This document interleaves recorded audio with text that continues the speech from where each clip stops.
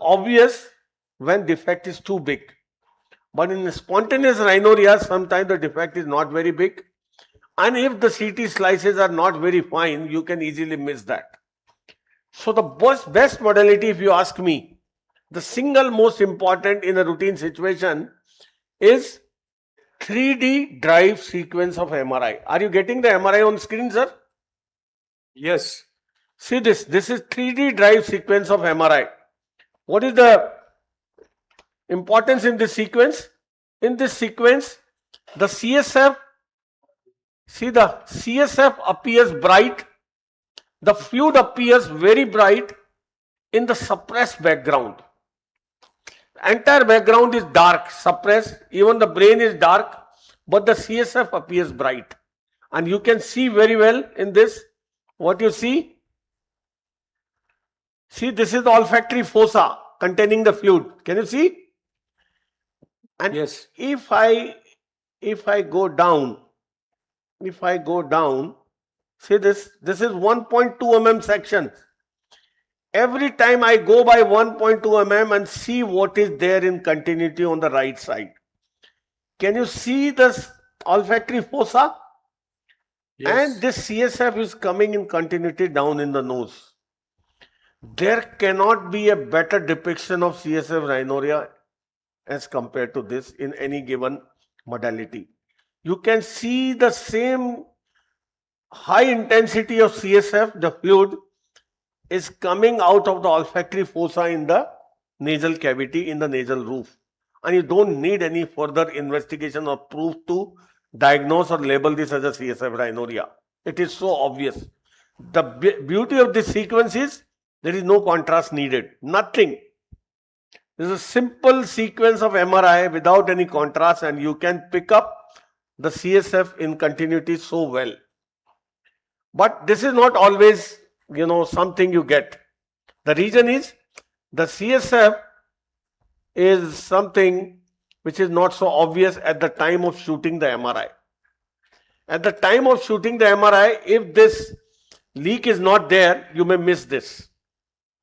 So at the time of shooting the MRI, there should be an active leak to demonstrate, to pick up this in continuity CSF coming from the brain down in the nose. In situations when, like in situations of intermittent CSF rhinorrhea, patient experience CSF rhinorrhea once in a while, sometimes once in a day, sometimes once in a week, and then it becomes, symptomless. There is no CSF coming out of the nose. And those are more dangerous cases. One can easily overlook, easily ignore. And most of the time, those patients are not treated, not diagnosed properly, so not treated. And ultimately, they present with meningitis. And it is the time of radiology to answer how to pick up those situations. So, audiovisual, can you connect this? Audio? Yeah, this to this. इससे ये laptop कर दो ना. कर दोगे? So I'll show you some previous MRI just to touch upon what sequence can pick up the intermittent CSF rhinorrhea. Many a times we get cases where we are in suspicion whether there is CSF or not. Whether it is CSF or sinusitis.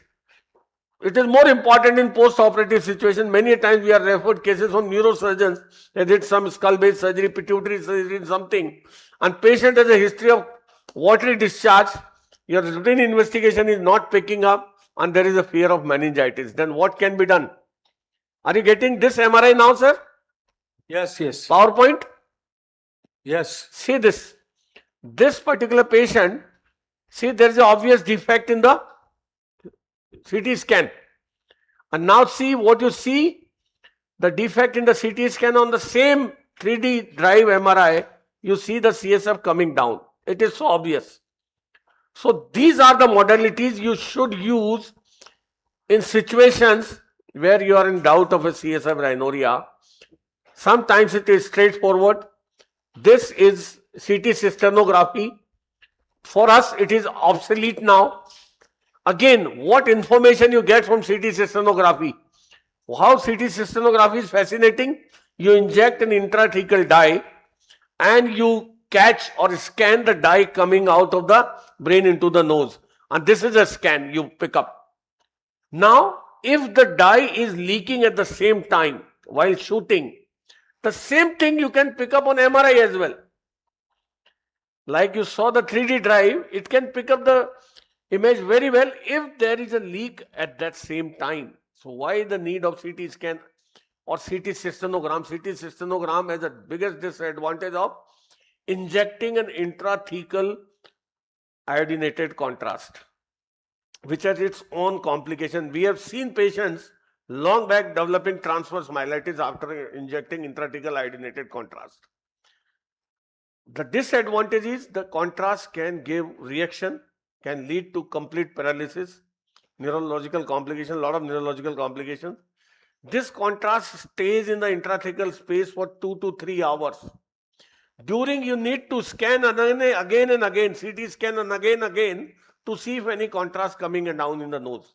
And since CT has a radiation, shooting CT scan and again during that period can be hazardous to patients. One CT scan is equal to, the radiation hazard of one CT scan is equal to 400 X-rays. Imagine in 2 to 3 hours time until you get the CSF leak, until the CT cystonogram contrast is there in the intrathecal space, you shoot CT scan 5 to 10 times, how much hazard you are giving. And still, if that period of time, if there is no active CSF leak, it may turn out to be negative. In spite of having a CSF leak, the CT cystonogram can turn out to be negative. So what is the investigation of choice in intermittent situation? This is our investigation of choice, and from literature the best in the world. Intrathecal gadolinium.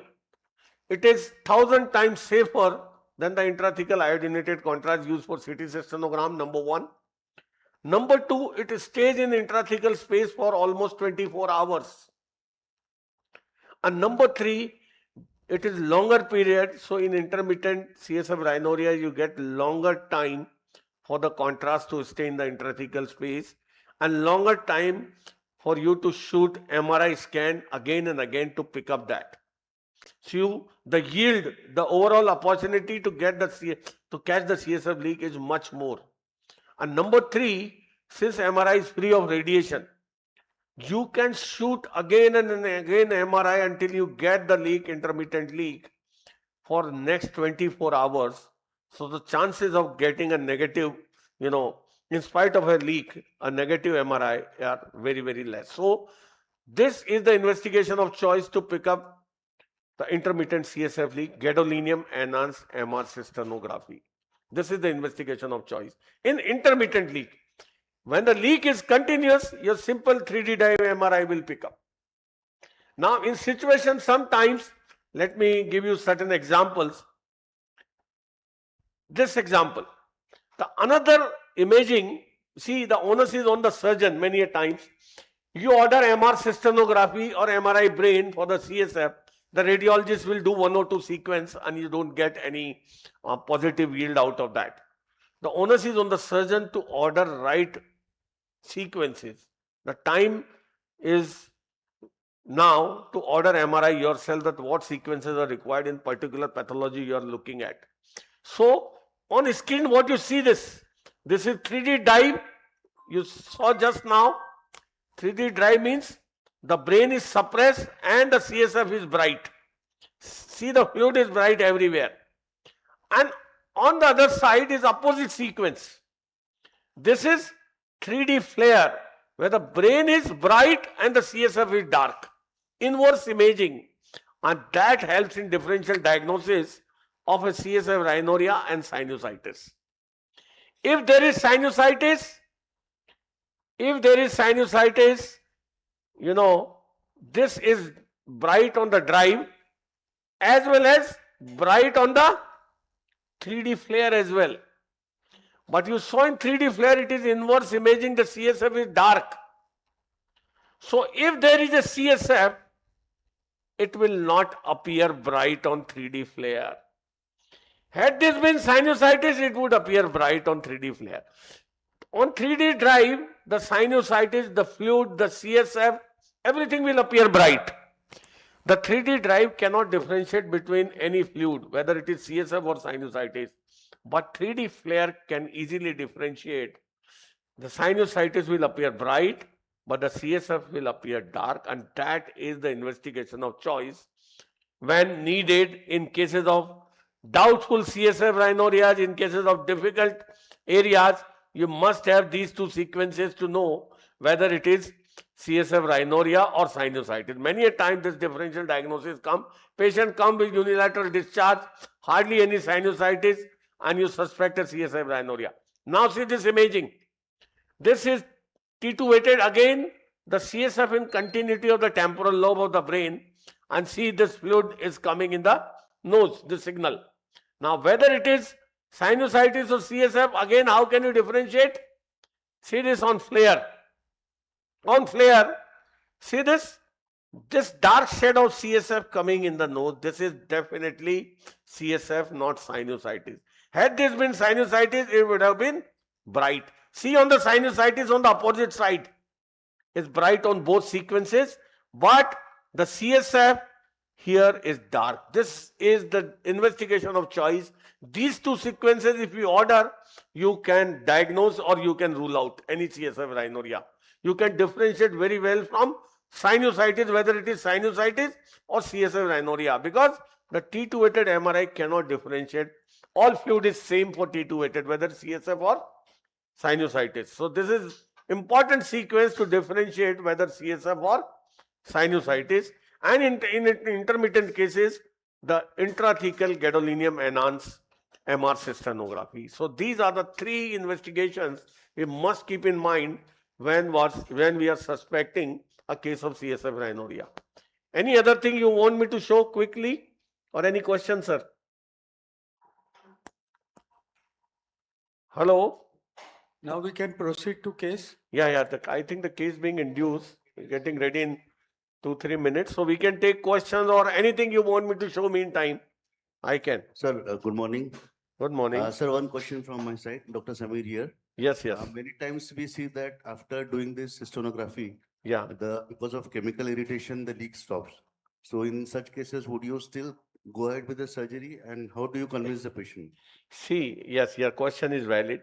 Number one, if there is a dural defect for which you are looking at, it cannot stop.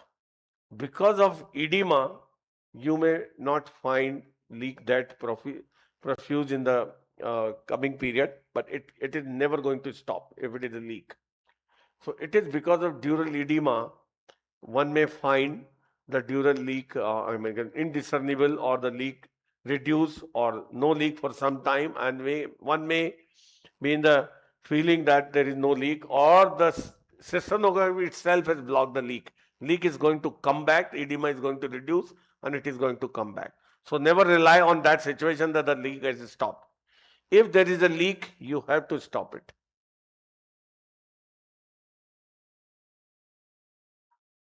Good morning, sir. Dr. Jaskaran here, sir. Yes. Yes. Man. How are you, sir? Good. Good to hear from you. So can you just elaborate the workup protocol for CSF cases in a benign intracranial hypertension, sir? How do we work up for a benign intracranial hypertension? Always in benign intracranial hypertension, always order the sequences I mentioned. Multiplanar, this 3D drive, 3D flare, and MR venogram. You know what happens? What is benign intracranial hypertension? I mentioned in the beginning, the amount of CSF produced every day is getting absorbed in the arachnoid villi. Now, if there is high venous pressure in the brain, this CSF is absorbed along a pressure gradient from the CSF space in the arachnoid to the arachnoid villi in the venous sinuses.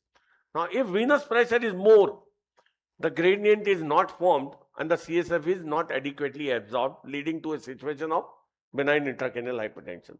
The CSF pressure is more because of inadequate absorption. So in those situations, you need to assess all the reasons for the inadequate absorption in the arachnoid villi. So besides this 3D flare and the 3D dive sequence, number one, you should see the condition of benign intracranial hypertension by MRI scan. Look at this sagittal MRI. Can you see this? This bright arachnoid is almost coming and replacing the sella completely. Can you see this? The pituitary gland is compressed to this minimum, and rest of the sella is replaced by fluid pouch. Can you see this? This is one of the important sign of benign intracranial hypertension. You can see when the fluid is replaced by, the sella is replaced by fluid. Could you see? Number one. sir. Number two, can you see the optic nerve buckling? See this. This optic nerve right from the disc here, it goes intracranially forming the optic tract, optic chiasmoid tract. Now this optic nerve is loosely placed in the orbit, in the orbital flat, right from the disc to the orbital apex. Now this CSF sheath, all the three meninges are carried along the optic nerve right to the disc containing the CSF space.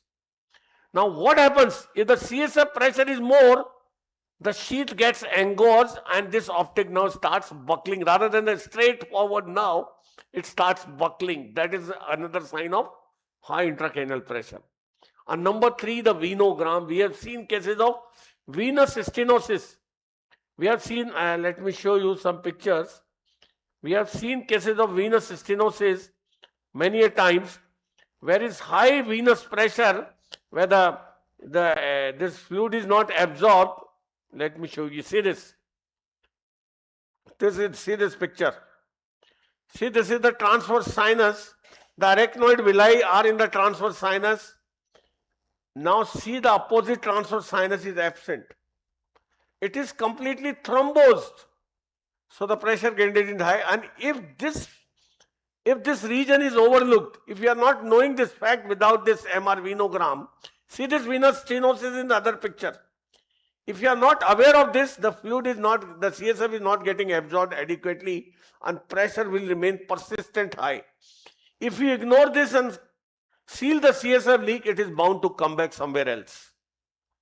So in radiological imaging of a benign intracranial hypertension, spontaneous CSF rhinorias, which are basically a reflection of benign intracranial hypertension. Manifestation of benign intracranial hypertension is CSF rhinorrhea. If there is persistent elevated pressure above, it is going to give way. And if this kind of a finding is ignored, your whatever seal you do is not going to stay, or if it is sealed, it is going to come back at other place. So we must have a thorough radiological investigation in benign intracranial hypertension to know if any obvious cause of BI, benign intracranial hypertension being there. We need to treat the underlying cause. Otherwise, whatever CSF leak you seal is not going to work for long. Jaskaran, anything else? Sir, one more question, sir. Yes, please. What is the indication for lumbar puncture in these cases, sir? Lumbar puncture is reserved for certain challenging situations, not always. Lumbar puncture is a good way of reducing the intracranial pressure temporarily by draining the CSF intermittently, preventing pressure from building up. And this helps in the post-operative period to keep your seal in place. It doesn't displace the seal. The seal can be effectively get matured in 5-7 days, and then you remove the drain. So the pressure can be sustained, better by the new seal. Now, routinely it is not required. Rather, you should seal in a normal pressure situation when the pressure is high, so you can ensure your seal well. Now, what are the challenging situations when this kind of a drainage is required to keep your seal perfect? In challenging situation, number one, if my patient is post-radiation, some surgery was done post-radiation and a CSF leak in the vicinity of the radiotherapy, the healing is not very effective as compared to the normal situation.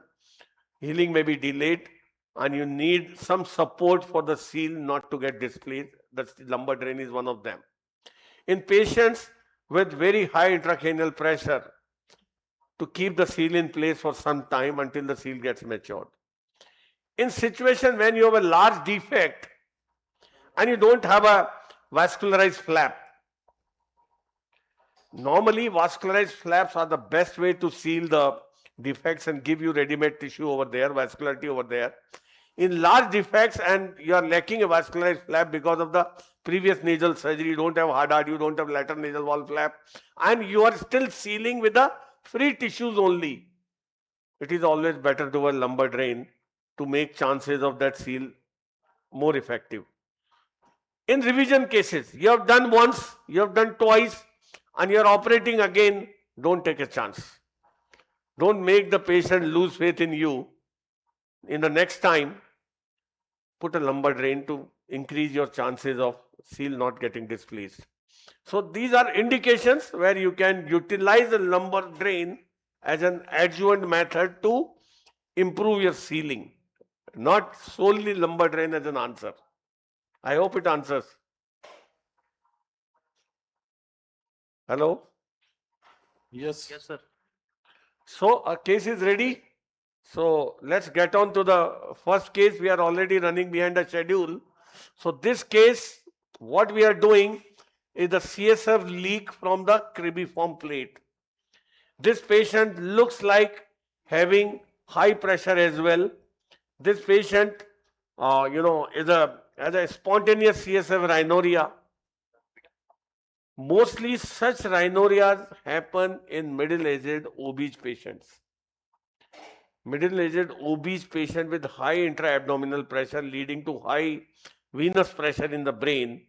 The pressure gradient is affected for the absorption of the CSF, and ultimately they develop benign intracranial hypertension and spontaneous rhinorrhea. This is a significant chunk of patients they present like this. So in such patients, post-operatively a watch on the pressure is very, very important. In this patient, our aim of sealing in the surgical part, I will show you how to identify the defect, how to make the surrounding receptive for your seal to make it completely raw, how to make the surface all around flat to take your seal effectively, and how to prevent infection when you use free tissue at the skull base by bringing in ready-made vascularity. At the same time, dealing at the skull base in the vicinity of all sinuses, in the vicinity of frontal sinus, sphenoid sinus there, we should make sure at the end of the surgery that our sinuses are not blocked, their ventilation drainage is not blocked, to give secondary sinusitis in that region. You have sealed the CSF and ultimately blocked the sinus and given secondary sinusitis. Now imagine the dealing with that sinusitis in the vicinity of the skull base repair, how difficult it is going to be.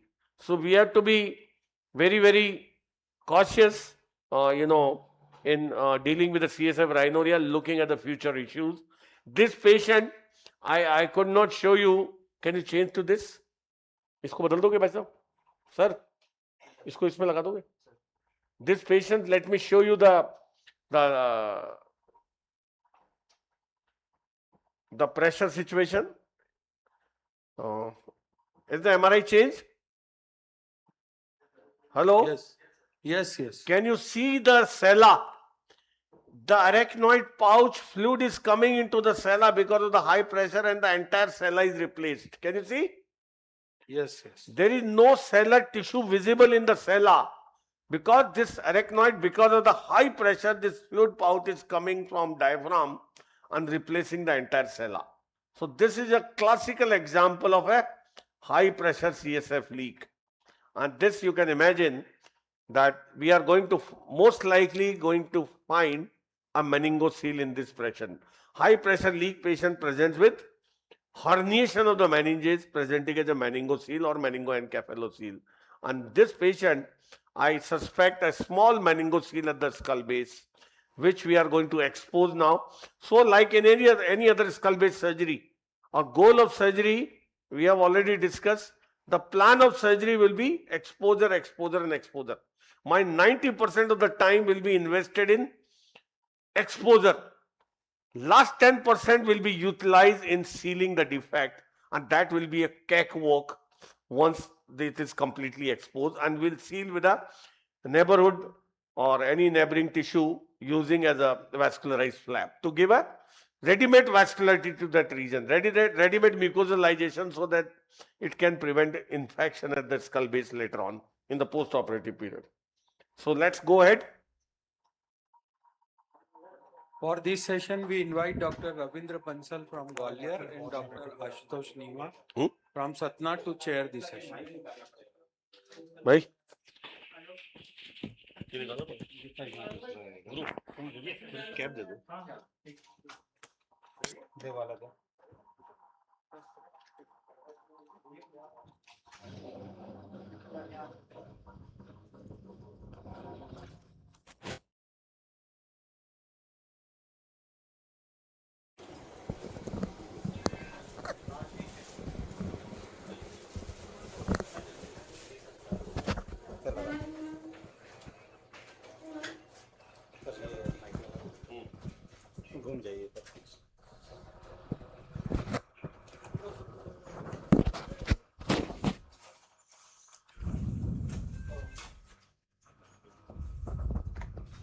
Recording in progress. आ जाओ।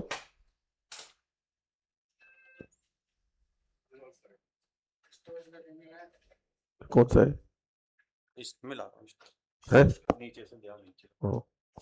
लगा के देखना। लगा के देखिए।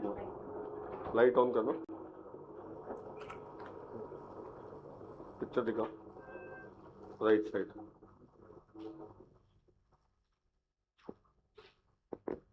Camera से setting change करो। वो कर। वो।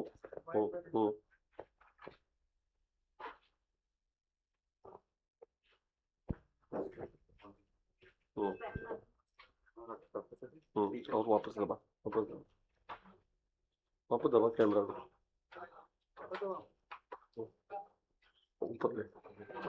ऊपर ले आगे इसमें साइड का दबा स्टैंडर्ड पे ले अब दिखा ठीक है ना। हेलो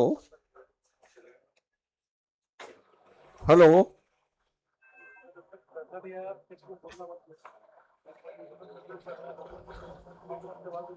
कुछ हुआ क्या उसका जुगाड़ आगे का और एक और था ना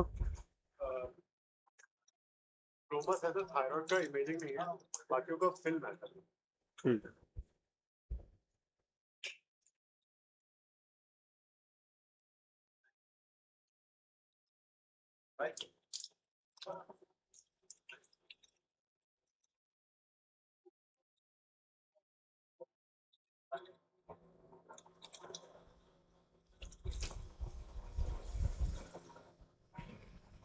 Hello, auditorium.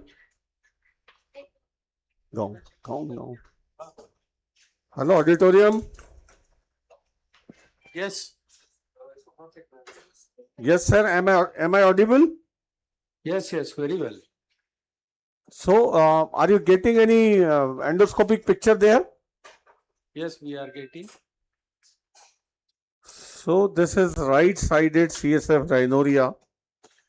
Our target area of interest is in the roof of the ethmoids. We have to dissect through the ethmoids. We have to make the entire roof, we have to prepare that to take our seal. And in order to dissect the entire roof, you need to go through the sinuses. And all dependent sinuses drain through the ethmoids only. So at the same time, we have to make sure that the end of the seal, all sinuses should remain open. See, this kind of a surgery you need to understand once. If it is done properly, there is no question of a situation of failure or anything. Such question arises when you consider this is like sealing a puncture. This is not like sealing a puncture. You have to thoroughly expose the skull base and reconstruct the skull base. It is not sealing the puncture. It is all about reconstructing the entire skull base. And in order to reconstruct around the site of the leak, you have to have at least a centimeter area around, completely bare, exposed and flat. And that is the key to success. At the end of the surgery, we will seal it or we will line with a vascularized flap to give it a ready-made mucosalization. Now, this is on the right side. I hope you are getting the endoscopic picture. So, I am just decongesting the right nose with my marrow cell pieces. This is simple marrow cell soaked in saline adrenaline to decongest. See, this is single application and you see how the nose opens up. In single application, nose opens up. This is high deviation, you can see. Behind is the middle turbinate, you can see. And our area of interest is here in the roof, medial to the middle turbinate. It is going to be behind, close to the, in the vicinity of the anterethmoidal artery where the cribriform plate is. Most of the leaks are in the vicinity of the anterethmoidal artery region. So, let's go and expose the area of interest. Can you see something? Yes, sir. What is this? The meningocele. That's the meningocele. See, this is our area of interest. I told you these high pressure leaks mostly present as meningocele patla. After single decongestion in a nose which was looking completely blocked, you can see your area of interest, the target area. This meningocele is exposed to the nasal environment, exposed to the microbes in this region and can get infected. See how it is leaking. Can you see? Yes, sir. The constant CSF leak. Now, one can think of sealing it like sealing a puncture. But believe me, it is never going to work. You have to understand the science and reconstruct the skull base to give a permanent seal. No question of leaking in the future. Something like that you need to ensure. And for that we need to do a lot of things. We need to dissect through the paranasal sinuses. We need to expose this skull base completely. See this? That's the seal. That's the leak. I hope it is clearly visible. Yes, sir. Very well. So this was expected from the MRI. The CSF space extending down below, lined by the meninges and presenting as meningocele. So now the biggest obstacle What in is the this, concentration of adrenaline that you are using? this is being young patient, we are using 1:2. Depending upon the patient's profile, elderly cardiac patients, we can keep reducing the concentration. Okay. But in younger, we can even use pure adrenaline because we are using only topical, not, we don't inject at all in the nose. If any adrenaline happens to transgress in the systemic circulation, in a labile patient, cardiovascular labile patient can create hazards. And that is not expected in such benign surgeries. So, I'm just preparing, decongesting.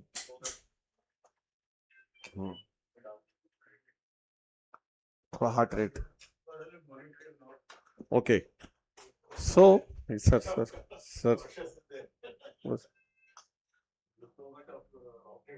Yes, sir. Because of that, yes. So I'm using these marrow cell pieces. They open up the space. I am not packing them hard. I am just applying my adrenaline to the mucosal surface to decongest the capillaries. The single decongestion itself prevents further systemic absorption of the capillaries and it is ultra safe. See the obstacle. Obstacle is the, see this area you need to flatten completely. You have to make it flat to accept your seal. So my first is to cut the middle turbinate, bring it down. We have two sinus cases. One is primary revision later on. So we'll discuss the sinus surgery later on. This right now, see the vessel at the middle turbinate end. This is an important vessel. Sometimes it becomes the basis of a middle turbinate flap. See this? At the base of the middle turbinate is all branches of sphenopalatine.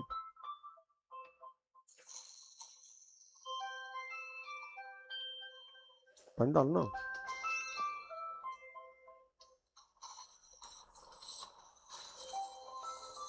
Yeah. So my first is to get this middle turbinates away from the field, because we have to reach out to the skull base efficiently. Second thing, at the same time, we have to ensure that our all other sinuses they do not get blocked. So we have to do a sort of sinus dissection all the way. I mentioned my 90% of the time would be invested in exposure, exposure, and exposure. So quickly, though it is not the sinus surgery I am doing, this is your uncinate, this is your bulla ethmodalis, this is your maxillary sinus. Though we don't intend to do any, sinus surgery, but still what I am doing here, at the end of the surgery, I'll show you how my sinuses which are dependent for their aeration down the ethmoid channels do not get blocked and give secondary sinusitis. So this is a part of exposure. I am doing that quickly.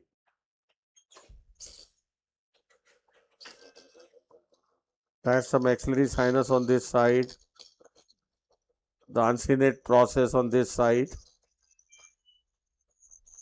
बंद हो गया, बंद है यार, बंद. That's the bulla ethmodalis, the biggest cell in this region.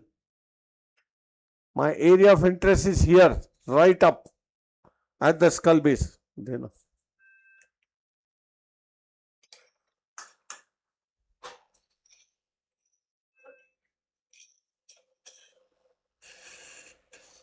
We'll make sure on the table that our seal should be adequate to reconstruct the skull base. Uncinate, the remaining turbinate.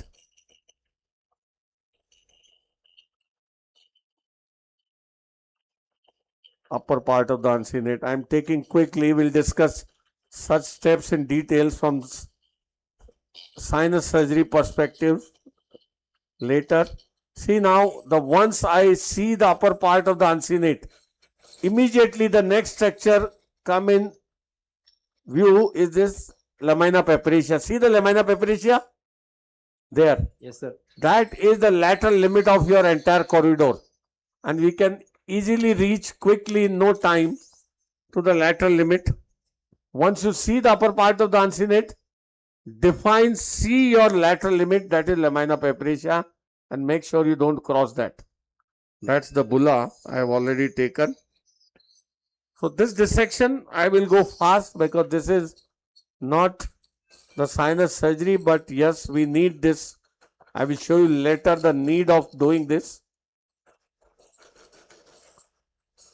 Sir, is it 0 degree scope or 70 degree Yeah, scope? still 0 degree only. So quickly I am just exposing and exposing all ethmoids. Behind this is your superior turbinate. Can you see behind the ostium of the sphenoid sinus? Behind is the ostium of the sphenoid sinus there. Yes, yes, sir. So this I am going fast. पानी नहीं डालते.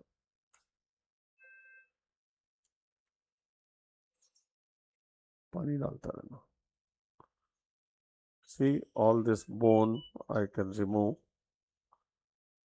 Quickly. Next 10 minutes we'll be through this entire dissection part and focus on the area of interest. पानी डालना.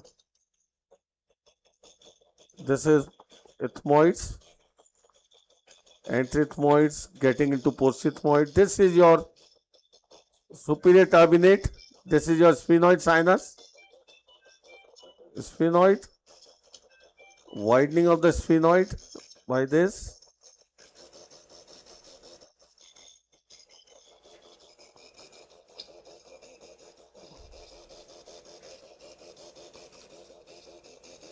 Under vision.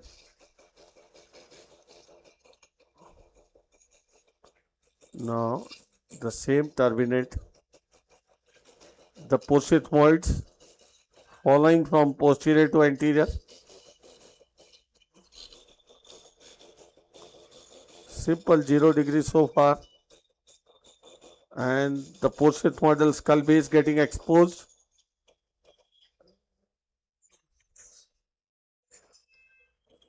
This is the remnant of the turbinate.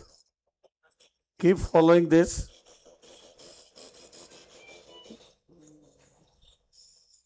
Now, give me scissors. How? Oh, all because of Dubey, sir. Now see more turbinate I have scored. And see my area of interest is further getting exposed.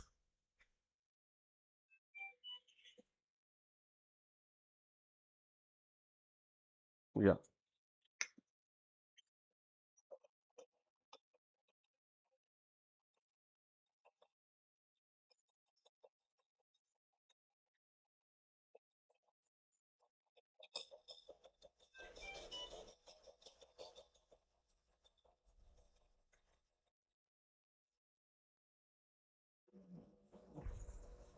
बंद हो गया. Now give me 70 degree for a while. The suction कम जो थोड़ा double कर देना suction.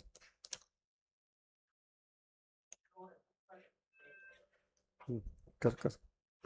Now just taking the 70 degree to look up.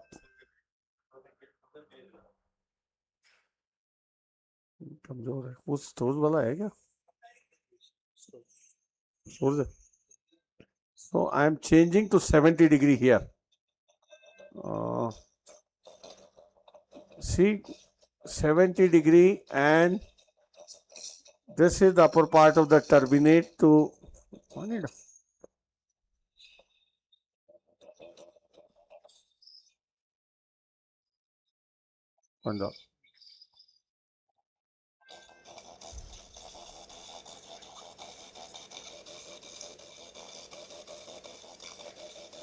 this is your skull base. See all the way from behind the skull base, skull base, skull base. This is the region of the meningocele. Further reducing my turbinate, flattening the turbinate completely, and just above that is going to be the frontal drainage pathway. Reaching there to ensure that my frontal sinus after the seal doesn't get blocked. That is the frontal sinus above. You can see all sinuses dissected. Yes, sir. So this was done quickly. That is not our domain. Our domain was here. Why did we all this? To expose our region efficiently. दूसरा 70 है क्या?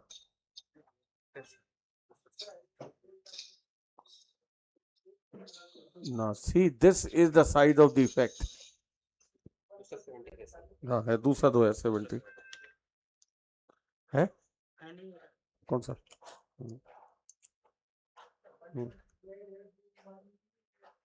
अपने पास से दे दे.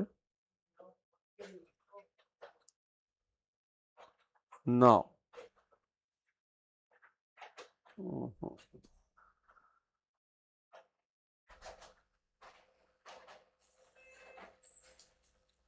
That's the 70 degree picture. Wash करना.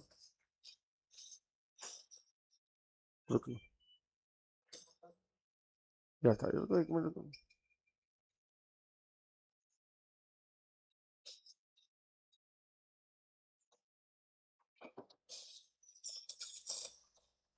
see just to orient you that is the frontal sinus, that is suprabular cell, this is your anterethmoidal artery, can you see? Yes. And see this artery turning toward the cribriform plate, and that is where the leak is. Can you see very clear? This leak is always in the vicinity of the anterethmoidal artery. Such meningoseals because of high intracranial pressure. This is the most likely site. And what we have achieved all around, we have seen. Now the next step is to flatten the region completely. Reverse the now. This entire region I will make flat and raw to accept my seal, which can stick to raw area well. So some more.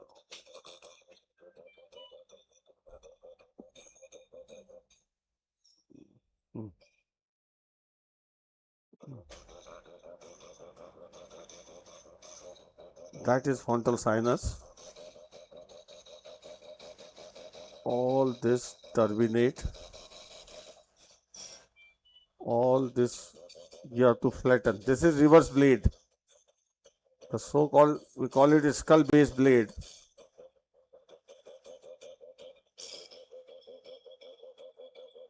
This is the mucosa over the anterethmoidal artery. Yes. Now, to demucosalize, either you remove the mucosa and make it bare, and in areas where you cannot remove the mucosa thoroughly, you can use the coagulator to devitalize that. You have both the options. So my exposure is getting better now. Let me make it much clearer. Next 10 minutes we'll be through with the entire exposure and preparation part to seal the defect. See, after dissecting through the ethmoids, my target area is very, very clear and directly in front of us.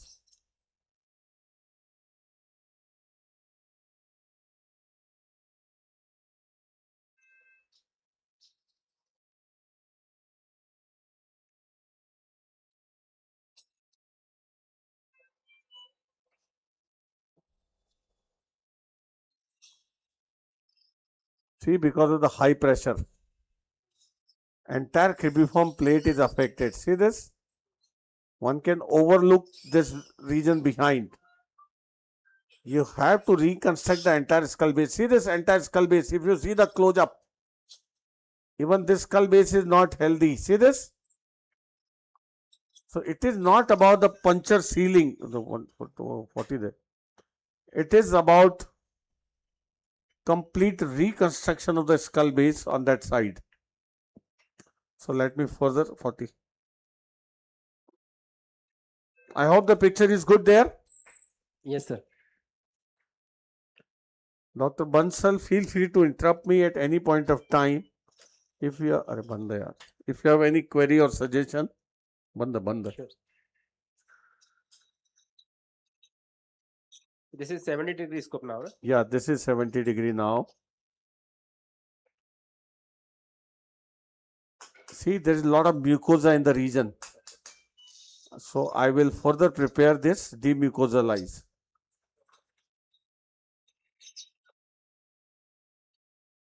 Demucosalize.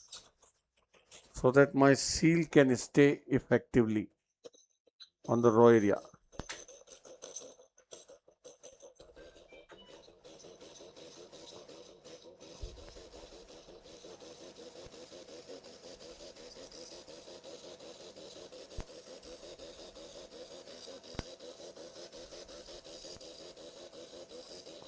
See, this side, the ethmoidal roof, I have already made bare.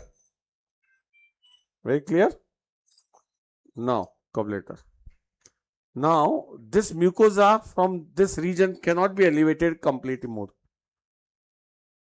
So, what we'll do? We will devitalize this mucosa and make it completely flat.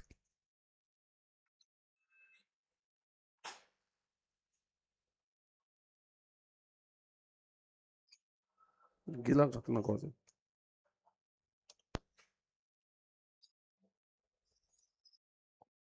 Now, see what I am doing? I am devitalizing this mucosa. Whatever mucosa I cannot remove from the हटाओ ना यार, पूरा करो ना उसको, करो ना, किया? नहीं किया.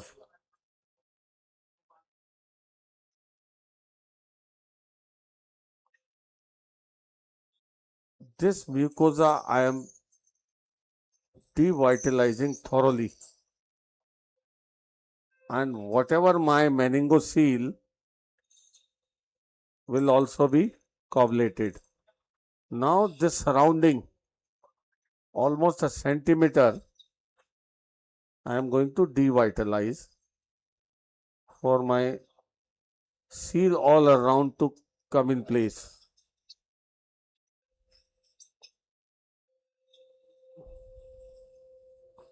These are very, very small defects which present as meningocele. This side I have already, medial to that, I have already removed the mucosa and made the skull base bare. On this side, now give me, see the area. These defects have high pressure.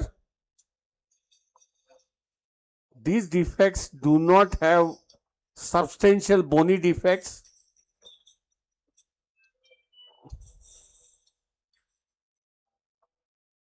Very small bony defect and a big herniation. What herniation? The arachnoid. Arachnoid herniation.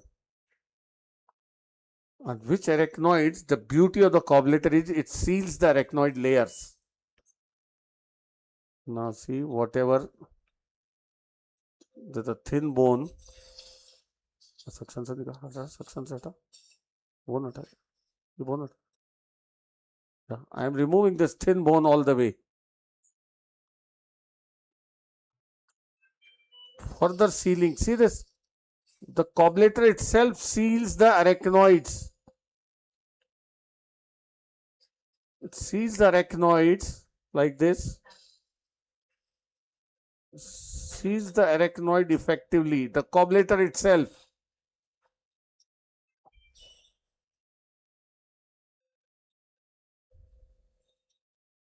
Now, give me the Merocell. Let me show you the site of leak now, if there is any.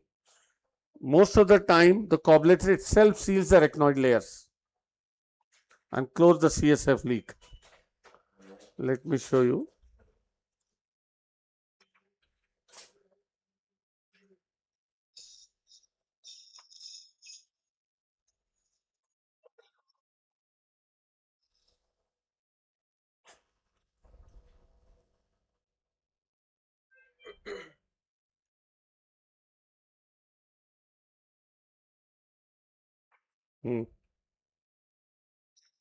Now, that is your frontal sinus. Yes, sir. कहाँ की? अच्छा अच्छा, तो मैं wait करता हूँ. हाँ हाँ, कोई दिक्कत नहीं, आप बता देना. हाँ हाँ हाँ.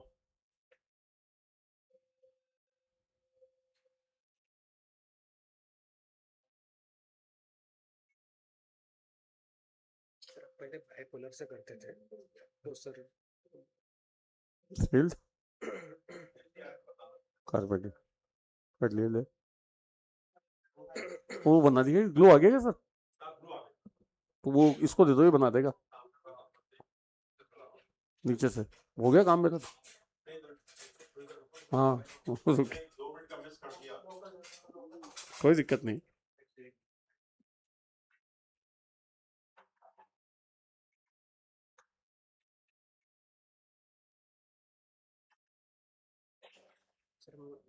बाइपोलर से भी हम लोग जो लीकिंग सेट है हम लोग सील कर सकते ये इससे तगड़ा नहीं हो सकता।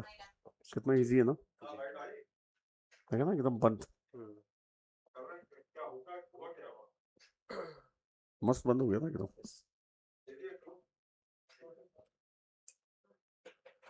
जैसी लाइट आएगी बता रहे हैं कि ग्लू आ गया तो आप इसका मेथड बताने का तो दिखाना चाहेंगे क्या? ना ना, जब तक बना ही देते हैं ना।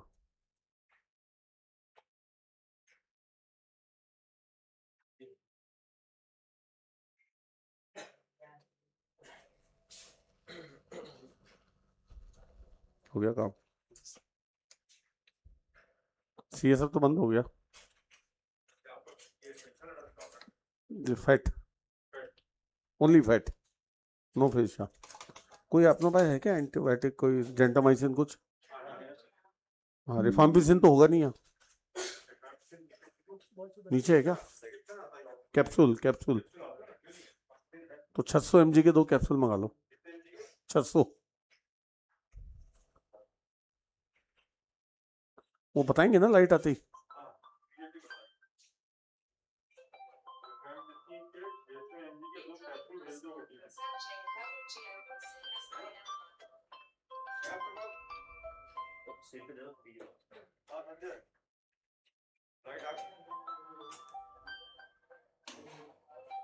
ला रहे क्या? बहुत है यार। क्या करेगा तो अभी तो ये वो ग्लू का है, ऑफ करना, बताना लाइट आती।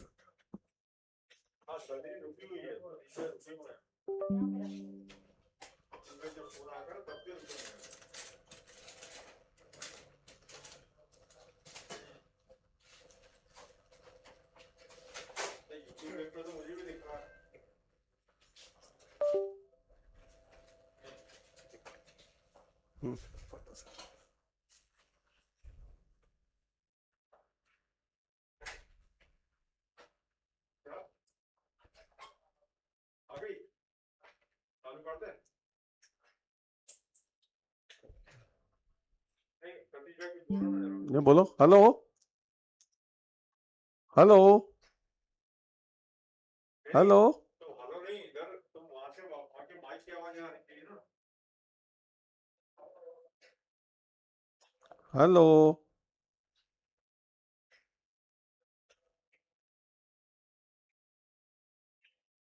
सर। सर कोई फेशिया दबाने का सिस्टम है क्या? वो लगाते हो जो फेशिया कान में, कोई सिल्ली जैसी प्रेस करते हो, फेशिया दोनों तरफ से दबा के, समझ गए ना? हाँ कुछ है क्या? नहीं हो तो बता दो। हाँ वो दे दो।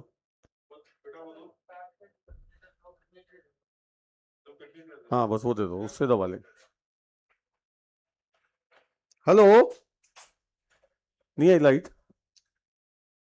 हेलो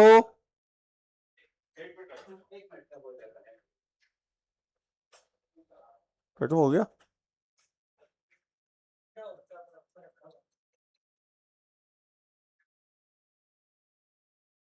कोई लाइटर लगा के उसके पास में ले लो सर, है माचिस। हाँ सोच रहे क्या क्या मांग रहे हैं केस कर रहे हो, मजाक कर रहे हो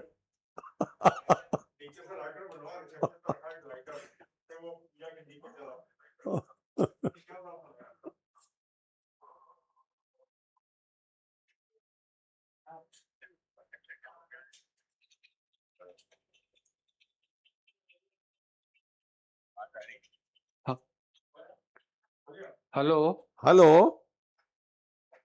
Hello. Hello. Hello, sir.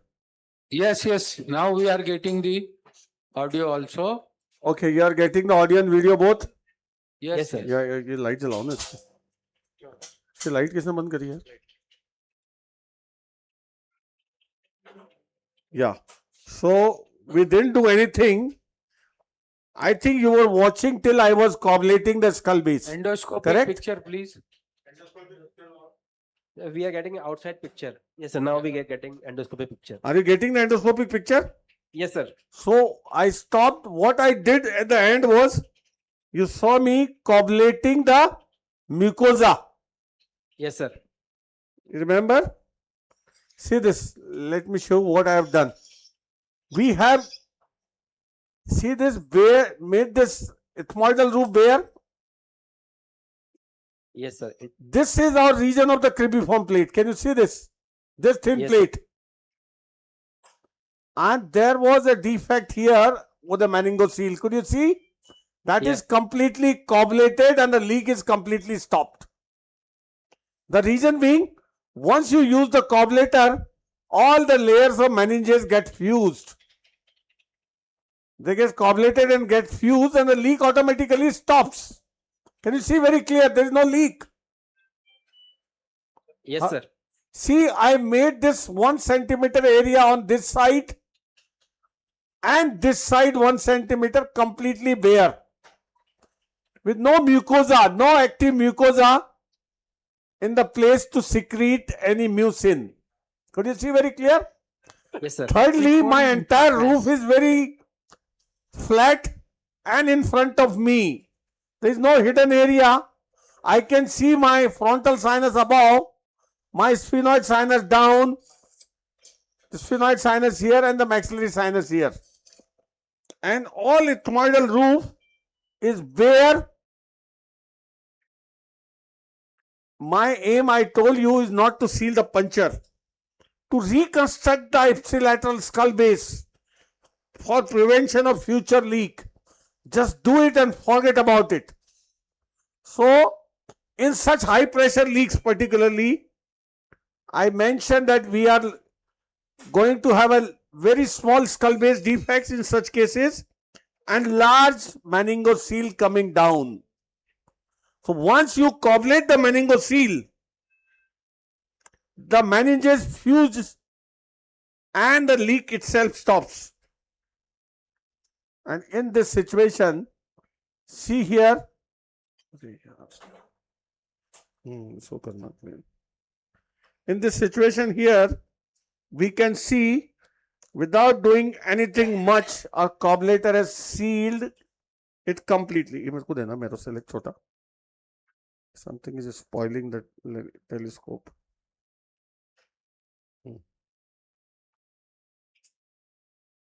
And see the area of the skull base. I hope the picture is very clear. Yes, sir. And there is no leak at all. Just with the coagulator. Now we have to reconstruct the skull base. See this. This is your ethmoidal roof. That is your cribriform. All this ethmoidal roof, we made it bare by removal of the mucosa. Now this is your cribriform. See this thin cribriform plate, thin cribriform. And this was the region of the meningocele coming out. And this is nasal septum. So this thin plate of cribriform bone, which was leaking, we have completely sealed with the coagulator.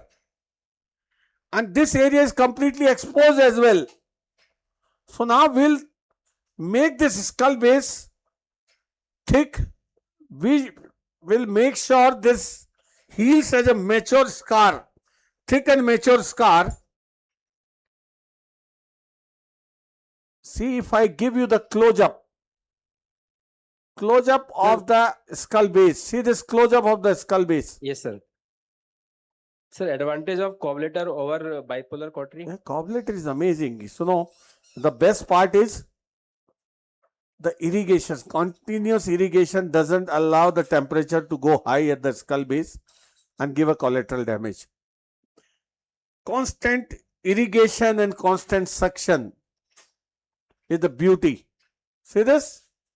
Yes, sir. The skull base is completely sealed off, completely exposed in cases with a large bony defect. We nowadays in skull base surgery create bony defects in centimeters and then seal them. Here this is high pressure leak. You could see the pressure in that and now completely silent. See how Coblator is done the remarkable job. Now, but this is not enough.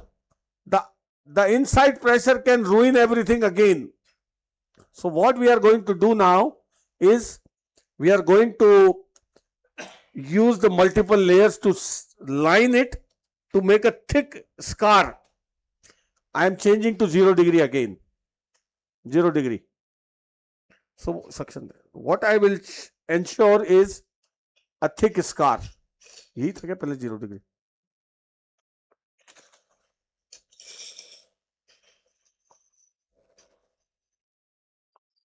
See the nasal cavity?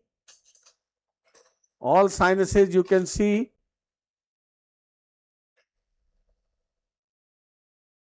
Now. And you can see your area of interest above. See that? Now, Yes, what I will ensure that I will raise a vascularized flap to line this area. The reason being, I will use some fat to further substantiate the skull base to make it thick, and then cover this entire skull base with a vascularized flap for the primary healing. Primary healing, entire area will heal primarily with a thick flap to make sure that the entire region is completely covered to prevent future CSF leak. This may make, while elevating the flap, the septal area raw, which is not of much significance. A secondary infection at the skull base is much more dangerous than at the septum raw area. So what I will do, I will not raise a classical Haddad. See this, I need this flap for this region only. So I will just raise a modified Haddad, not a big one. So what important is for the Haddad? This is your sphenoid ostium. Yes. The vessel for the Haddad runs on the anterior surface of the sphenoid, few millimeters below the ostium. So what I will do, this is the level of the nasopharynx. I'll make one incision below, one incision below, and then come down towards the floor and come anteriorly. I am not raising a classical Haddad. And one incision above this, see there's such a broad pedicle,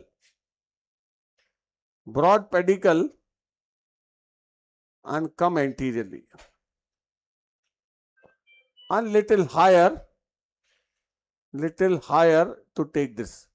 See, I am not raising a classical Haddad. I am not going right till the level of the floor. I am not going right till the level of the vestibule.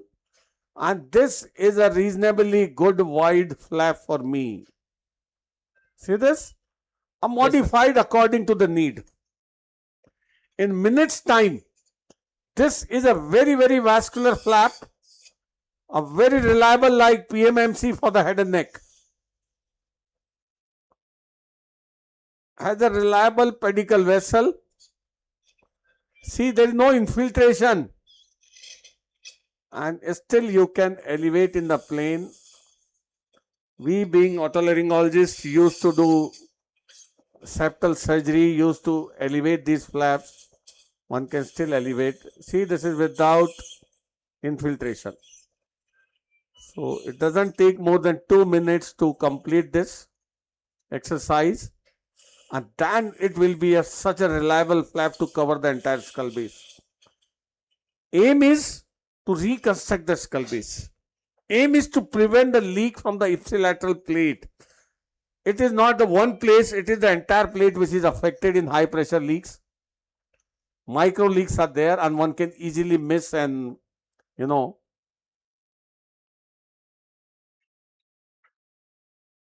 see this.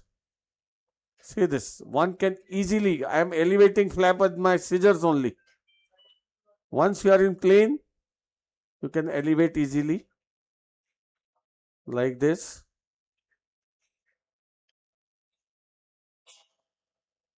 So do you use radar flap for the high pressure leak only or for each No, and no, every all cases? skull base leaks, primary spontaneous rhinorias. See, the aim is not about the sealing, aim is about giving a ready-made tissue there, ready-made vascularized tissue there. Yes. We are giving a ready-made vascularity over there, and accordingly you can lengthen the flap as and when required. The width and the length depends upon the leak, the size and location. See this? Yes, sir. This you can easily take over there. That's an amazing flap. See, my area of interest, the level of the skull base which can give meningitis, potential meningitis, will be covered with this flap so easily now. This will leave my septum raw, which can heal in couple of weeks without giving much issues. But yes, if I don't seal the skull base with this primary, healing, if I leave the free tissue over there, free tissue can get infected and can invite a meningitis. So that's the beauty of this flap, to cover everything. This is just a rehearsal now. Now, give me 70 degree.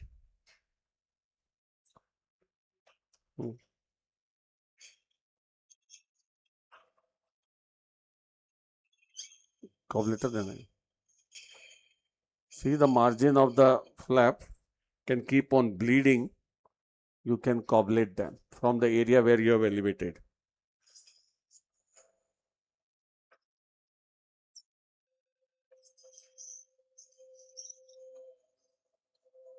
The septal margins,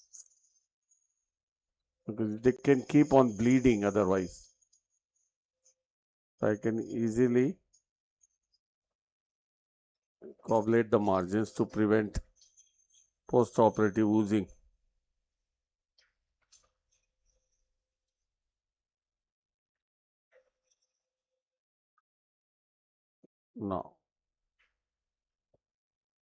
Now the 70 degree and final sealing. Already the CSF is stopped. So we'll now carpet the skull base. Carpet the skull base to give it a strength. Let me show you, and next 5 minutes we'll be through. And at the end of the surgery, we'll discuss what we have achieved.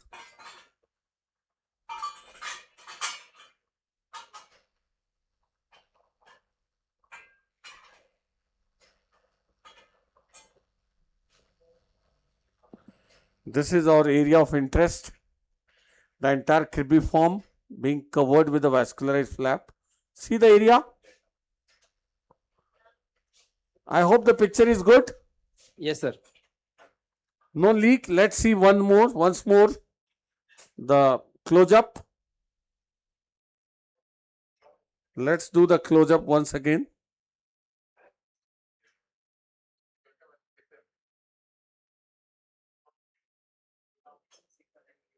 See, you saw a high pressure leak half an hour before. Pulsating and leaking. Could you see that? Remember? Yes, sir. And now completely sealed. Now number one, I need बिल्कुल पतला देना, बिल्कुल पतला और पतला कर, ये हटा दे सब. I need a very thin carpet of fat. Fat is one of the best material to stick to take up, can resist without vascularity for some time and give a thick mature scar. That is the best material.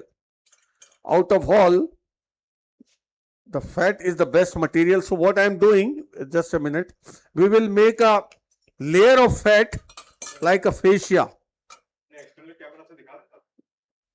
Extend camera अगर focus करो sir को उस हम्म। तरफ दिखाओ, दिखा वो जैसे just वरना extend camera picture they they. Sir, from नहीं, which वो part you have knife. harvested the fat? अरे छोड़ो मैं उससे दिखा दूंगा, नाइफ दो, एंडोस्कोप से दिखा दूंगा, टैटू दिखा, टैटू एंडोस्कोप ला 70 है, no, leave it.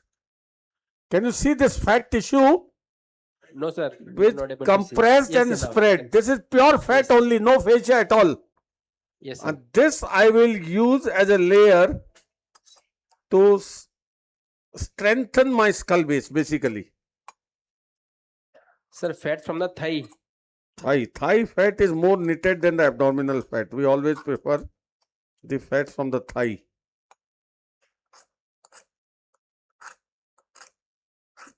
So this is just fat, nothing else. And now we will take it inside.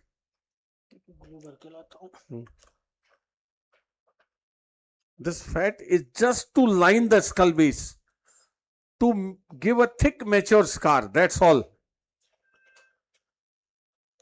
Let me show you.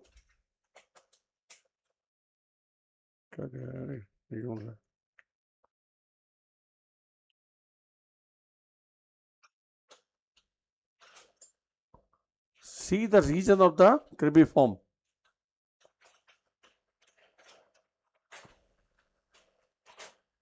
This is the first material to come in contact with the skull base.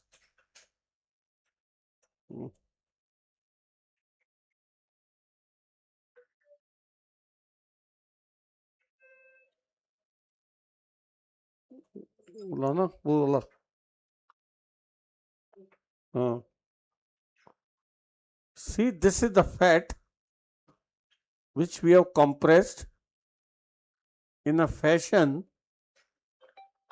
to fill this area and cover this like a carpet. This is the thin cribriform region. This is intentionally filling this like a carpet to give a thick scar at the region of the cribriform plate. This is what we want to prevent any future leak. Can you see how the fat is spread? Yes, sir. This is to invite a thick scar. My skull base should not leak again from this cribriform, this side cribriform. This is what I want to ensure. Now, give me the glue. See this? Now I will use glue to keep it in place as well as invite the fibroblastic reaction.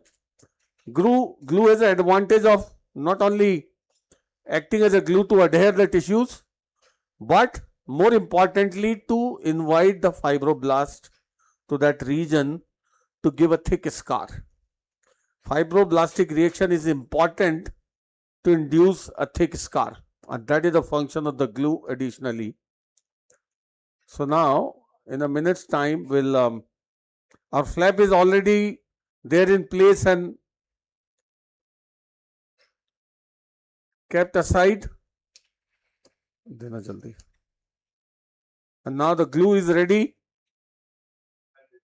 I have already selectively placed my fat layer. Fat is being used as a layer like fascia, selectively to cover the cribriform only. The defect was there in the entire cribriform. The entire cribriform was thin. It is not like a puncture sealing. It can come from the other side, from the nearby side, if you don't make the entire skull base, perfect. Now see, this is my tissue glue.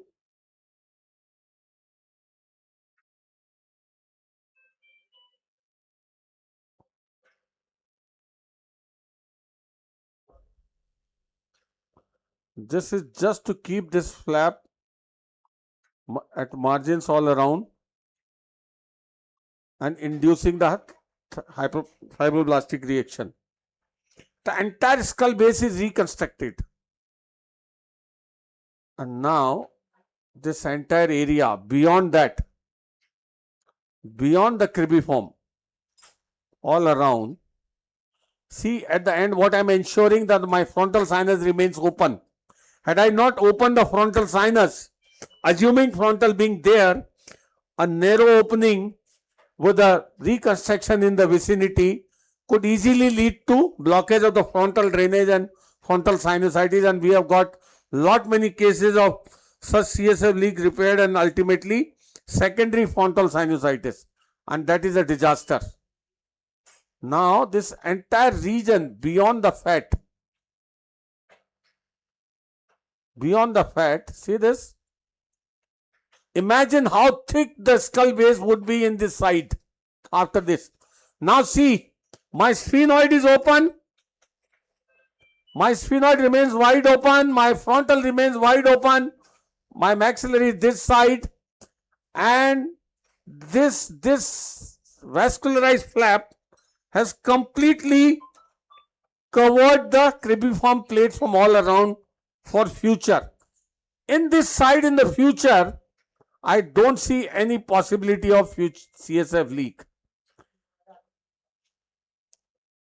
The multiple small defects in the cribriform which one can easily overlook is the reason for a revision surgery, a persistent problem. Assuming that once defect is sealed, with the continuous pressure going on, the neighboring micro defect will open up in future and give a persistent problem. See now, this glue which makes like a rubber now, it becomes rubbery. See everything in place. Now how much layers we have placed? The first layer was fat soaked in rifampicin, an antibiotic to prevent airborne staph infection, and the major region of autolysis of the fat is the infection, and major infection almost always it is the staph aureus. So that is something can be prevented, and now the entire region is covered by vascularized flap. In view, your frontal and the sphenoid sinuses remain wide open. That is the beauty. And this would not be possible to know at the end of surgery without this sinus dissection. So looking at the future issues, why I covered with the vascularized flap? Because now my skull base is covered with a vascularized flap. Ready-made mucosa, ready-made vascularity, so chances of secondary infection are over. There is no area, no raw area to invite infection. It is all vascularized. Your antibiotic will reach directly to the skull base. So it is not about the puncture sealing. The time has changed. You have to reconstruct the skull base to ensure that this side skull base will never leak. Now this is your gel foam. Now this is all reinforcement now. Actual job is done. Reinforcement means soak with a antibiotic again, gentamicin or ciprofloxacin, whatever. See this marrow cell I have soaked will give a constant pressure. Marrow cell is the ability to swell up much more than its volume, much more than its weight. And it swells up, makes a jelly that sticks well, and that gives a constant pressure. That gives a constant pressure. Now this jelly will give a constant pressure. See this pressure. This is amazing material to give constant pressure. See my all sinuses, and now this pressure I will keep here for a couple of days. So what I will do now, whatever I have applied so far is going to stay in place for life. The fat, the fascia, the flap, and the gel form, which is need not to be removed, absorbable. Now I will keep it pressed for a while. What I am doing, I am interposing with a non-sticky layer, maybe silastic sheet or any non-sticky layer. See this?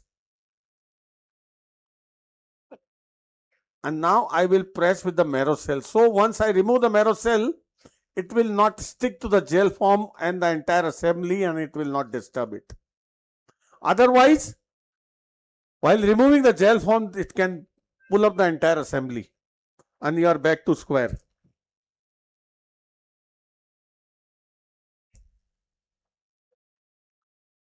So that's a multi-layer repair. See this, what I am doing.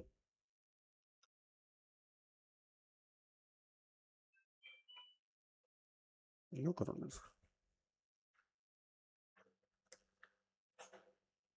Now, this is my marrow cell piece.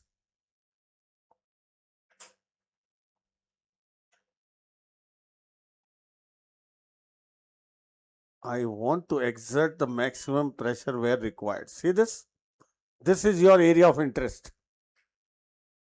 This is your area of interest. So my marrow cell will give constant pressure. How it will give? I will bring another marrow cell perpendicular to it right up to the anterior nares to keep it pressed. So my entire assembly will start from the anterior nares to the skull base, fixed for a couple of days. 0 degree. See now, this will keep pressed like this, the entire skull base. So what I will do, I will keep it pressed with a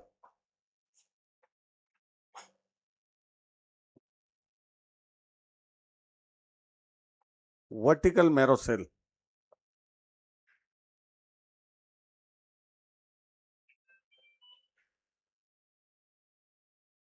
See this? This marrow cell is being pressed with another marrow cell.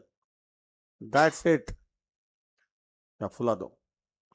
And I will make them swell with the povidone iodine. Full of flour. So the entire assembly,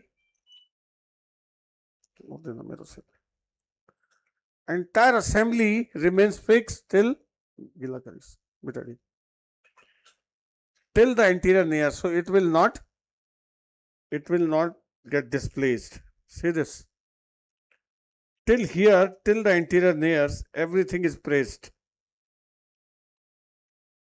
So this will remain pressed like this, right from the anterior nares, one marrow cell pressing on another marrow cell, on the silastic pressing on the gel form uniformly, and gel form is pressing on the flap, which is uniformly covering and pressing on the fat, which is covering the skull base.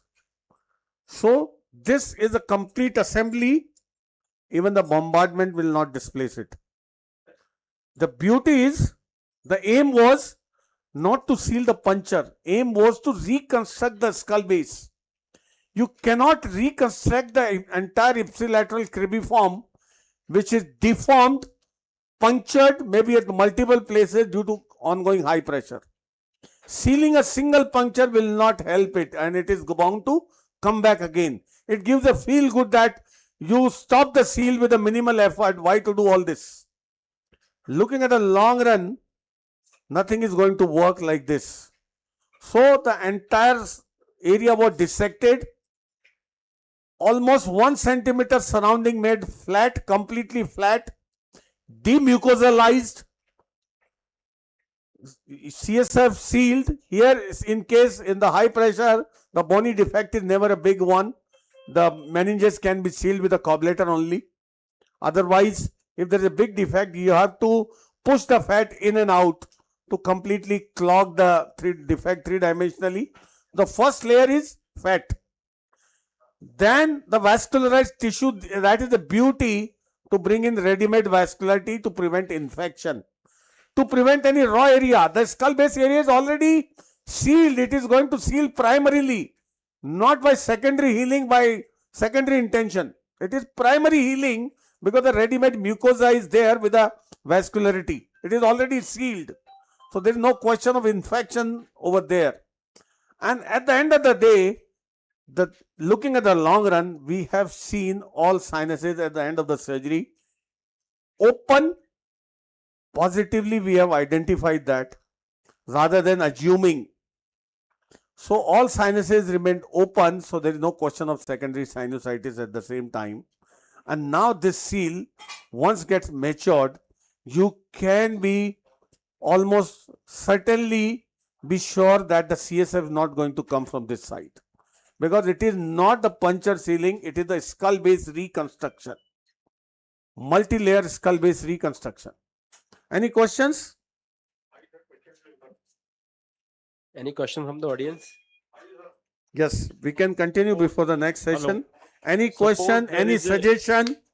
Suppose there is a big bony defect. Obvious bony defect. उधर ना mic देना इधर का audio चालू कर दो. Hello. मैं कुछ बोलूंगा उसके बाद. Hello. Hello. So suppose there is a big obvious bony volume defect also. Hello, इधर का वॉल्यूम लाओ ना. Just a minute sir. एक मिनट पचौरी साहब. Hello doctor Pachauri. इधर का वॉल्यूम बढ़ाओ ना. इधर का वॉल्यूम बढ़ाओ बेटा. Yes, sir, doctor yes, Pachauri, sir. जैसा कि आप जानते हो कि सतीश भाई को क्रिकेट खेलने का बहुत शौक है. अच्छा. तो इस बार आप तो जानते हो, मतलब क्रिकेट में आप ही कराते हो ना उनके सारे. Yes yes yes. तो आपने देखा सतीश भाई के पीछे जो है एक स्क्रीन लगी हुई है. यस, देख लिया ये हमने. उसी क्रिकेट के अंदाज में लगी हुई है ताकि ये इन्हें भी यहाँ पर एरिना की फीलिंग आए और ये आपके सवालों के जवाब जो हैं वो एरिना में बैठ कर दें. अब आप तो पूछिए बेहतर अपना है. सवाल. Yes, yes. Any questions? Any questions? Hello. Yes, Suppose Dr. Satish. Yes, sir. Suppose there is a big obvious bony defect also. Yes, It is clearly seen. yes. Then how? Yes. Then how to deal? I would reconstruct that length of the bony defect three-dimensionally by insinuating the fat inside and out and completely clog it. The part of the the fat will go intracranial. Part will completely tightly seal the defect and will pull it out until it is completely plugged. So that gives a three-dimensional sealing of the bony defect and then cover with a vascularized flap. So do you advise post-operative Diamox to the patient? Not really. Let me tell you, Diamox is not more than a placebo. And sometimes it starts new problems. It invites problem because it leads to potassium loss and patient develops funny symptoms of hypopotassiemia, hypokalemia. So, and see, the role of Diamox is to reduce the water pressure above to a minimal level. It is not everything. If you really want to reduce it or make it a significant one, give thiazides, diuretics. Diamox is something just like a placebo. It can So give this you is feel good that Diamox is working, but it actually doesn't work. Sir, this is Dr. Yashvi sir from Bhopal. Yes, sir. Sir, will you when do you advise lumbar drain, sir? In this pressure leaks, would you advise Yeah, lumbar drains? in such no way. I already mentioned in the beginning. If I have a big leak, big defect, and no vascularized tissue available in the vicinity due to previous septal surgery, previous whatever surgery, and I am falling short of any vascularized tissue, definitely I will use the lumbar drain. With this kind of a defect and a good vascularized tissue all the way, there is no question of whatsoever the high pressure is not going to need any lumbar drain or anything. Yes, if I have a post-radiation situation where I can't expect that much good healing, if I have a multiple revision surgery where I don't want to take any further chance, in those situations I can think of a lumbar drain, not always. In a regular situation with this kind of a vascularized flap, even if I had a centimeter big defect With this kind of a vascularized flap, I would not use lumbar drain. In a big defect, that too close to a larger, cistern, like in the clival cistern, definitely I would use lumbar drain because the pressure there is directly high close to the cistern. But in such a regular situation, when you have a good vascularized flap, you don't need lumbar drain. And sir, what about post-operative olfaction? Do you Ipsilateral olfaction is always lost once you deal with the cribriform plate. yes. It is obvious. Sir, what's your take on Duragen, sir? Neurosurgeons usually use a lot. Yes, Duragen is a artificial, dural tissue to enhance dural repair. So we use in a combined approach surgeries like when we remove large areas of bony skull base in a combined approach, bifrontal from above and endoscopic from below, like in major tumors, olfactory neuroblastoma, and you are left with centimeters big defect. In those cases, we place the Duragen above the dura to enhance the reconstruction of the dura. It's an artificial material. It can really help and help regenerate the dura, but not in these situations. So what is your post-operative care schedule? When do you remove the pack? Just Do you for advise nasal douching? When do you do suction cleaning? yes, the post-operative picture and- now and after one the more- and one more vascularized question, flap is all simple. Just remove the pack after 4 to 5 days, and everything is in place. Remain till that and mature, and then we start the saline sprays very next day after 4 or 5 days. Give some broad spectrum antibiotic for the raw areas to prevent secondary infection in the septum and in the sinuses. That's it. Like any other regular surgery you can deal with. When do you- No when do you dimox, advocate no suction cleaning? restrictions. When do you advocate suction cleaning? After, say, in the second follow-up, 4 or 5 days after remove the pack, then we call the patient after 7 days. So it's almost 10 to 12 days after we can do a suction cleaning to remove the clots or remove the debris or whatever in the nasal cavity, or crusting, minimal My second crusting. question pertains to lumbar drainage. There are some patients who tolerate lumbar drainage and evacuation of fluid very well, but some of them have intense headache. How do you manage that? Yeah, sir? so that is because of the over drainage. See, lumbar drainage is a tricky situation. The one who inserts the lumbar drain has to be very experienced because it's a blind procedure by and large, and it works on the feel that how deep the needle is going to go rightly in the place, number one. Number two, the amount of fluid you drain.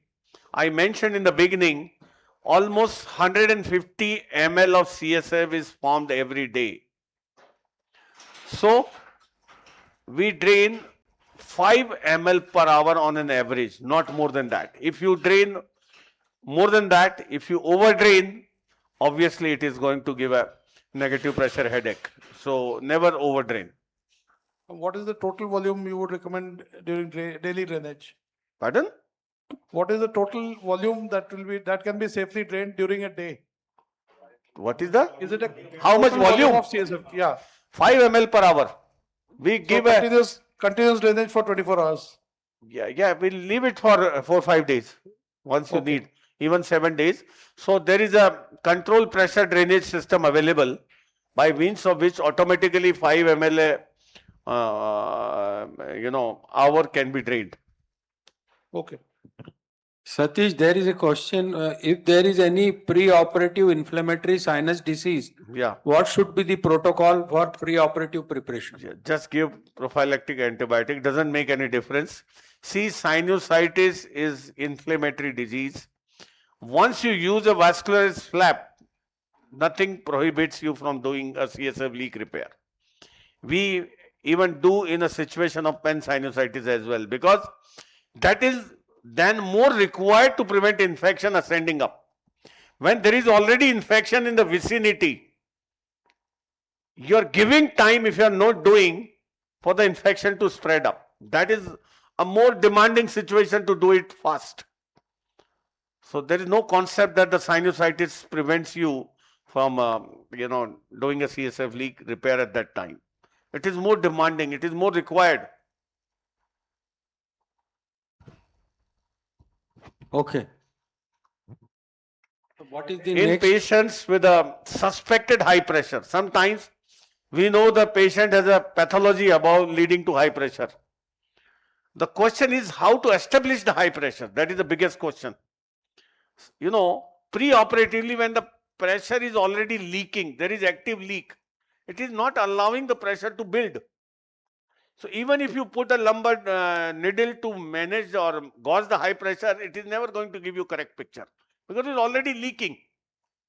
So the correct time to ascertain the high pressure is seal the defect. Always seal the defect in normal pressure situation. Never ever put any lumbar drain or anything before or shunt or anything before, because then you are creating a hypopressure situation and sealing, and that seal will not be an adequate one. So always operate in a normal pressure situation without putting lumbar drain or shunt. Number two, if you really want to gauge the pressure, seal the defect, allow the fluid dynamics to come back to normal in next 24 hours. I said the 3 times a day the entire volume of the CSF circulates. Almost 500 ml of CSF is produced every day and the volume is 150. So 3 times it circulates in a day. So seal the defect first, allow it to circulate multiple times to establish a normal pressure, and then if you really want to gauge the pressure, put a needle after 24 hours to get the actual pressure. It is always a misbelief that you are gauging the pressure during leak. That cannot give you correct pressure. So if you really want to gauge the pressure, after 24 hours of sealing in the normal pressure situation, that is ideal. Yes, sir. I think Sanjay. Yes, yes. What is the program now? The next case is thyroid case, and you can ask question because we have a meet the master session also. So you can take one lecture, after that thyroid case will be there. I think you can just current osteomyelitis lecture now. Yeah. So So Satish we'll ji do will that. have some drink, I mean soft drink, then we will come back to you. Okay? So you can start Okay. the lecture now. Thank you. Just Karan. To felicitate our chairpersons, I request Dr. Sanjay Agrawal sir to come.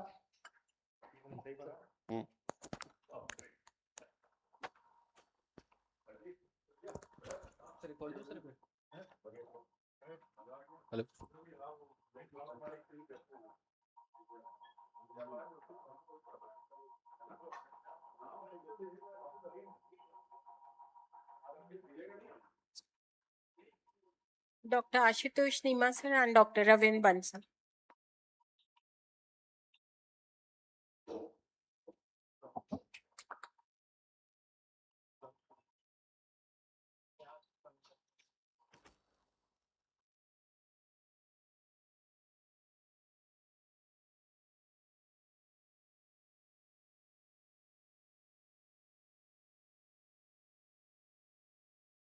Next case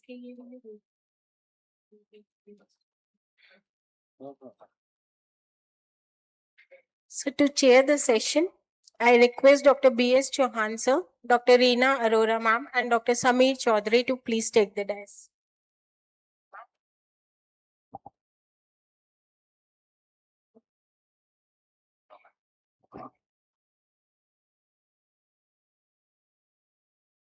Good afternoon, everyone. So at the outset, I would like to congratulate Dr. Dubey sir, Dr. Sanjay sir, and Divya for putting this outstanding conference. So I'm Professor Dr. Jaskaran, and today my topic of presentation will be managing a skull-based osteomyelitis.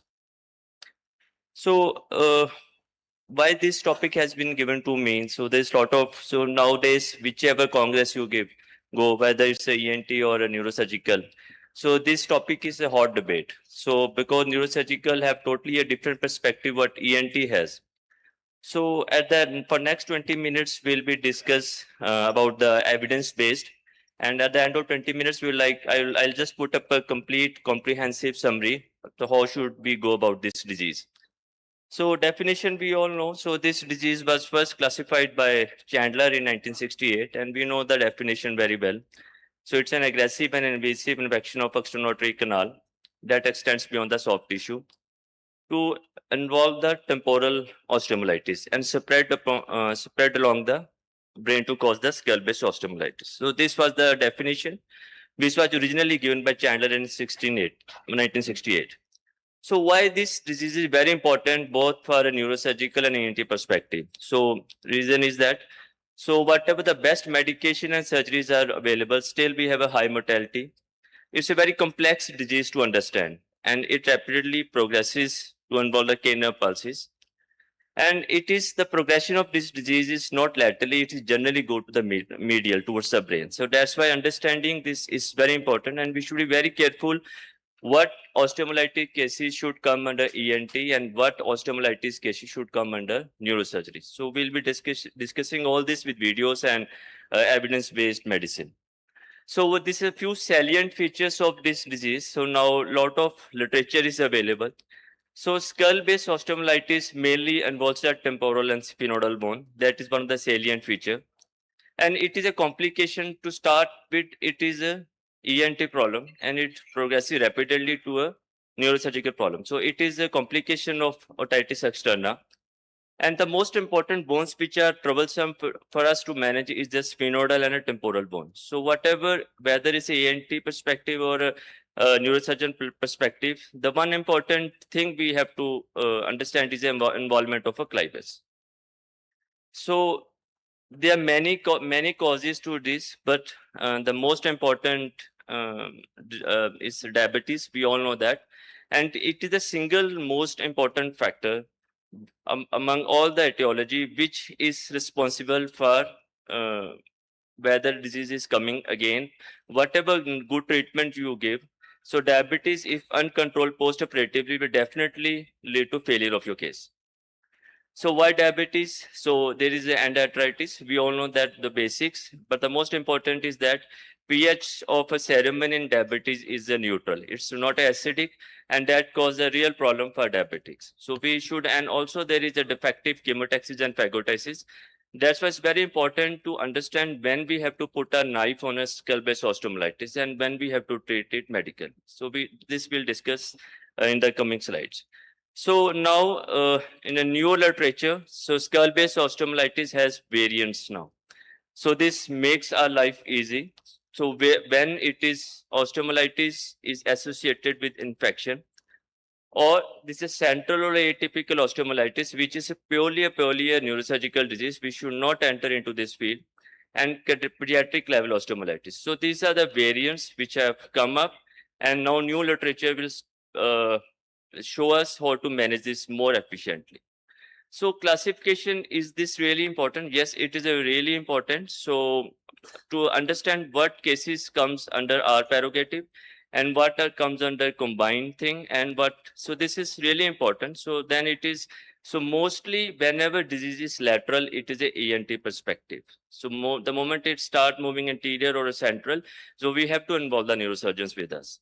So as I told, clivus is the single most factor which actually prognosticate your skull-based osteomyelitis. By etiology, classification, we all know what's the etiology, how it should be managed. It is not always bacterial. It can be fungal. It can be cyanogenic, odontogenic, radiation-induced. So all etiology is important to understand. So pathogens, as I told, it's not always bacterial. It can be a fungal. So, and it can be a granulomatous also. So when I was going through the literature, and we have a publications also on that. So till now, the most important classification which still exists, and it seems to be best till now, is the Chandler classification. And you can go through this. Stage 1 and stage 2 are with ENT and have a good prognosis where you just need a good medical treatment. Stage 3, when single canine palsy is there, either it can be a facial nerve palsy or a hypoglossal nerve palsy, any palsy, and stage 3B, a multiple canine palsy. From stage 3, your patient becomes a candidate of a surgery, and up to stage 3B, still surgery works well, but stage 4, definitely your outcomes will poorly fall. So this is very, very important classification for us to understand what patient and how to manage. So new classification by Brazilian and a Canadian group. So they come up with this classification. So lateral, as I told, is with ENT perspective, and atypical or a central is with the neurosurgical. They talk a lot about central, and they altogether talk different, but we discuss. So that's important for us to understand this new classification of for surgery. It is purely for a surgery, which patient should go for surgery and which patient should not go for surgery, and what the extent of surgery should be followed. So the important thing as a diagnostic workup is the involvement of a clivus. If your clivus is not involved in a skull-based osteomyelitis, your patient has a very good chance for an outcome improvement. But if clivus is involved, or whether it comes from laterally or from a centrally, so if clivus is involved, your grading goes up. So they are grades. So if less than half or more than half or the whole clivus is involved, so you are like in a malignancy. It is same. It is grading is like the involvement of clivus. So we must understand. We tell our radiologists to put this involvement of clivus as an important factor in their report. So this is what literature suggests. So when it is ENT problem and when it is a neuro problem. So as far as the lateral, when disease is purely based laterally, so the perspective of ENT surgeons are generally on a debridement of a necrotic bone and manage the refractory cases. There, what surgeries as a ENT we follow. But when we talk about neurocongresses, so they are more aggressive. So their aim is to decompress the nerve, decompress the brain, decompress the abscess cavities. So this is important. So then, in few cases, like we have to combine the ENT and neurosurgical perspective. So that's why this literature and classification is important, and because this is a common diseases for both ENT and neurosurgical. So that's why the management also has to be combined. So the newest literature is they emphasize a lot on a role of PET-CT. So every patient of a skull-based osteomyelitis should undergo a PET-CT. That's important. And now important. So now coming to my main topic. So what are the important questions? The number one, what are the ideal investigations? Whether we should start with a monodrug regimen, whether we should have a multi-drug regimen, is there any role of surgery? And if yes, what extent of surgery we should be following?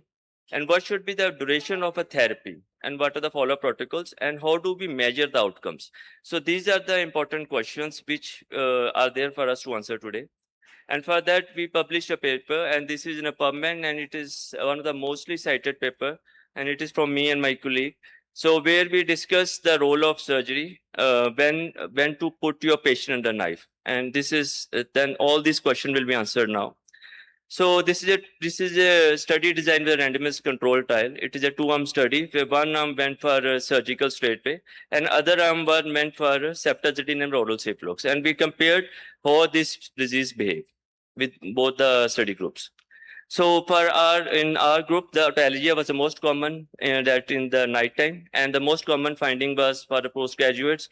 The most common finding was skull-based osteomyelitis is granulation. Whenever you see granulation at the floor of stenotic canal, you are dealing with the osteomyelitis, and then immediately you should be cautious further. And then investigation, biopsy is the investigation of choice initially, and still most centers for a radiological workup is with HRCT with contrast. But problem is that HRCT cannot guide us to the response of a treatment. So we cannot decide on HRCT when to stop the treatment and what treatment we have to follow. So now comes the MRI, which Dr. Satish also will talk tomorrow in more in detail. So what the things we have to see on MRI.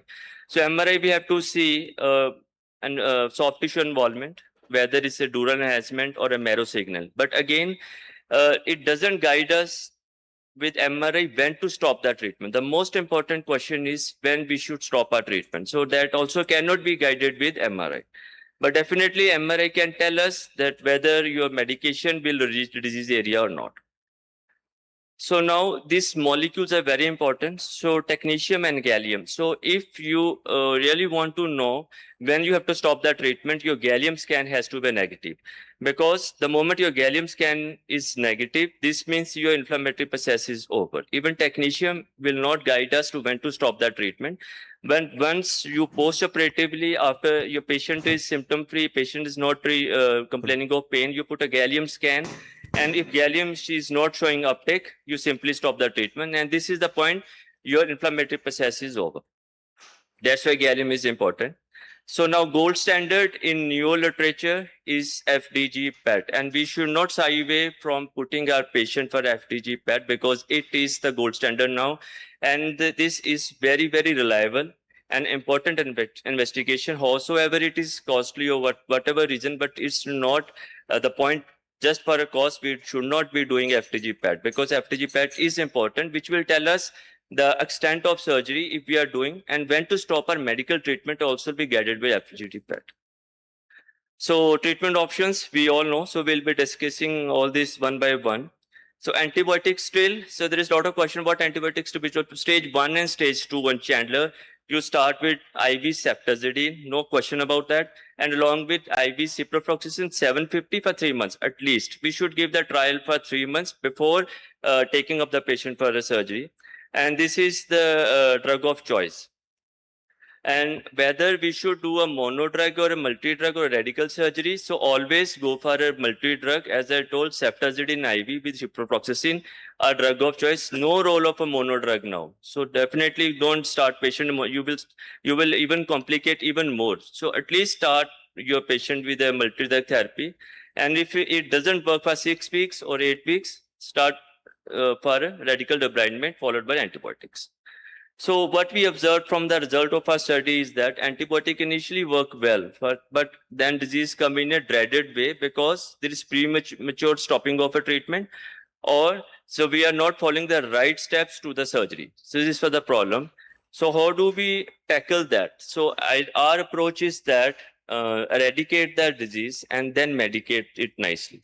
So that is, I'm talking about refractory cases, not for all the cases. Stage 1 Chandler and stage 2 Chandler are purely medical diseases. And from stage 3, where are refractory cases, you should not shy away from putting patient under surgery. Extent of surgery we'll discuss how do we go there. If we eradicate the disease, there is a significant reduction of the disease burden. And then medical therapy will work well. And viable tissue take up medication more immediately than a non-viable tissue. That is the concept of radical debridement followed by your medical treatment. So what are the prerequisites of surgery? So this slide is very important. So stage 1 and stage 2 is purely a medical disease. Don't accept for biopsy, no need of any radical disease. So prerequisite of surgery is that, so resistant disease, patient is not responding to medication. Chandler 3A, remember when you have one cranial palsy and technetious campots, FDG PET or a technetium positive or medically fit for GA. If these 4 things are there and you have a 3A disease, you should go for surgery. So these are where there's no one single surgery. So there is all the surgeries which were there in our study. So it can be a simple canal down. It can be simple STP, lateral wall resection and condylectomy. So anything can be there. So these are the sort of surgeries which we did in our study. So post-op protocols, so ideally 3 weeks IV should be given post-operatively. That's also very important. And then when to stop your treatment depends upon your FDG PET or a gallium scan active. If they are still showing active, don't stop your medical treatment, should keep on going till these both scans are negative. So there is question like what should be the outcome measurement? So this is pain only a criteria? It's not only reduction of pain is not only criteria. So outcome of this disease is a purely different ball game. So there are few groups where you have reduction of pain from patient is having 9 grade pain and they are now 4 grade pain. So you are successful. You cannot take 100% pain off. So that is not a criteria. So sometimes patient have infection free, but they still have pain. Sometimes patient don't have pain, but they are infection free. So this outcome parameters are, remember you are dealing with the sick patients. They are already having grade 10 pain. You can reduce pain to 4, but you cannot reduce pain to 1. So we should be clear in that. And remember, if you don't treat this patient, they are surely going to die. So these are the sort of patient in the osteomyelitis what we are dealing. So these outcome parameters are very important. So in our study, so if we followed radical debridement, remember we are talking about resistant diseases. So there were resolution of pain and edema was less and resolution of ear discharge was also less. So overall duration of treatment in our study is 5 months. So this means that post-operatively, even patient have to take 5 months of IV antibiotic. You cannot say 1 month, 2 months, and then it's over. It's not like that. Even after surgery, at least 5 months post-operatively, some sort of antibiotics of ceftazidime or ciprofloxacin has to be there with the patient. So summary was that there was a significant difference in improvement by policy of debridement, early debridement followed by antibiotics. Always Chandler 1, Chandler 2, no role of a monodrug, start with a multi-drug therapy. Radio tracers investigation is important. FDG PET is extremely important, both medically and otherwise also. Average duration is of 5 months, and ceftazidime and oral ciprofloxacin 750 BD is a drug of choice. So this is the few cases which we'll talk about. So now this is the patient of skull-base osteomyelitis. So this is not a mastoiditis we are talking about. It is a lateral skull-base osteomyelitis. Can you imagine any sort of antibiotic working on this patient in such a heavy granulation? It won't work. So this is a sort of a subtotal petrosectomy, you can say, where you have to take each and every cell tract of the patient, and it is not a functional mastodectomy, it is a radical mastodectomy. So where we have to address each and every infective cell tract, perilabyrinthine, perifacial, pericarotid, peritubal, all cell tract have to go. And you see the amount of granulation. So this patient will never ever respond to any sort of antibiotic unless we take away this disease. And then this sort of granulation, once we take, and then once we follow the disease, and this is a radical debridement of a disease, and then at least you give a fair chance of this patient to work for antibiotics, and then don't leave any sort of cells. So perilabyrinthine is an important area to deal, and then the most important is the pericarotid area. So this area, pericarotid and peritubal, are extremely important. From here, disease goes to the central compartment, and also the mastotip area has to be addressed. So if you have this sort of disease in hand, I don't think any sort of antibiotics will work here until you have at least a removal of these infective cells, and then you give a fair chance of this patient to work on antibiotics. So now this is infracochlear drilling. So again, if your infracochlear area is stigmatized, then you go to the pittus apex, and then whatever few cells are left, you can have a bipolar cauterization, and then obliterate your ostration tube with the bone bags. Now this is again second patient here. Again, disease is going towards the other cell tract, and now in this particular patient, disease was going into infratemporal fossa. I mean, it was communicating to the neck through the sigmoid sinus. And now whatever good antibiotics you give, so you have a temporary relief for medication, but you cannot expect this sort of patients to respond well to the antibiotics. So this is removing of the tip area. And remember, we are still talking about the lateral disease. We are not talking about the central diseases. So it is a lateral disease, which is purely ENT perspective. So now from this, a big granulation mass, which was going to the neck. So we have to communicate neck and ear should be a one cavity, and then take away all the infective cell tract. Now, important question is how to obliterate or close this cavity. Then I'll just talk that in a while. So now the second most important question is what happens to the facial nerve. So patient is with the facial nerve palsy, and what should be the fate? Should we decompress the nerve in skull-base osteomyelitis, an infective disease? And what is the rate of recovery? And what is really viable option to decompress the nerve?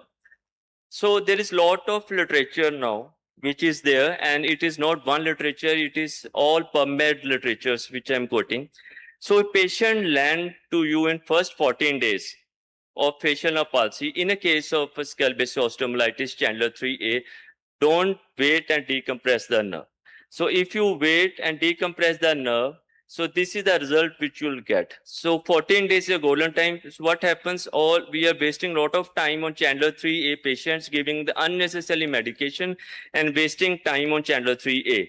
So this, if we decompress within 40 days of skull-base osteomyelitis, there are chances of 43 to 48% of recovery of the nerve. So concept is of axonal degeneration and regeneration. So inflammation in a skull-base osteomyelitis degenerate the neural cells, but decompressing, we are just try to regenerate. So we are at least trying for a 50% chance of facial nerve decompression in cases of Chandler 3A again and again I'm saying, not Chandler 1 and Chandler 2. So this is a patient. So now you see. So this is a patient of patient of palsy reported earlier to us. See this such a big granulating mass all around the mastoid cavity and all around engulfing your facial nerve. So you cannot keep on waiting. At least we have to give chance to the patient. So if we decompress early, within 2 weeks of patient of palsy, so we at least give a chance, 50% chance. So we cannot guarantee 100% chance of facial nerve recovery, but at least 48% or around 50% chance we are giving to the patient for by decompressing. So then we have to take away all the infective tissues, and then now how much to decompress? That's not a traumatic palsy. This you have visualized. You have to visualize the nerve, and you have to see to what extent to have to take away the inflammatory mass or granulation mass of the nerve. So now, in this particular patient, there were a lot of in the perifacial cells were infected. Now we have to decompress each and every infective cell tract around the around your facial nerve. At least we are giving a fair chance of facial nerve recovery to the patient. Don't unnecessarily, but already old concepts still says that don't operate on patient on of skull-based osteomyelitis. But if you don't operate, what you are going to do? Simply keep on waiting and see patient dying in pain, and then still seeing the more and more worsening of the patient. We have to do something. And now there is literature is there. Even in Scott Brown, the latest literature do advocate, at least on refractory diseases, to take this patient for surgery. So this is the meta-analysis. So this meta-analysis by a laryngoscope, the biggest body in that laryngoscope. My article was also there, and where they gathered data from 600 institutes across the world.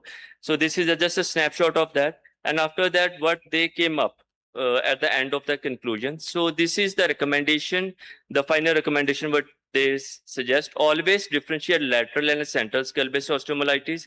Central, straightway take a neurosurgical opinion and hand over patient to neurosurgery. Don't unnecessarily fiddle around, because neurosurgeon have to decompress the microabscess cavity from the brain. And if lateral, it's purely ENT problem. Main diagnostic modality still is MRI with contrast, because contrast will tell us where medication should reach. HRCT just guides about bony destruction. PET-CT is very, very important. Or if PET-CT, you are very adamant not to do PET-CT, at least you are technetium 99 or gallium. Medically management, initially you have to do at least for 6 weeks. That's where Chandler 1 and Chandler 2 comes. So 1 and 2, don't go for surgery straight away, go for medical treatment and multi-drug therapy. Central skull-based osteomyelitis, neurosurgical perspective, there is a abscess formation, microabscess formation. So they will look into the abscess and they will decompress. So take the neurosurgical help. Lateral skull-based osteomyelitis, ENT confined to our boundaries. Straightway, Chandler 3A, which I'm talking, a radical debridement. Take the radical debridement, take all cell tracts, and all necrotic bone has to be removed. Important question is that only the only one mistake which I was doing in my study was we were subtot after a big mastoid cavity, we used to cul-de-sac closure. So I got a mail from the laryngoscope, don't do a cul-de-sac closure, keep them open, nothing will happen. So there's no role of cul-de-sac closure. Just keep your big mastoid cavity open and just keep on seeing what's happening inside. Morbidity, only one factor on which morbidity will be there is glycemic control. Howsoever good surgery or medical you're doing, if your glycemic control is not there, so there is morbidity will be poor only. Successful outcomes we have discussed. Blind sac closure should be avoided. So this is the only recommendation which were reverted to me from laryngoscope after their meta-analysis. The most important is your prompt diagnosis. So don't waste for first 14 days of the patient by unnecessarily medicating them when patient is a candidate of a surgery. So thank you so much, and I would like to invite all of you to our next big congress in Amritsar, and that is ISO, Indian Society of ISOCON. So I welcome you all to Amritsar for the next day. Thank you so much. So, any questions? Yeah.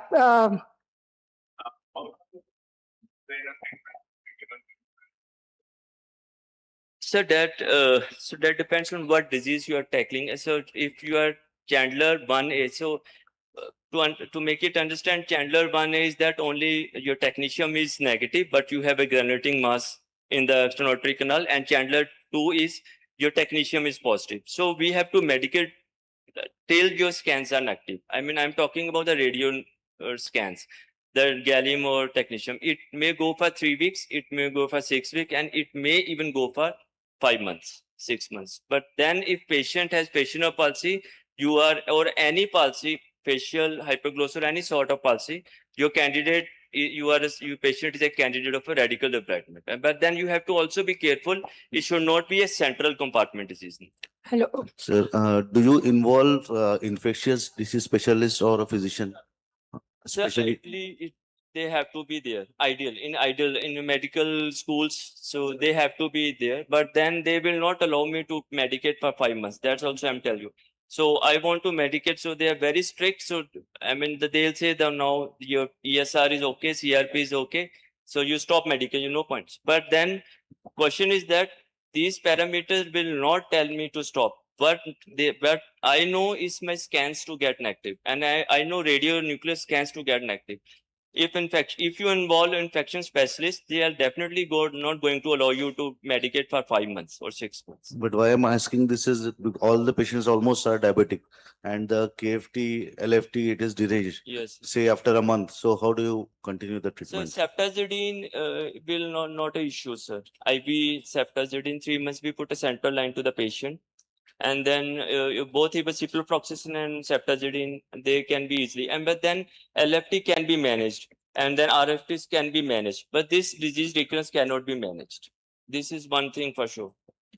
Sir, I am Dr. Rajbala from Bansal Hospital, Bhopal. Yeah, ma'am. I have 20 cases absolutely documented. I studied them because initially when these patients started coming, it was really always wondering whether what to give, surgery to be done or not. So we have a protocol where we do a pus culture. So simply saying take ciproflox and ceftazidime, it is not a very wise thing because many of the patients are resistant to ciproflox now. And the patients who are resistant to ciproflox are the ones who do badly because the patient's compliance is poor. It's easy for him to take the ciproflox, but very difficult for him to take the IV injections. Number one. Number two, sir, for fungal, whatever you do, KOH or whatever, it doesn't come.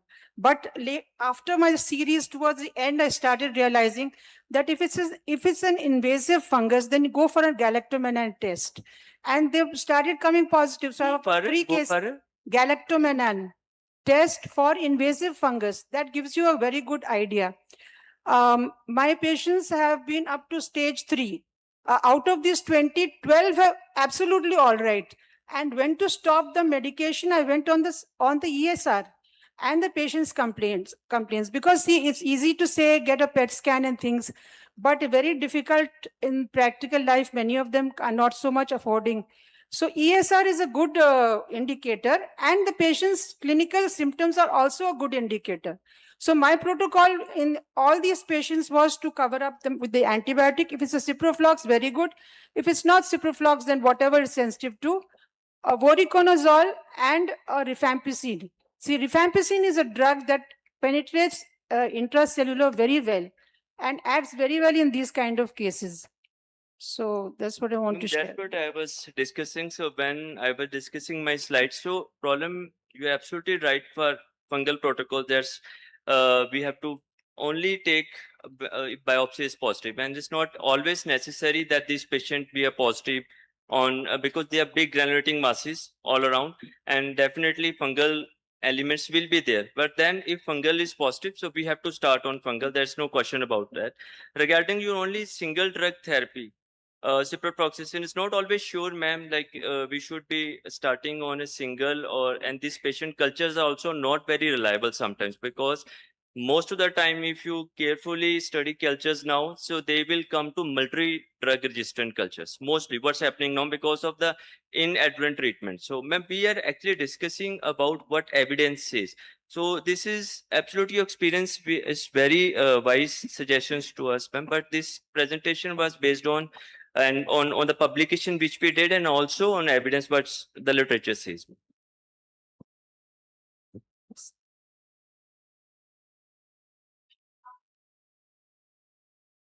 Ma'am, we were initially doing obliteration, so thinking that such a big cavities, so we have to obliterate the cavities, ma'am. But then, I mean, we did around 20 patients of cul-de-sac closure. But then out of 20, the first problem is that you cannot follow up nicely. For to follow up, you have to rely on MRI scans. So that becomes really sometime, as madam pointed out, cost is a factor. So follow-up was a problem. And then till very recently, I was also obliterating and putting cul-de-sac closure. But in a meta-analysis of a laryngoscope, so they specially mailed me and they guided me not to obliterate and keep them open.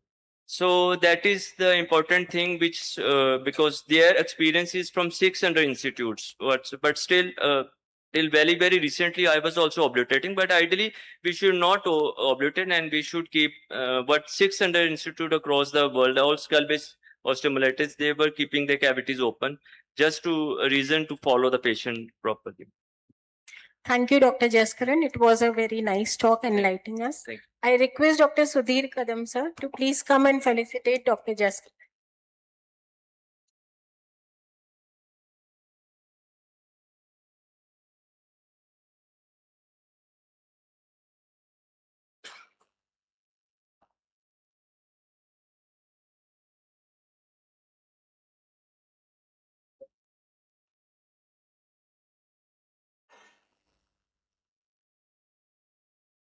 Thank you, sir. I request Dr. S.K. Pippal, sir, to please come and felicitate our chairpersons, Dr. B.S. Chauhan, sir, Dr. Sameer Chaudhary, sir, and Dr. Reena Arora. Thanks.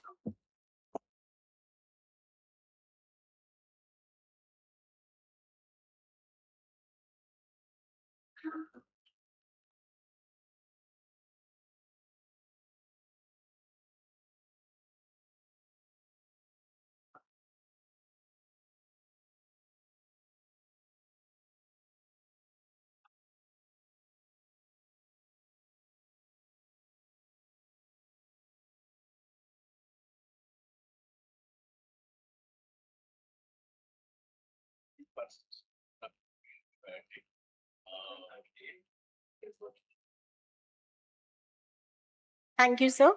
So, our next case is a 54 years old female, euthyroid, and it will be done by Dr. Satish, sir. The USG report showed bulky right thyroid lobe. It had a wider than tall hyperechoic mixed solid cystic lesion measuring 6 into 5.3 into 4 centimeters, thyroids 2, showed internal vascularity, also showed a tiny cystic nodule in the left lobe measuring 3 mm. So next case is of thyroid surgery by Dr. Satish. And to chair the session, I request Dr. Deven Mahore, sir, Dr. S.K. Jetelia, sir, and Dr. Sameer Nefsarkar.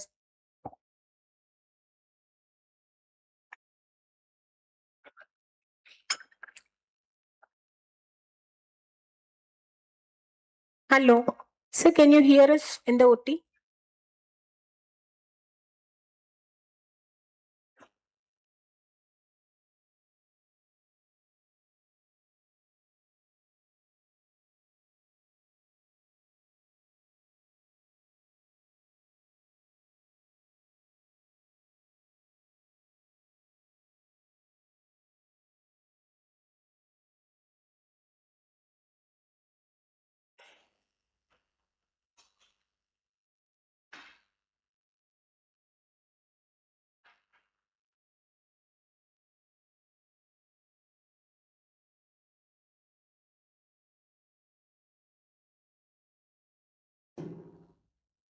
Hello.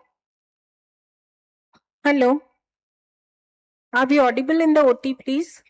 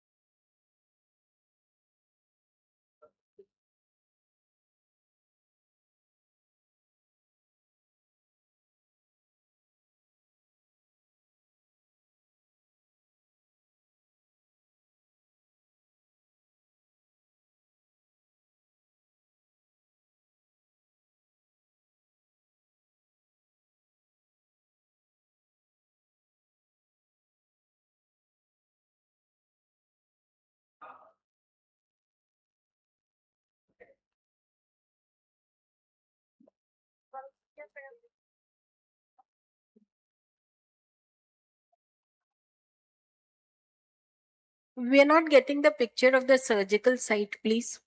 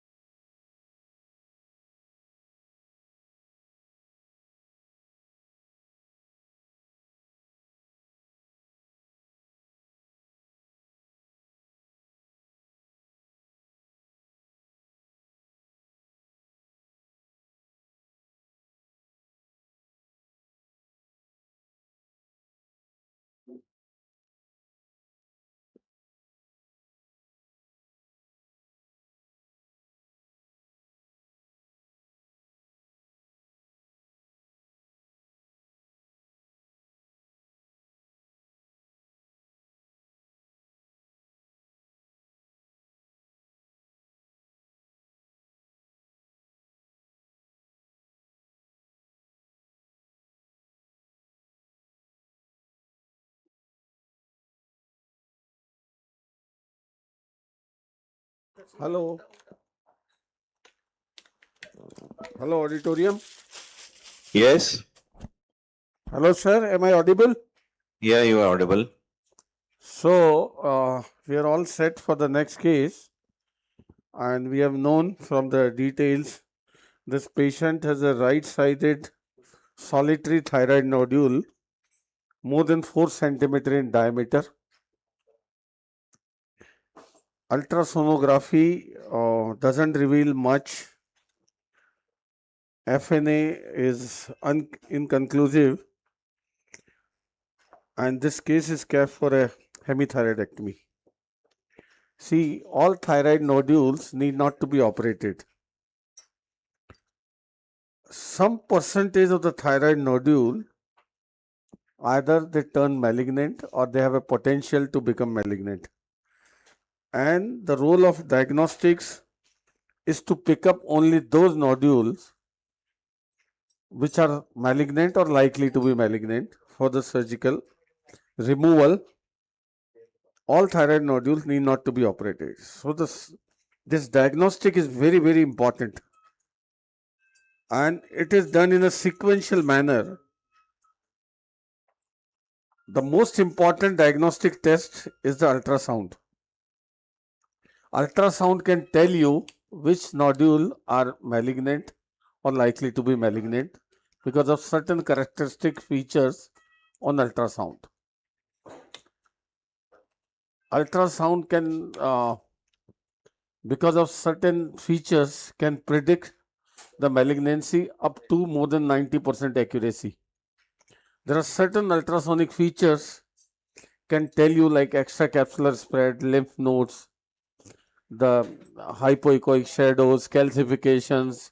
So many ways the vascularity can tell you that either nodule is malignant or could be malignant.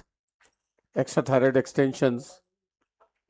And looking at the ultrasound, you can direct your needle to the right location to get maximum yield of harboring malignancy. That's how this investigation should be done in a sequential manner. And then you have to plan the surgery.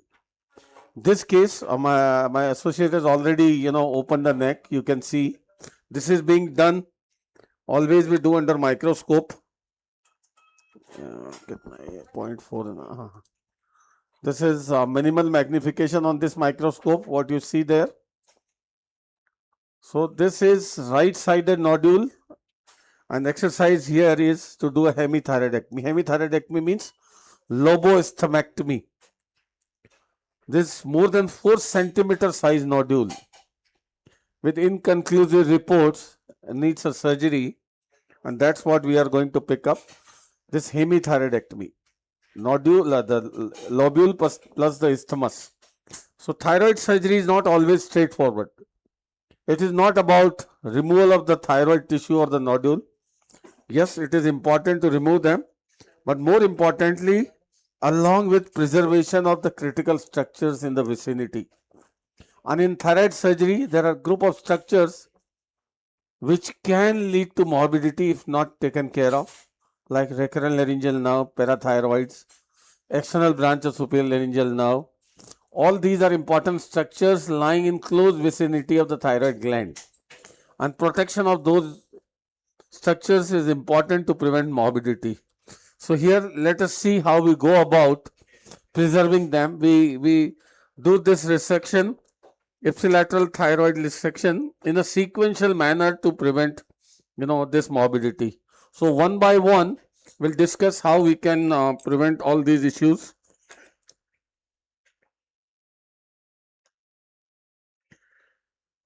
The advantage of doing under microscope is manifold. It's not about the magnification. It's about the visualization to protect these structures from injury. A better visualization certainly is the best tool to prevent morbidity. So here, I hope the picture is clear. This is right side, this is left side, this is inferiorly, this is superiorly. Hope I am oriented and the picture is good. Hello? Yeah, it's clear. Clear.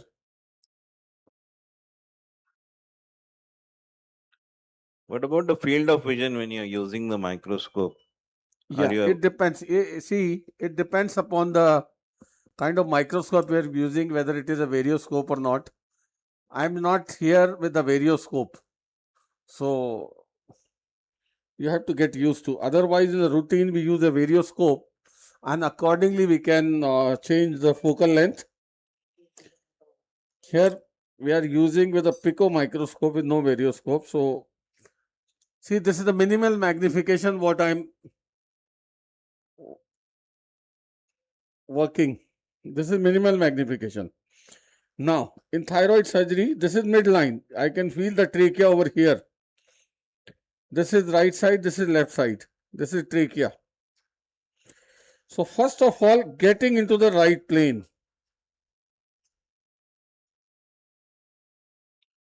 See, the midline facial plane is important to get into. And these are jugular veins, anterior jugular veins. Depending upon the nodule, they get, they are variable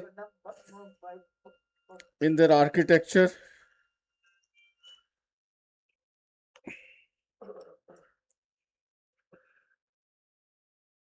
Yes.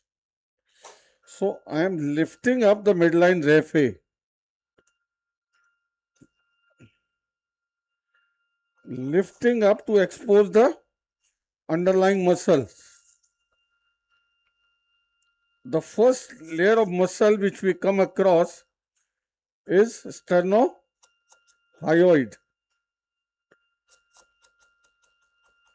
I am just lifting up the facial to get into the right plane.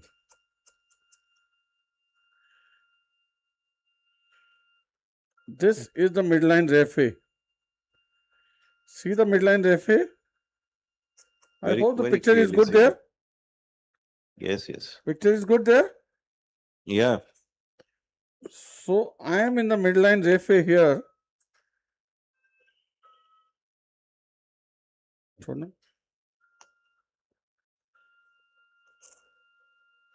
See, our goal is not to क्या हो गया?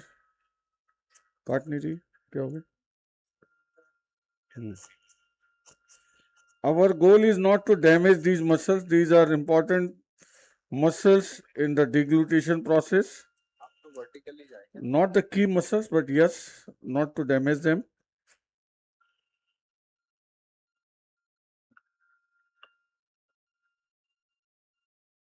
See, to separate them.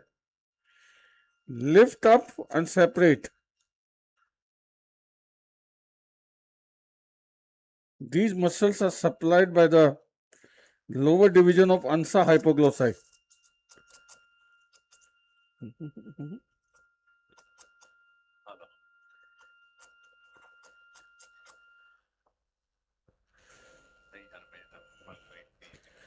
See if I elevate the muscles, this is the first layer of muscle I've elevated, sternohyoid.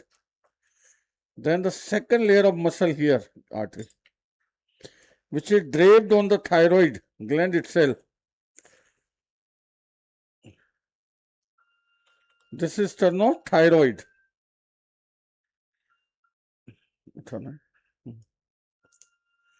This is second layer of muscle.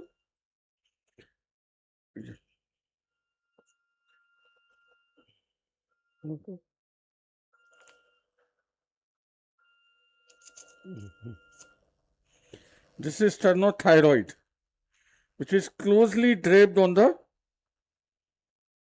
gland itself.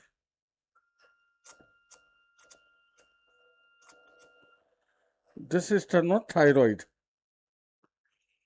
And underneath that is the thyroid nodule. Now, all critical structures lie in the paramedian raphe, paramedian gutter. See what I'm doing here? Strictly lying on the thyroid gland, retracting the underlying muscle. Just retracting the muscle in the right plane, I can bring out the thyroid. See this? Strictly staying in the paramedian gutter. Let me know if my microscope goes out of the focus. And see, still there is a layer of muscle left. Layer of muscle left. So stay just underneath the muscle. Part of the muscle is still with the gland.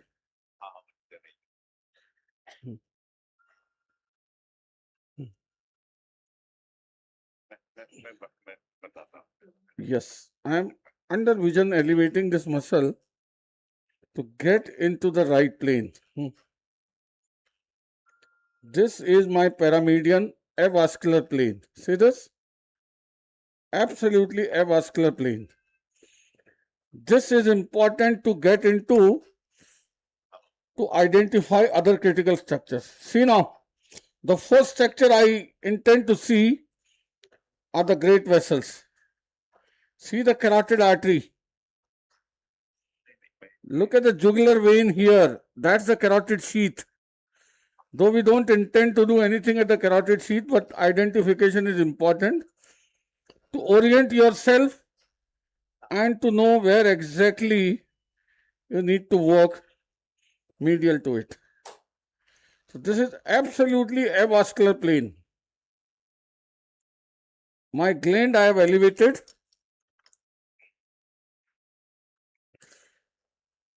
Yes, इसको लगाना वो लगा. Satish, what about the middle thyroid vein? Because in many Middle thyroid vein, yes. vein is usually not found in most of the cases. It is variable. Yeah. Middle thyroid vein is not a constant anatomy at the same place. So it is variable, and if it is, yes, you have to ligate it. Can be otherwise source of hemorrhage.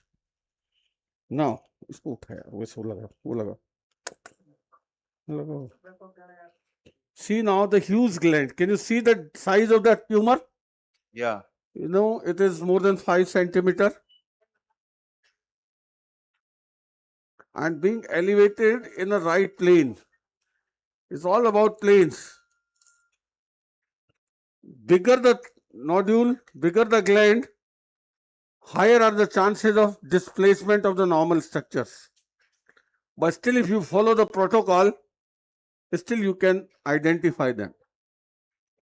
Now see how the gland being away. Now, first of all, I will focus inferiorly. More and more inferior, if you start your dissection, you are more and more stay something more oriented, I would say. See this. Let me show you why. Our recurrent laryngeal nerve is one of the most important anatomy in this region that you need to look at. And recurrent laryngeal nerve This is on the right side. The anatomy of the recurrent, the course is different on both sides. On the right side, it is given off more higher up in the thorax. It wings around the subclavian artery and comes in the neck. So it stays little more lateral. On the left side, it is given off more below in the chest. And once it ascends in the neck, it comes in more and more medially in the tracheoesophageal plane. See, I am very, very superficial. That's the stap muscle. And going more and more inferiorly in the neck, because if you stay more and more inferiorly, you're likely to find this nerve more and more in a trunk, because as it goes up, before entering the larynx, the nerve most of the time divides into branches. So if you try to look at the nerve above, you may find one of its branch and neglect the other one and injure that. So try to find a nerve close to the, can you clean the lens? As inferiorly as possible. Yes. Okay. इससे light बड़ी फिर कम कैसे होगी? ये clear है? देख. Anyway. So no. Satish, Yes, you please. don't believe in superior pole devascularizing the thyroid first? Not really. Because I mentioned, I will tell you the reason why. We'll go in a systematic way to identify the structures. And first structure I intend to identify is almost always the inferior thyroid artery. Because inferior thyroid has a closest relationship to the recurrent laryngeal nerve. If you find the inferior thyroid, you are likely to find the recurrent very next to it. See this. Inferior thyroid artery, where you are likely to find. Why I look at the carotid sheath. Look at the carotid sheath. Inferior thyroid artery is a branch of thyrocervical trunk. Thyrocervical trunk here is given off in the lower part of the neck from the first part of subclavian. And this thyrocervical trunk gives three major branches. One of them is inferior thyroid, which runs above deep to carotid sheath and takes a medial turn in the middle of the neck. Medial turn, right angle towards the thyroid and supply a major portion of the thyroid gland. So looking at the carotid sheath, see this is the carotid. And this vessel in the horizontal plane coming from deep to carotid. This cannot be anything else than inferior thyroid. Can you see the inferior thyroid artery now? Yes, clearly seen. This is the first major structure I intend to see. See the artery. This is the major vascularity to the thyroid gland. And best way to identify in the middle of the neck is, see, it comes from deep to carotid. Can you see? Yeah. That is the best way of identifying it. Number two, once you have identified this artery, this recurrent laryngeal nerve has a close relationship with this vessel. This vessel may be running lateral to it, may be running medial to the nerve, maybe branches of vessels run through the nerve, or maybe branches of nerve run through the vessel. So how to identify the nerve further? Nerve, as I said, go more and more inferiorly. See this inferiorly. Here is the trachea. In the midline is the trachea. Here are the great vessels. Here is the trachea. Here is the great vessels. And this bisecting, forming a triangle by inferior thyroid artery. So if you look into this triangle, this is Lore's triangle, initially described by Lore, the great head and neck surgeon.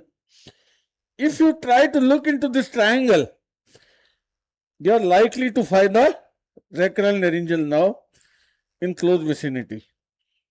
But we will try to identify it as low as possible. See, I am opening up this triangle, gently opening up, not doing anything. It will come across the nerve very easily. I am not ligating this.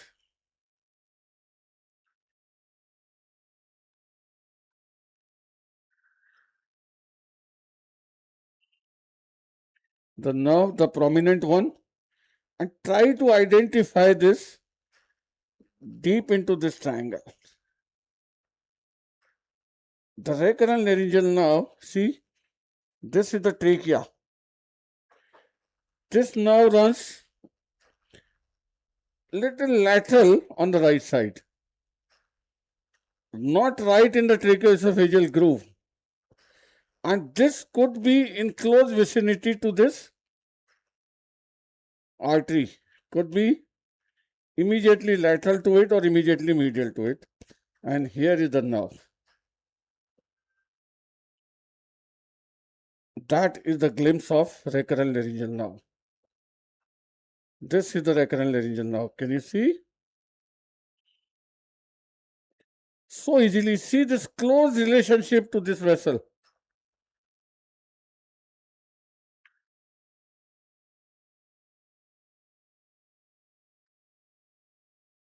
That is the triangle.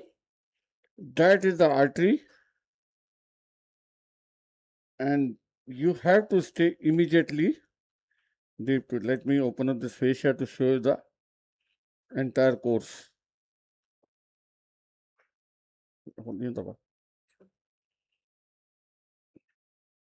Mop. Mop. थोड़ा कम यहाँ से बस थोड़ा कम yes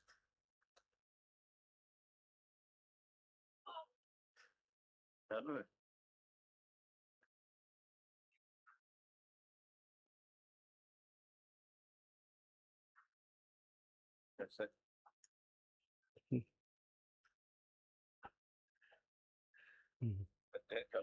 I am just opening up the plane to show you better the entire course.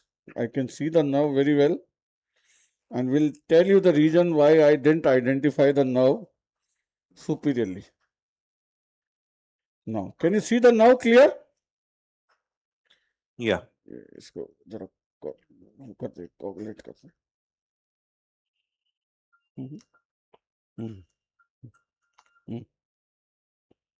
yeah, that's the nerve. Let me first clear it better.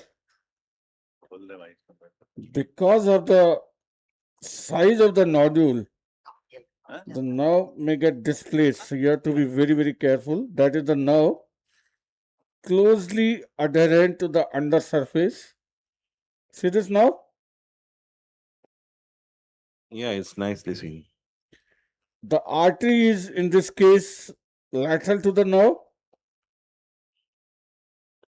See this now? Artery is here and nerve is here. Stay careful. Dissect.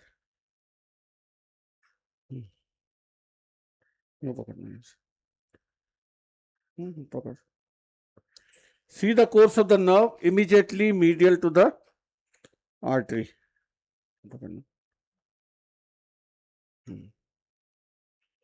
Mouth. Just now little, and see in this case, little displaced because of the volume of the tumor. Can you see the nerve below? Yeah. Here is the nerve. इधर मेरे को दे.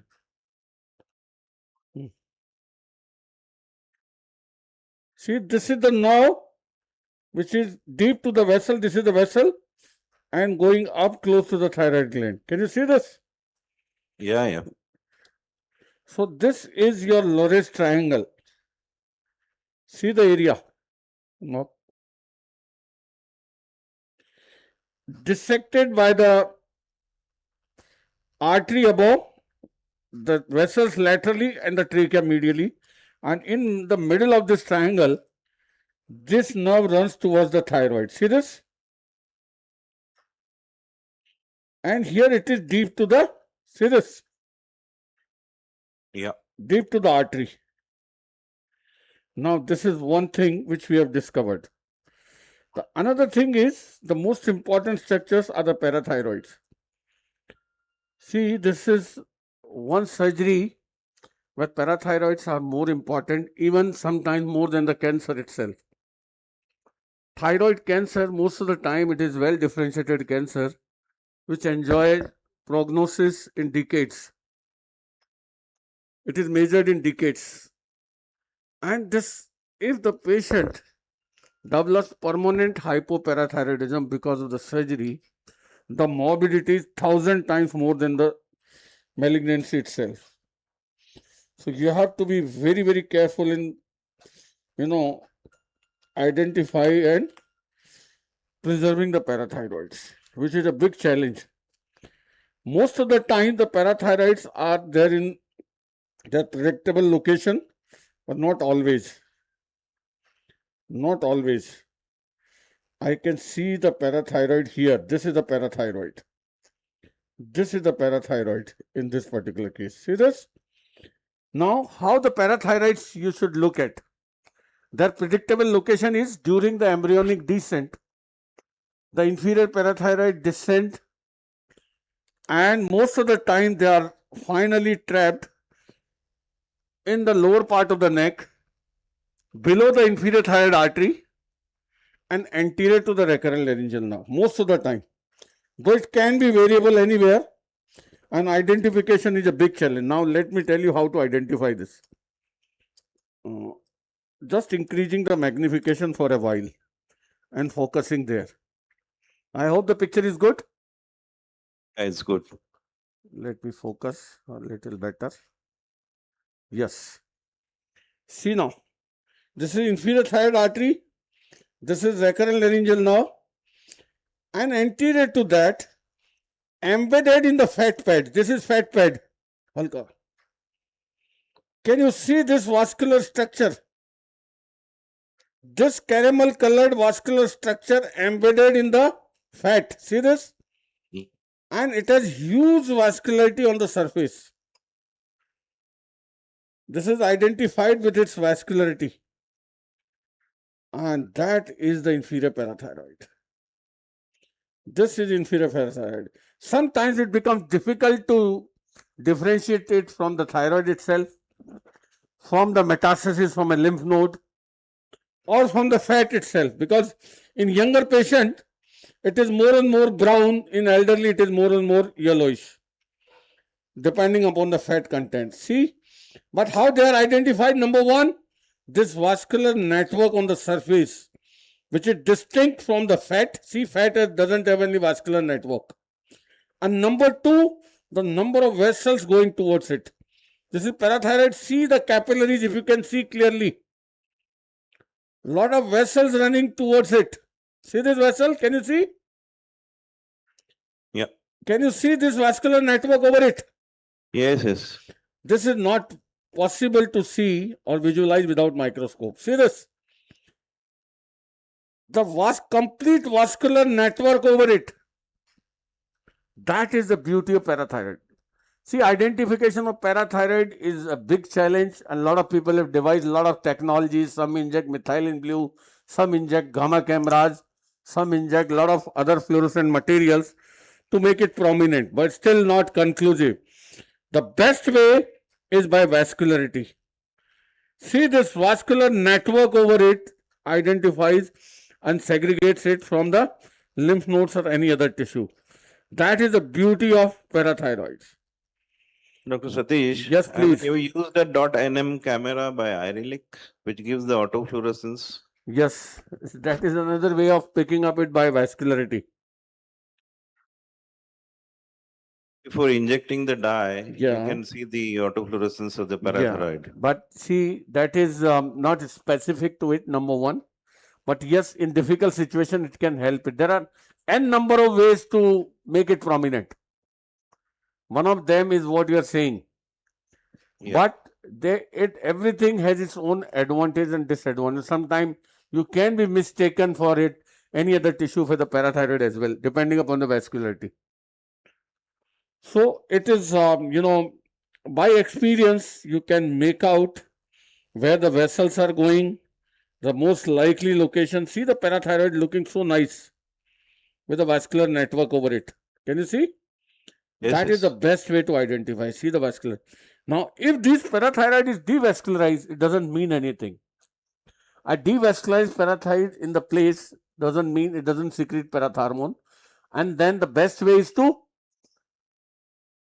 remove it, get a frozen section done to confirm it, mince into smallest of the pieces like fluid, and inject in one of the forearm muscle or anywhere.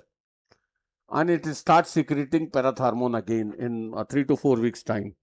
But the frozen section is must that you are implanting parathyroid, nothing else.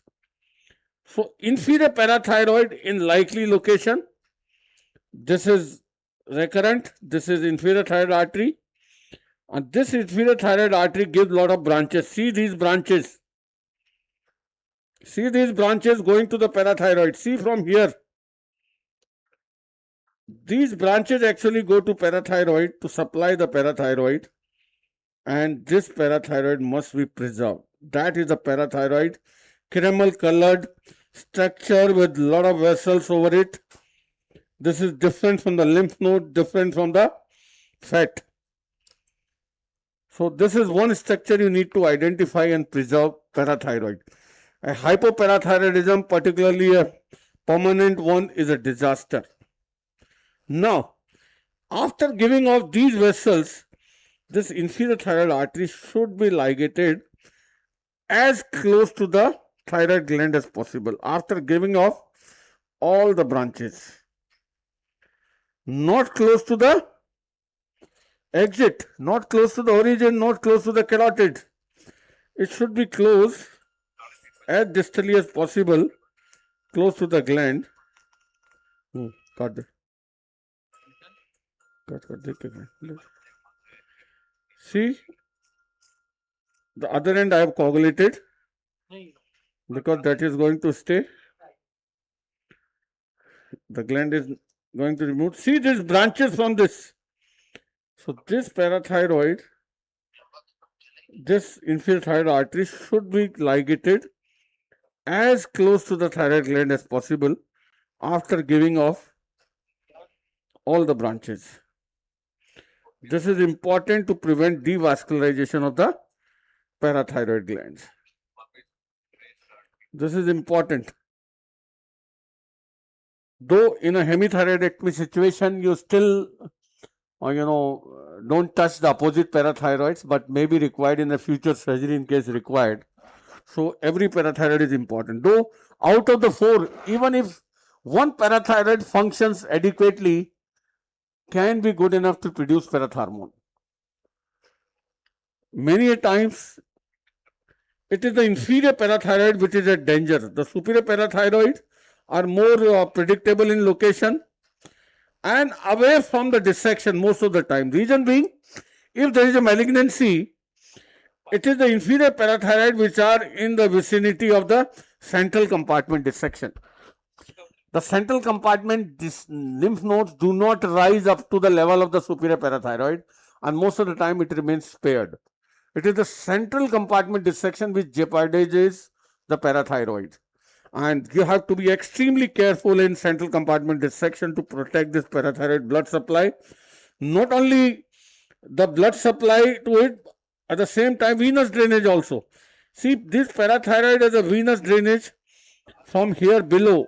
So this area should be, the dissection should be avoided, and all the veins, you should ligate the inferior thyroid veins, should be above the level of the parathyroid to prevent the venous drainage going off. That is important. Secondly, now see this parathyroid, the recurrent laryngeal now, in close relationship to the capsule, is separated. See this? And see how it is dividing into branches. Recurrent laryngeal now most of the time divides into branches before entering the larynx. Mostly medial and lateral branches. See this? One branch, the lateral one, and one the medial one. Very clear. I hope it is visible. Yeah, very nicely So visible. never ever try to ligate or identify the recurrent laryngeal in the upper part of the neck, because it could have been divided and one can easily ignore the other branch, assuming it as a trunk. So see my plane. Protect the parathyroid, protect the recurrent laryngeal nerve.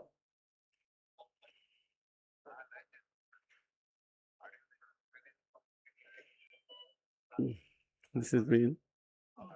Protect all this. And now going up. See, if I follow these parathyroids, now I will reduce the magnification again. Yes. Now I can reduce the magnification and see the branches of the recurrent. They are very close to the pretracheal plane. Very, very close. See this? So you have to stay careful not to injure them at this stage.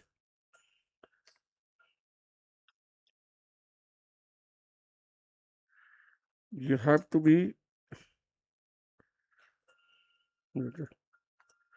yeah.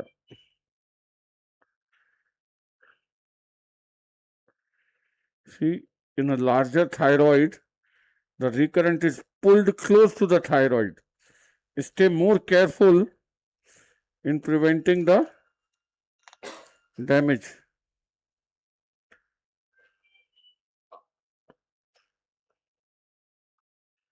See, away, far off from the thyroid. Cut it. Yes. Now see, I am leaving my recurrent laryngeal behind. Pull kar. See this. See this recurrent laryngeal and its branches. Its branches. This recurrent laryngeal now branches. And it runs very, very close to the pretracheal plane. Pretracheal plane, and then enter this recurrent laryngeal now go behind the cricothyroid muscle here. Go behind the cricothyroid muscle to enter the larynx. So be careful. That's the recurrent laryngeal and its branches. Be careful not to damage any of these branches. See this? See this? Can be separated easily if you are in the right plane. If you are in the right plane. See, I have left behind all the branches. And that is my trachea. This is my trachea. I can feel. See, this is the trachea. That is the trachea. This is all trachea.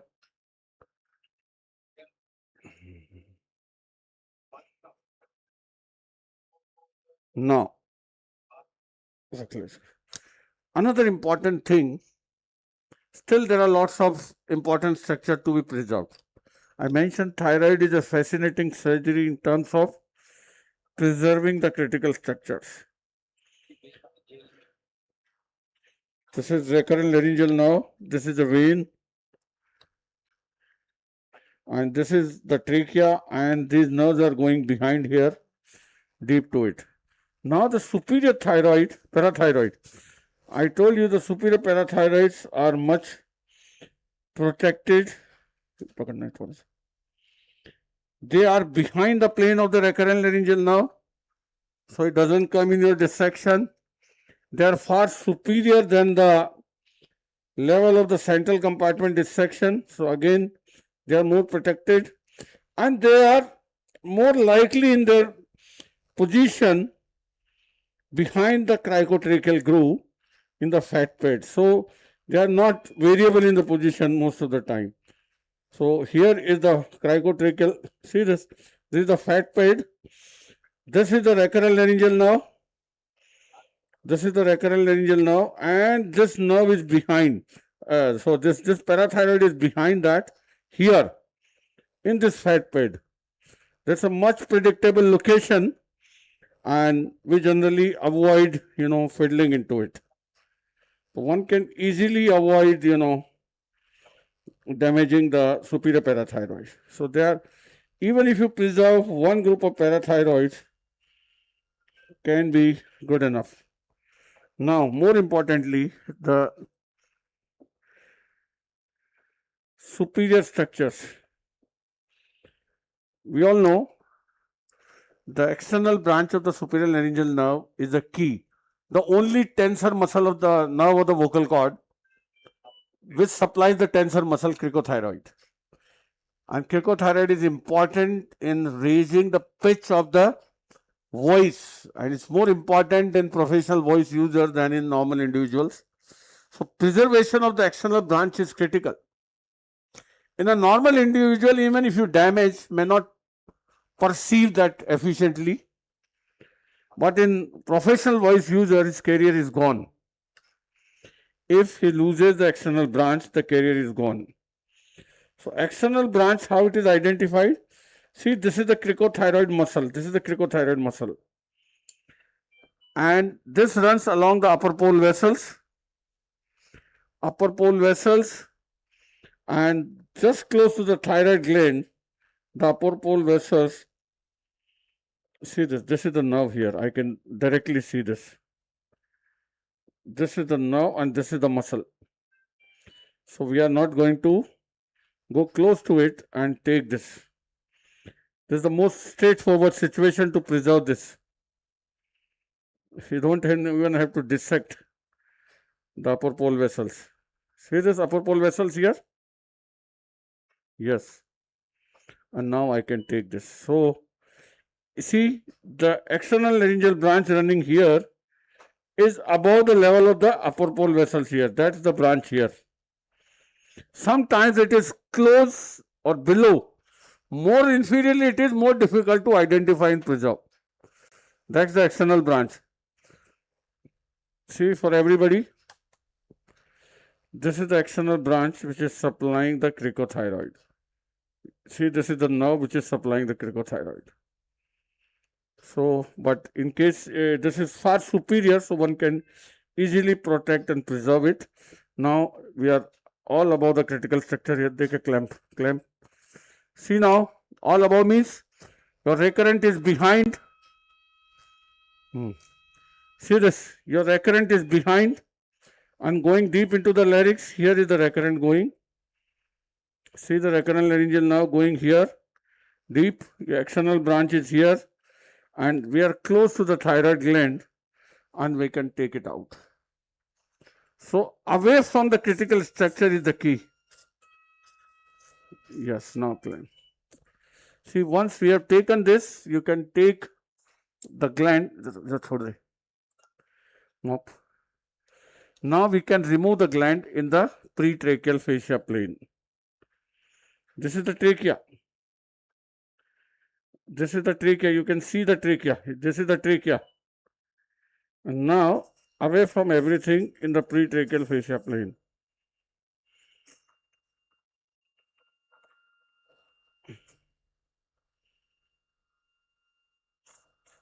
I can see I am away from all the important structures. This is the fascia plane.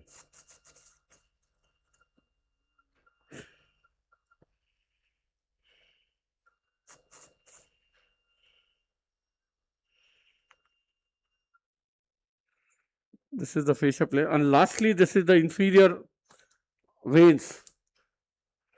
So I can take this all the way. See, this is the level of the parathyroid here. So this is the inferior thyroid artery. So we'll take at the level of the above all these structures to protect the venous drainage. That's it. So at the end of the surgery, what we achieved, it's not about just preservation of the recurrent laryngeal nerve and its branches, but about the preservation of the parathyroid gland, staying away from that and preserving the vascularity. Number 2, preservation of the obviously recurrent laryngeal nerve along with its branches.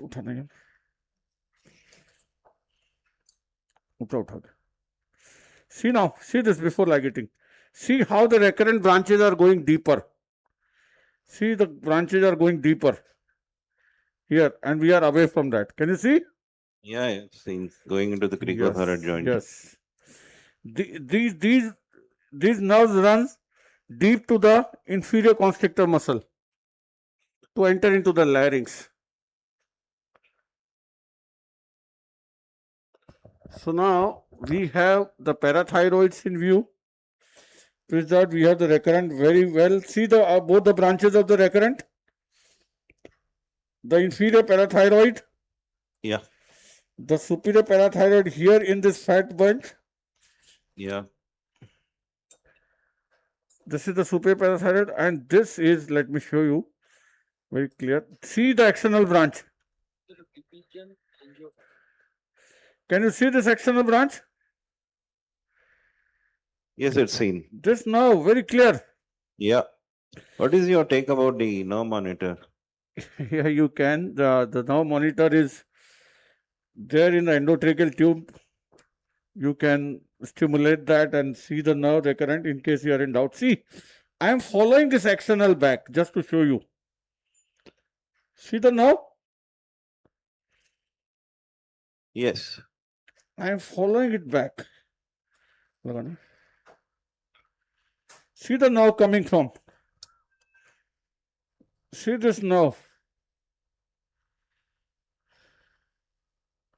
Very nicely demonstrated. See this nerve, where it is coming from. Can you see the full course of the nerve? So this nerve, actually the axonal laryngeal, the superior laryngeal nerve comes from here, just below the jugular foramen. It comes from the vagus, turn inferiorly and medially towards the larynx, upper pole, and here at the thyroid membrane level, here, it divides into 2 branches. The one goes deep to the thyroid membrane here, is the internal laryngeal nerve supplying the supraglottic larynx. And one, which is the external one, remains outside the thyroid membrane, that runs toward the larynx. This one, this one. This nerve. It runs toward the larynx, and just before the upper pole, it takes a medial turn. So separate the upper pole vessels, identify the nerve, and then ligate the upper pole. That's the beauty. See the nerve? Very clear? Yes, yes. Let me magnify to show you. See the nerve. This is the nerve. Very clear? Very clear. Nicely demonstrated. So this one superior laryngeal, once again in magnification. This behind that, this pad of fat contains the superior parathyroid. See this? With the vessel, this one here. Yeah. This one superior parathyroid here. This is immediately behind the cricotracheal joint. See this? This is the cricoid. See, this is the cricoid. And this is the beginning of the trachea. See this? Immediately behind the cricotracheal joint here. Can you see? Yeah. At this level is the superior parathyroid. And that too behind the level of the recurrent laryngeal nerve. See the recurrent laryngeal nerve here. Then, under magnification, this is recurrent laryngeal nerve with its branches. See this nerve? Yeah. And here below, anterior to it, leave it, is here is the parathyroid gland. That's the parathyroid. See this? Inferior parathyroid. So that's how you can accomplish a hemithyroidectomy, preserving all these structures. The idea behind this dissection is, in a sequential manner, identifying one after other, you can actually preserve all the critical structures. The first structure we intend to see are the great vessels. See this? Great vessels. Immediately deep to the great vessel, see this in a horizontal plane. Deep to the carotid, this is my inferior thyroid artery. This one. See that? Can you see this inferior thyroid artery? Yes, we can see it. And immediately in vicinity of the inferior thyroid is the recurrent laryngeal nerve.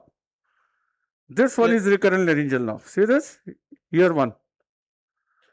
So one by one in a sequential manner, one can identify and preserve all these structures. So this is loboestomectomy. Sir, We there have are a done. couple of. Yeah. Do you normally palpate the opposite lobe? Yes, always. Always. In spite of the, see, it is absolutely normal. I can't palpate any nodule or anything, and this is not enlarged at all. This is absolutely normal.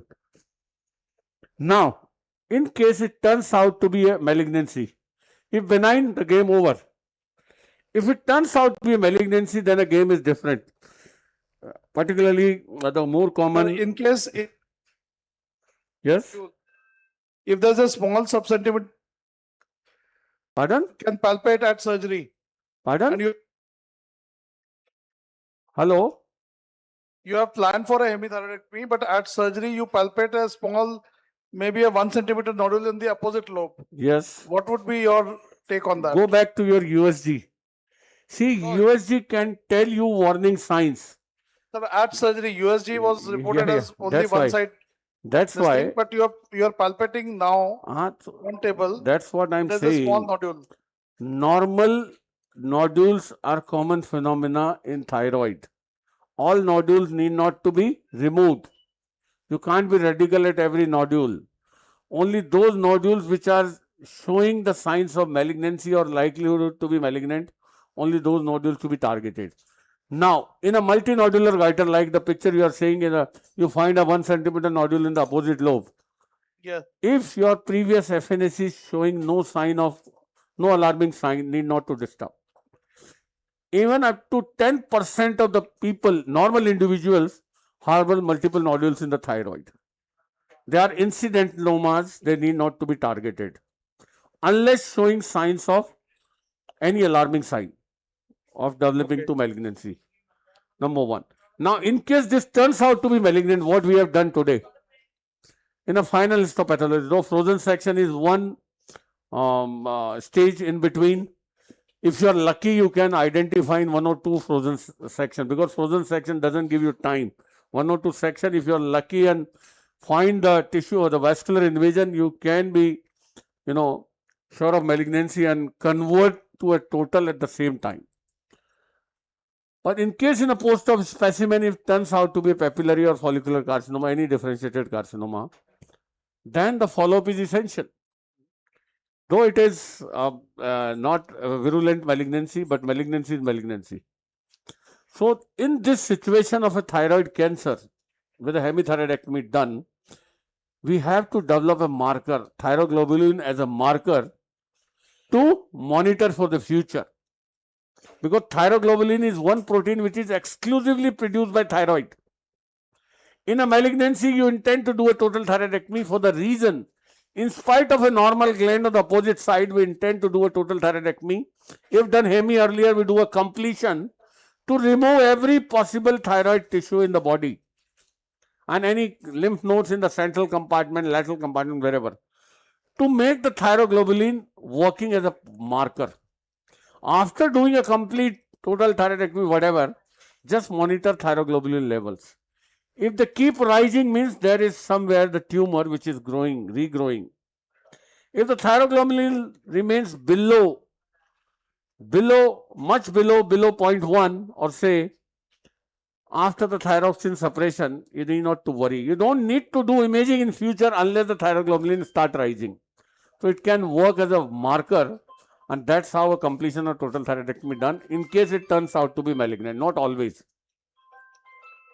So this loboestomectomy itself can be a complete surgery if there is a small focus of papillary carcinoma, like you said. In the same side, if there is a 1 centimeter focus or so and do this loboestomectomy, you can still continue your follow-up without doing a total, but then you don't get a marker. So it depends what kind of follow-up you intend to do. But this is a complete surgery in itself in certain situations. But total thyroidectomy is a gold standard. There is no word like subtotal thyroidectomy, near total thyroidectomy exist for us. They don't exist at all. It is done, you can say, in the present context by subtotal or near total surgeons. Either hemithyroidectomy or total thyroidectomy. They have their own hazards, they have their own implications, and it is not nowadays a standard of care in the literature, subtotal or near total, either hemi or total. And if you do a total, you can monitor very well the future, recurrence in case your thyroglobulin level rises. That's how you can monitor. And because these are very well radioiodine avid cancers, so they do well in case, even if the recurrence happen, they are radioiodine avid, and you can administer oral radioiodine to prevent the recurrence. You can ablate whatever remaining thyroid tissue in body after calculating with a scan dose, and they can be taken, and repeated radioiodine can be given in case the recurrence arises. So, or most of the patients are living with decades with no recurrences if they handle properly. So this is one of the most rewarding malignancy in the body, provided you handle it with a, and you can refer to the American Thyroid Association guidelines, the latest ATA guidelines, which in detail emphasizes the importance of, the extent of surgery and radioiodine treatment and the follow-up protocols. Any questions? Any questions from the audience? If there are no questions, we thank you very much, Dr. Satish, for the nice demonstration. And you can hear the round of applause from the audience. Thank you. Thank you for the patience once again. Thank you very much. I'll hand over the mic to Dr. Sanjay Agrawal for further proceedings. We are already running late. Working lunch is being served. So you can just take the lunch and come back with your plates in the hall.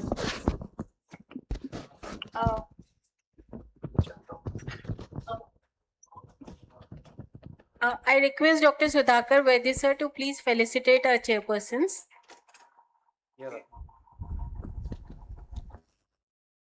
Next, we have a talk on stapes surgery, troubleshooting the tough cases by Dr. Manish Juvekar. You can bring your plates in because we are not breaking. The session will go on. You can have your lunch and come in.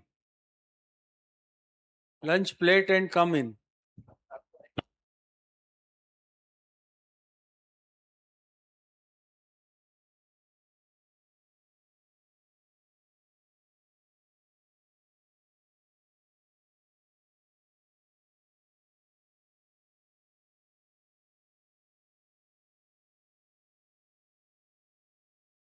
So, I request Dr. Manish Juvekar sir to please enlighten us on stapes surgery. To chair the session, we have Dr. Anil Jain, Dr. Yashveer Kadelia, and Dr. Shailendra Karnawat.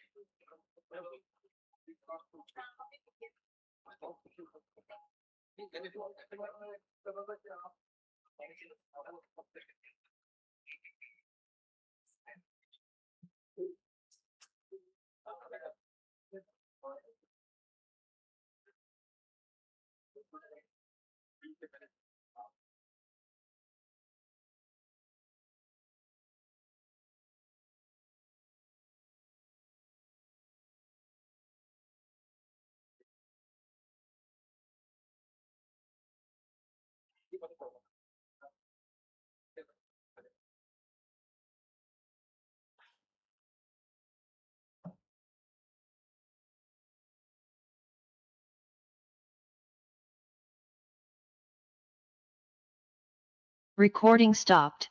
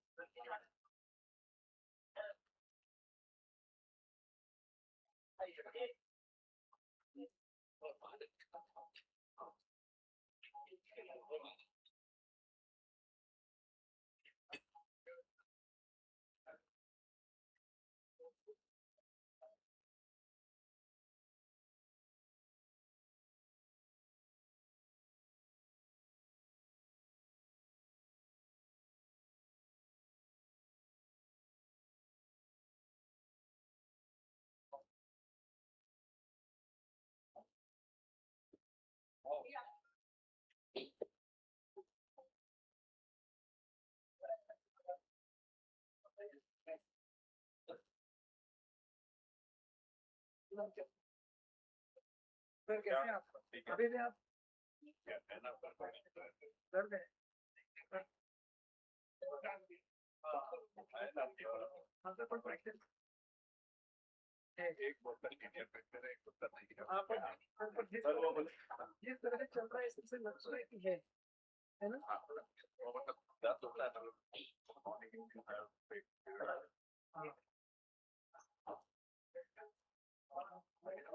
है दिन बाद बोले repeat कराना है।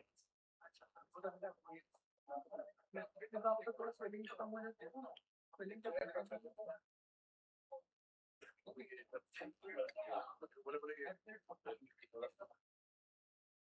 हाँ ये बांधने के लिए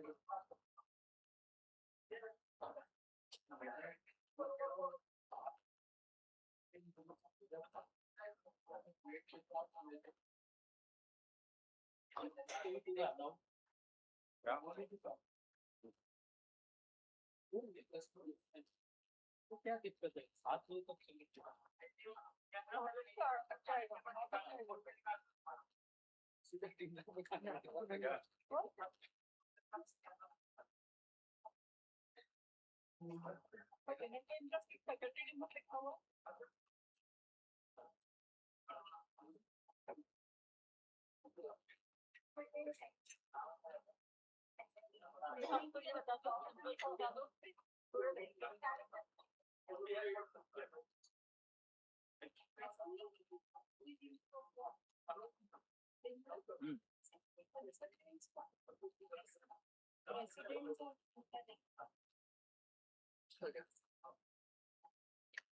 अपन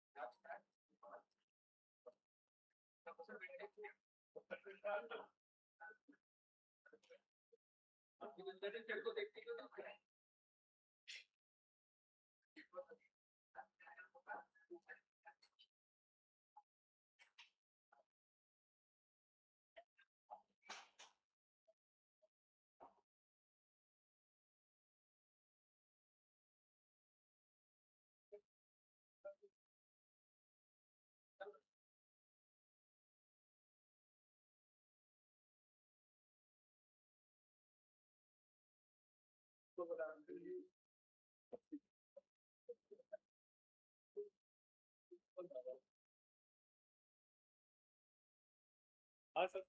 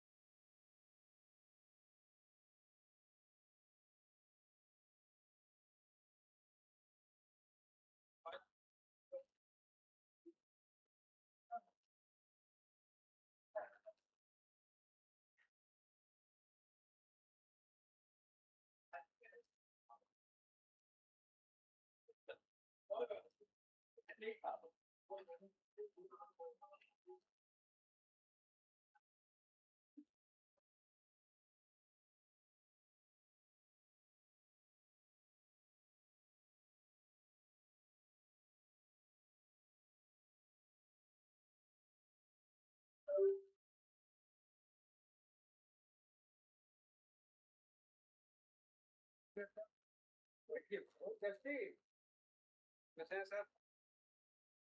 आ जाओ बिल्कुल जो है तो लगा क्या ढूंढ रहे हैं मोबाइल चले जा रहे थे कैसे है sir?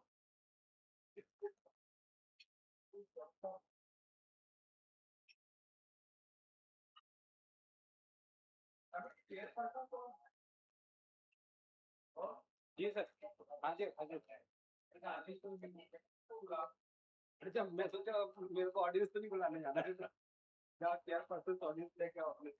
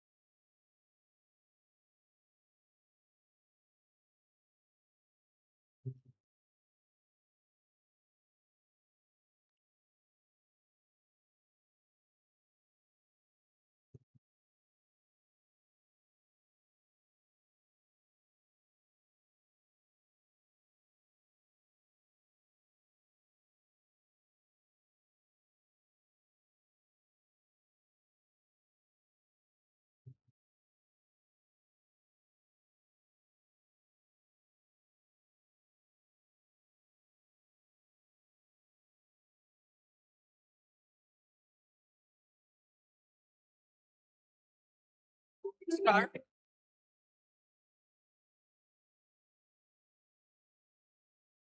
Therapy session. Our eminent surgeon,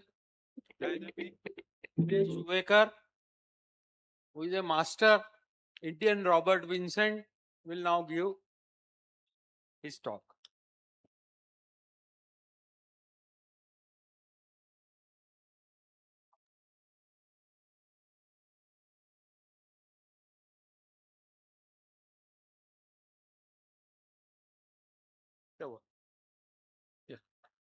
So good afternoon, everyone. And at the onset, I sincerely thank Dr. Dubey, Sir Dr. Sanjay Agarwal, who have been there since the time I started my career, and Divya and all the team of this wonderful workshop for this grand invite.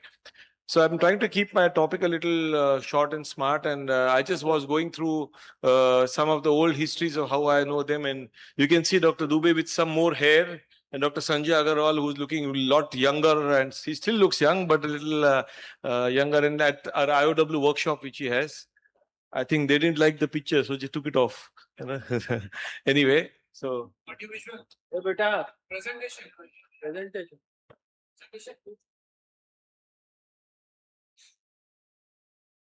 Yeah, so it's a wonderful experience, and this is our IOW workshop, which we hold in Mumbai every year since the last 8 years, and both of them have been very kind to grace the occasion every year. So when we're talking about a stapes surgery, what I would be doing is I'd divide my talk into just initially a 5-minute briefing, and then we'll discuss about 4 or 5 good, interesting cases on how we have done it. Professor Vincent has taught me a little bit about stapes, which I try to do. And fortunately, we have seen a lot of variable cases. So when we do a stapes surgery, all of us, normally we aim for a smooth procedure with a better hearing, less complications, smooth recovery. This is the way things should go. But sometimes things don't go the way they plan as you want, because earlier in 1970s and 80s, the stapes surgery was done only by a few surgeons. I remember in Mumbai, we had Dr. A.B.R. Desai, Dr. Pusalkar. They used to do the stapes. Not many people were doing it. And vertigo and taste alteration, or all these were very common symptoms which people accepted. Now, later on, in today's era, as we see more and more complicated stapes and we want more and more finesse, we want more and more accurate results, we are using vein grafts, we are using skeeters. Sometimes we don't do for mixed hearing loss, but now as a result, the post-op hearing loss, which was there in the old time, was very common, but now it's not so common. So if you see now in stapes surgery, prostheses are much better. The pediatric patients can be operated. You can operate one hearing ear. The success rate is also very good. And imaging has made a big difference in the whole procedure. So considering we do all this in a stapes surgery routinely also, you can still have some difficult problems. So just a brief idea about the workup, what we like to do in a stapes. So we like a good preoperative workup. We want a good surgical technique. We have good instrumentation, good prosthesis, and a regular follow-up. So that's what you should do while planning a stapes surgery. It's mandatory now to do a CT scan in most patients, and the CT scan should be 0.3 to 0.5 mm thickness. So to need to see the autosclerotic foci, you need a very, very thin slice of the scan. MRI gadolinium can be done, but it's not available at all places, so it's not done very, very routinely. Anomalies can be diagnosed in many patients. So coming back to us, most of the cases which I do is how Professor Vincent does it is with vein graft interposition. So we take a little vein from the forearm, and it helps. Maybe it can help a little reduction in the post-operative fistula. It can be used specifically in certain cases, but it's not really mandatory to be used in all cases. But I use it in most of the cases which I'm doing the stapes surgery. Now, coming back to that, so we are talking about some difficult cases. That's what my talk is focused on. So we're talking about foot plate obliteration, persistent stable artery, incus necrosis, a perilimb fistula, excessive obliteration by bony growth. It's a very rare case which I have seen, and which is a very difficult case.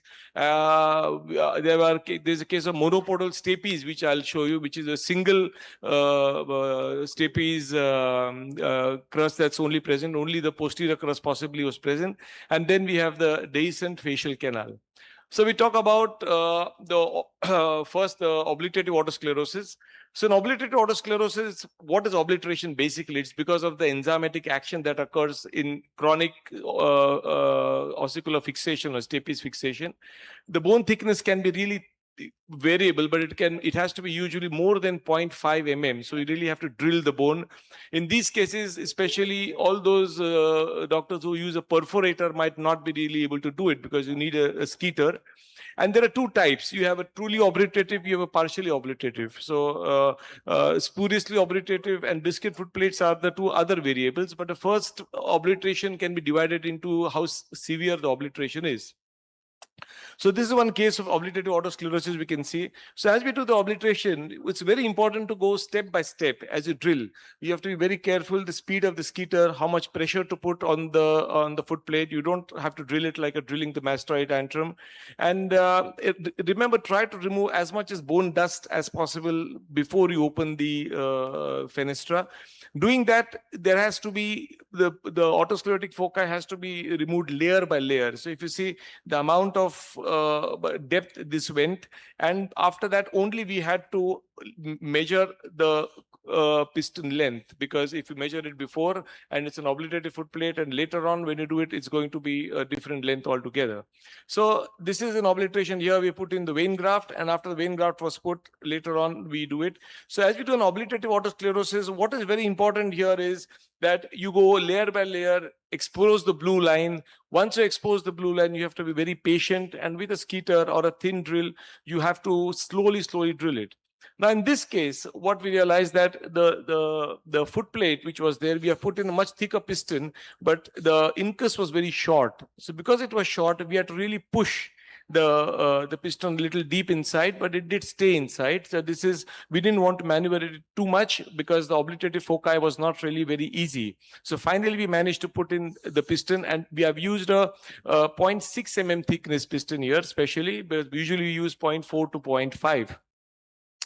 Considering obliterative severity, this is a case which was quite a surprising case for all of us. So this is a case we are doing, a 32-year-old male patient with progressive hearing loss. And as we opened, this is what we saw. A very shocking discovery or shocking finding which we had. The CT scan did show some amount of obliterative autosclerosis. Severity was not really known. But here, if you see, we can just see the incus. There's no foot plate. There's no oval window. It was just extra bony growth that was there. So the severity of the obliteration can really vary. And this was, of course, done by a sinus endoscope, because I'm not an endoscopic surgeon. But to know the depth and what it was, we used the endoscope. And it was, then we used our old microscopic system to drill it. So this was the way it was looking. So it's a chronic obliteration over a period of maybe more than 10 years. In case someone is not experienced, you can also abandon the case if you're not so sure.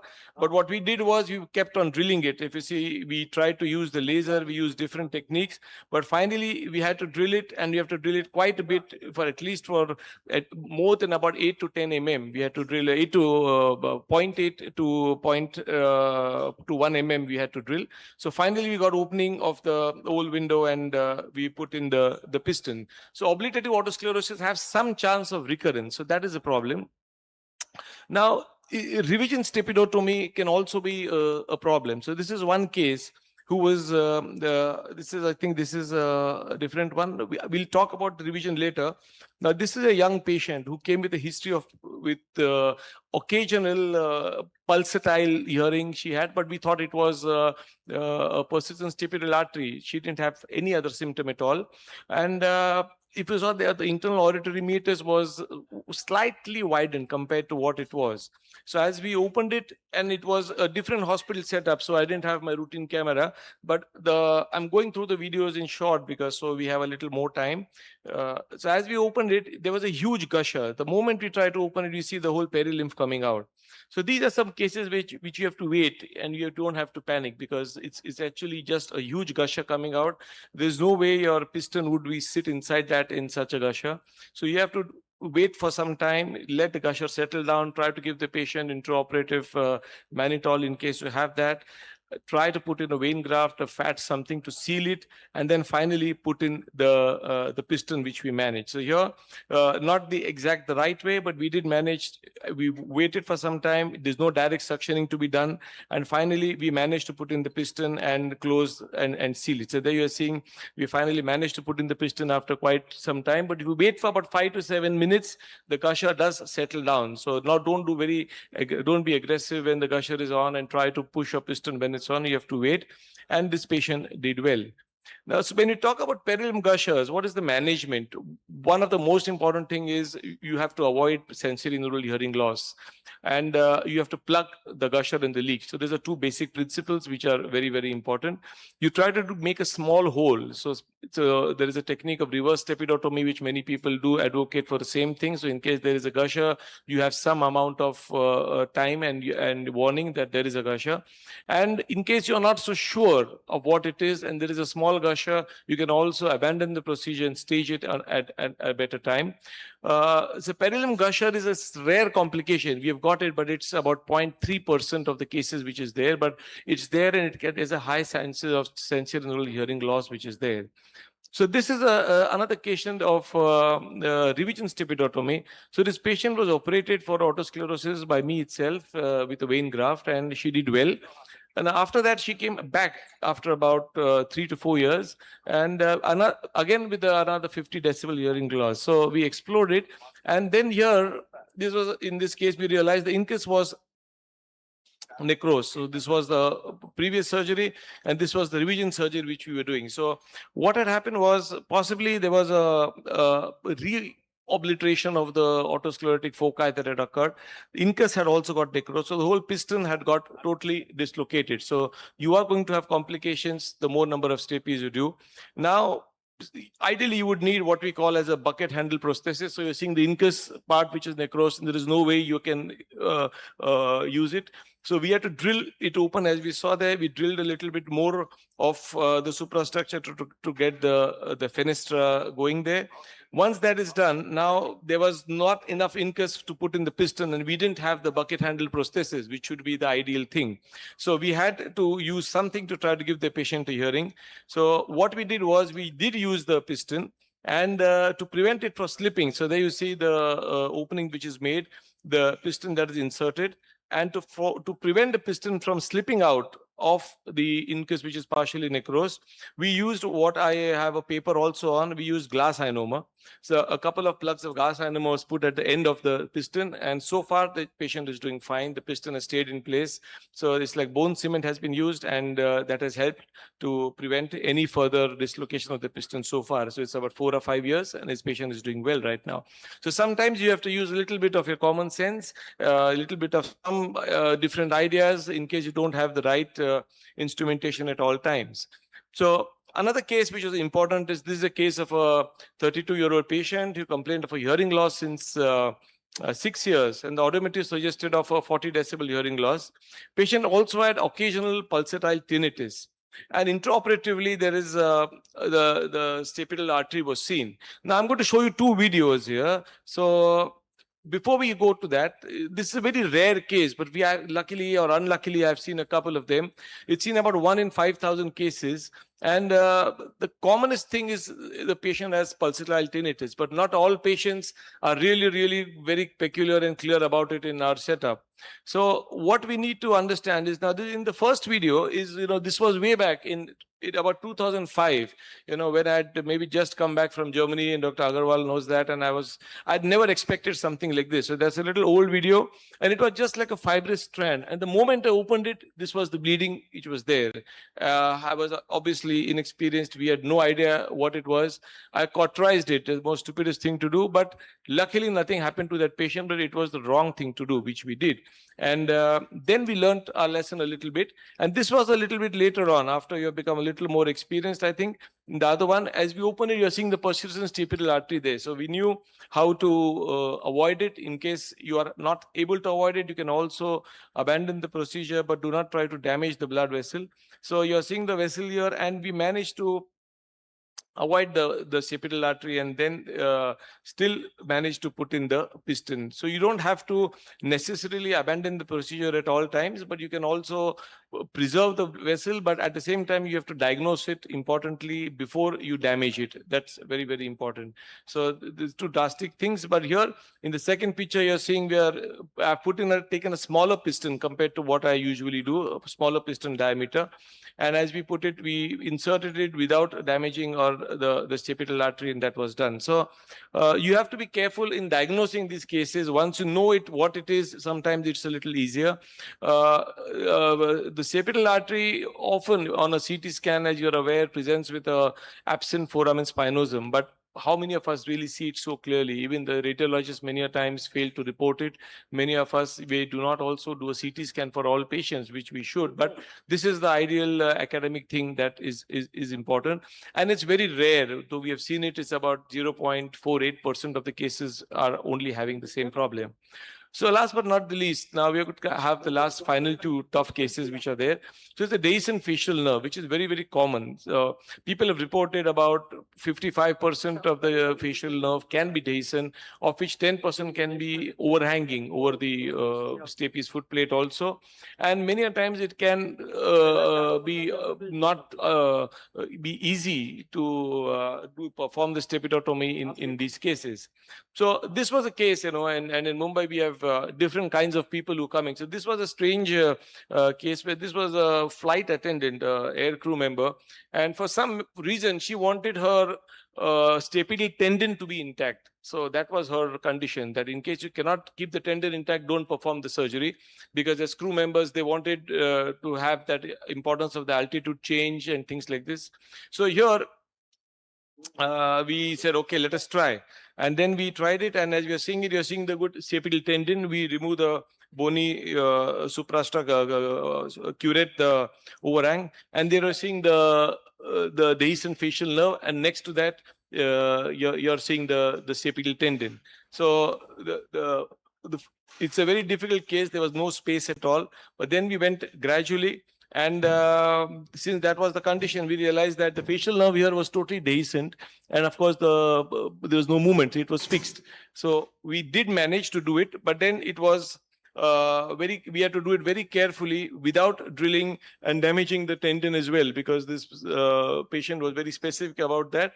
And we still managed to keep the tendon intact in this case, but obviously reports do suggest there might not be any major advantage of doing it, but the patient wanted it, and we managed to keep it intact.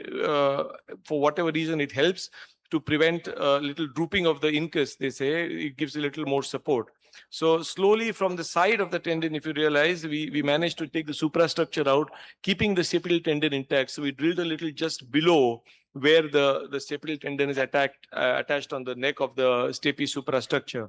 And once that is done, the next part was trying to make an opening and put in the piston without again damaging the facial nerve. So we did it.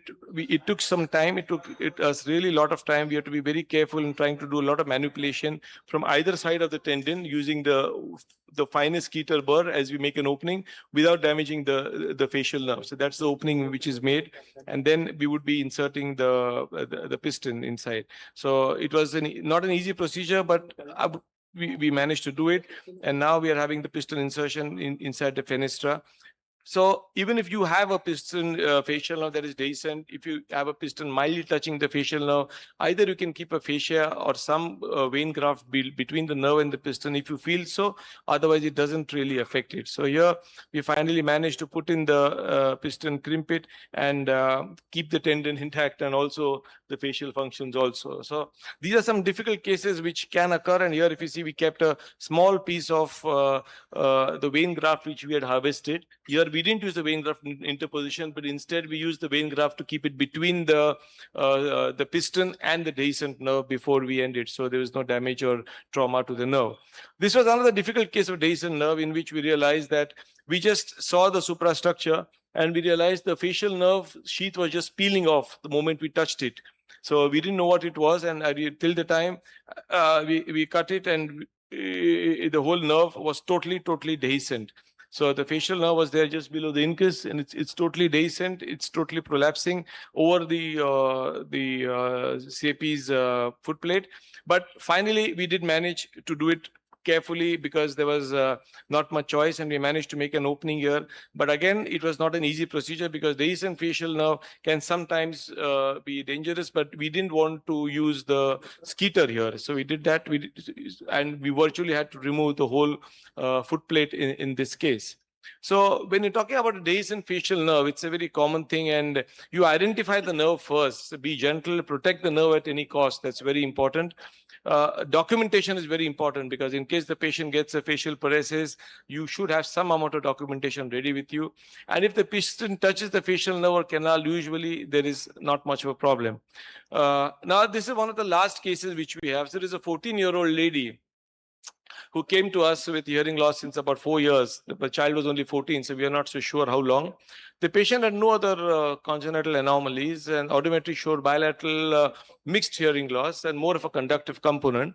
Now, the patient's mother had a similar problem, the mother's sister, sorry, the aunt.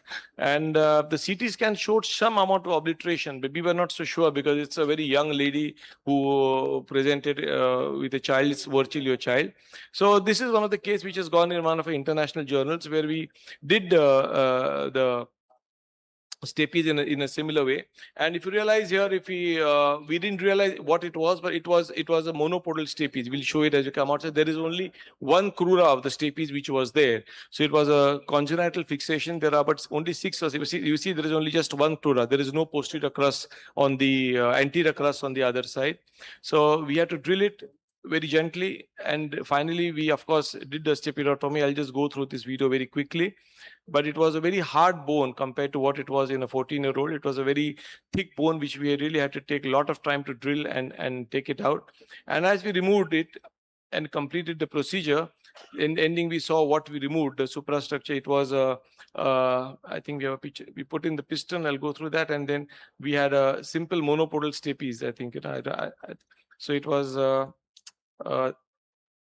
single crura which was there, and I don't know if I have the picture. I think I should have it somewhere, but anyway, so it was a monopodal stapes which was there, which is a single crura which is there. This was the picture of the suprastructure.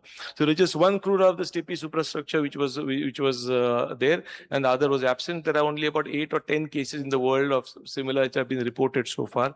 So our paper just accepted for publication. So developmental anomalies are common, and they're not very common, but you have to be careful when you treat them because they can come with multiple other anomalies. Bilateral stapes surgeries, a lot of follow-ups have been done, and now it's a very common thing to do bilateral stapes surgeries. So as we conclude, so what do we understand? So stapes surgery is still a very rewarding surgery, and you have to select the right patient. HRCT may not be mandatory, but it's very useful to do it. Good exposure is very important, and in case of complications, you're not so sure. There's always no harm in waiting for another day and try to get what you can do better a second time. Monitor patients very regularly, and a regular follow-up is very important to assess your results because sometimes the results of these patients are always variable after 5 years, after 10 years. They always keep on changing. An important thing to be told about stapes is what Professor Vincent told me, is that difficulty in a stapes surgery or a tough situation is not a failure, but you always have to have a plan B ready. If you don't have a plan A, you have to have a plan B ready to try to implement that at that time. And this is similar. This is someone like who's doing a stapes surgery, then he gets stuck. So this is the plan A that has failed, and he doesn't know what to do next. So this would exactly be has happened to me many times in difficult situations, until then someone comes to help him in the house, and he's actually looking for help. And then his owner comes and she sees him, and then she takes him away and sees him through the window, and then she's shocked to see him. And then he gets survived. So always be careful when you're doing a stapes, and that's about it. Thank you so much. Thank you so much, Fairton. Thank you.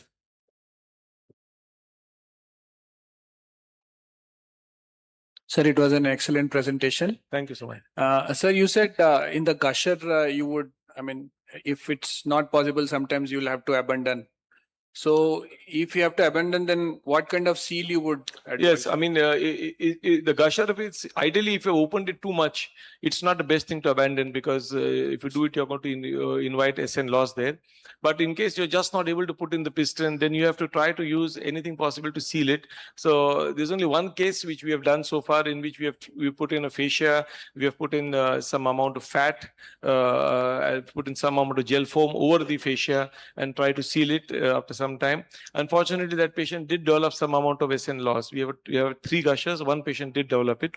So whenever there is a gusher, if it's a small gusher, you're not so sure, you can abandon it and avoid any SN loss. But if you have opened the whole thing, and then it's always better to complete the procedure. Because the moment you put in the piston with whatever sealing fascia or vein graft you use, the piston would act as a fulcrum to try to keep that in place. And along with that, then you start your diuretics and the position, head up position or whatever. So the gusher usually settles down. Sir, and in that obliterated foot plates, Yes. I could see that the fenestra size was little smaller than usual. So Yes. that is acceptable. Like. Yes. Now in obliteration, it depends. Depending. Ideally, if you do an obliteration, the fenestra, we make it a little bigger, and we keep a piston smaller, because in case it reobliterates, it has some more time to grow. Otherwise, it would cause a reobliteration very fast. So an obliterated foot plate, the fenestra size would be more or less the same, but we saucerize the whole area a lot so that it doesn't get reobliterated and again block the piston and cause a conductive loss again in future.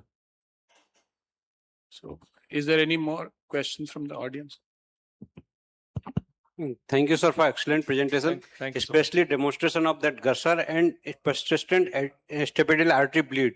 Correct. Often, the moment we see such gusher or bleed, first of all, we have to be more careful and be calm, as sir has already demonstrated. So, thank you very much for that. I wasn't calm in the first time because I didn't know what it was. The second time, I was a little more calm. Yes.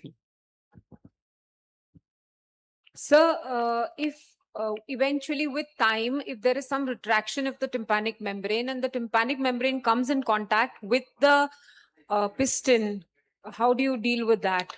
Well, that usually should not happen, ideally, because Over years, like 1 or 2 years yes. later. So if it comes in contact with the piston, usually nothing much happens. Okay. But then if it comes in contact with the piston, finally it's a foreign body of the Teflon with the tympanic membranes. You can end up getting, I've not got any extrusion, but patients do tend to get some amount of myringitis after that. So in case you're aware what has happened, you can virtually see the piston and you can see the tympanic membrane getting retracted. Then you do have to go endomedially and try to put in a cartilage or something between to prevent it for retraction. To prevent that problem, you have to know how much bony overhang to remove. Many surgeons I've seen, they try to remove the bony overhang too much for the good exposure. But then when you remove more than 2/3 of the length of the body of the long process of the incus, then you're inviting more area for retraction, which can eventually occur. So remove bony overhang only that much what is required, how much you can handle.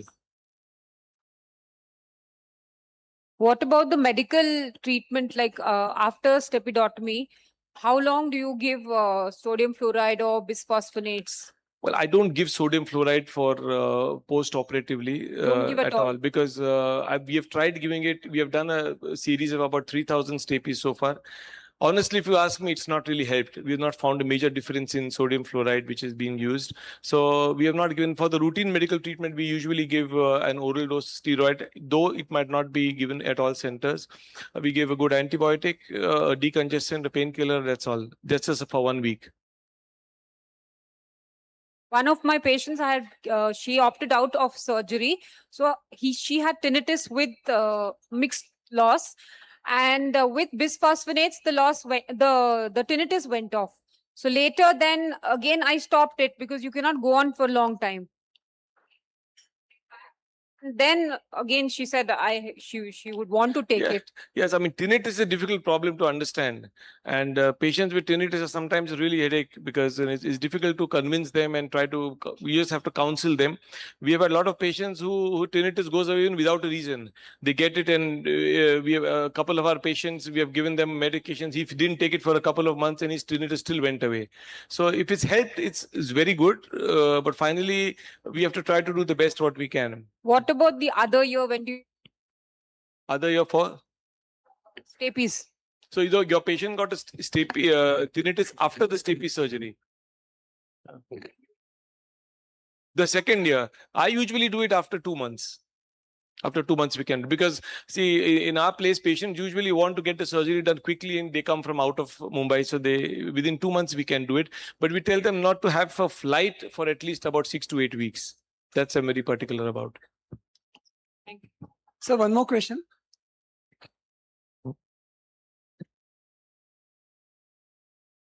So if the lenticular process is eroded, ideally you need a prosthesis which is called the bucket handle prosthesis.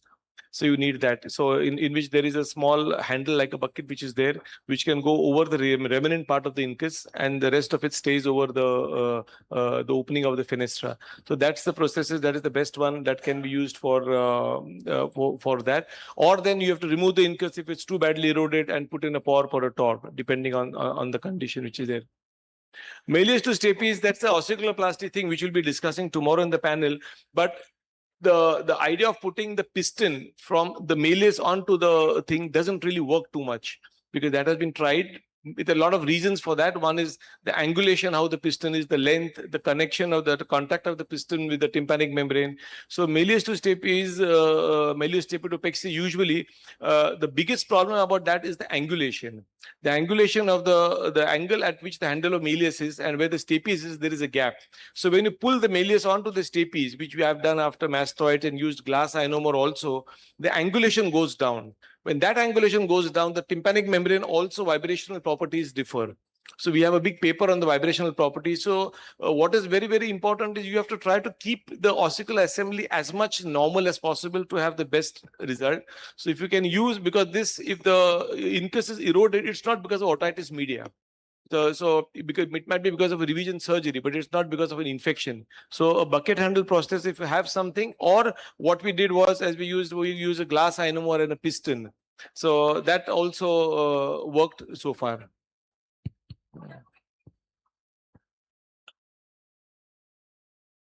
Yes, I mean, for autospongiosis, we do give sodium fluoride. And many of those patients, we know there is autospongiotic focus. The moment we see it, there is a lot of vascularity over the remnant foot plate. The moment you drill a little bit, there is a good amount of bleeding. So in those cases, we give it for about 3 weeks, but not more than that. Because again, with sodium fluoride, it has its own set of issues which is there. So about 3 weeks is maximum what we give. OD once a day. So we'll take one last question from Dr. Omkar. Excellent presentation, sir. Yes, Sir, thank you. one another common situation, I mean, a complication is floating foot plate. So Yes. I just want to know your protocol about managing. Luckily, I've not seen too much of a floating foot plate. But then, if you're talking about a floating foot plate after the suprastructure is removed, which is there, one you have to do is you have to avoid trying to let any pieces of the remnant foot plate go into the vestibule. So that is something we should avoid. You cannot do suction. Try to remove as much as the bony spicules, and then you always have to put in a vein graft or some graft material over it. You cannot put in a piston directly. So as in you would recommend to remove the plate completely and then. I'll try. The floating part of the foot plate which is there, whatever the floater part is there, it has to be removed. Because you cannot put in a piston over it. You put in a piston over it, it's going to go deeper and deeper into the vestibule. So usually floaters which are there are very easily, you can dissect it down a little bit, but they don't involve the full foot plate. Because full foot plate involvement is a different thing. If you're involving the full foot plate, then better to abandon it. Then don't do anything. But then if it's just a part of the foot plate that is floating, you can always remove those things, put in a vein graft and try to put in a piston over it. Thank you. Thank you so much. Thank you very much, sir. It was an excellent presentation. Thank you. Thank you, Dr. Minesh. Minesh conducts every year. Many of you have attended or not. I highly recommend his course in Bombay Hospital. It's a very exhaustive course and a good learning. Now I invite Dr. Meena Agarwal to felicitate Dr. Minesh. Dr. Sanjay Agarwal and I have a long history. First, when I went to Germany for training, it was very easy because he had just been there. And from when a guy from Indore goes to Germany, he arranges everything, including the food. So he knew exactly where to eat the food, and it was so easy for me. And he has played a big role in my overall career. Thank you so much, sir. Thank you.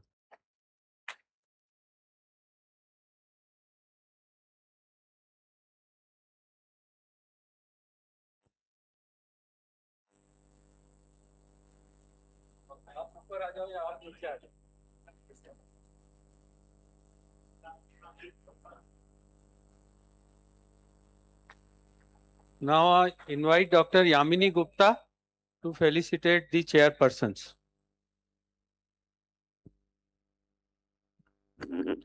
So next we go directly to OT, where Satish is ready with the CT scan, and is a case of revision angiofibroma.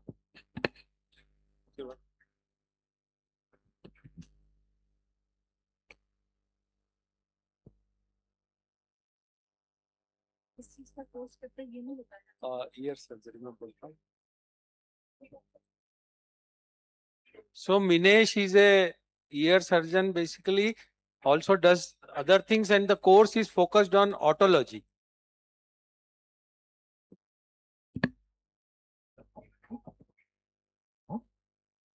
So the next case is a 17 years old male patient who presented with gradually increasing obstruction of the left nasal cavity. There's a history of surgery for nasopharyngeal angiofibroma in 2020. On examination on nasal endoscopy, there's a mass which is seen in the left nasal cavity. So likely case of recurrence of nasopharyngeal angiofibroma.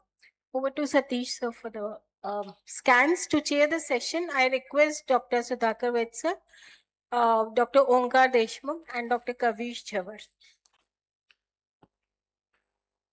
Hello.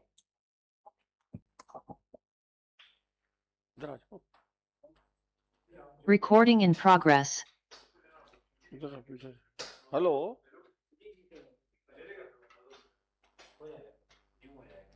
Yes, sir. Hello.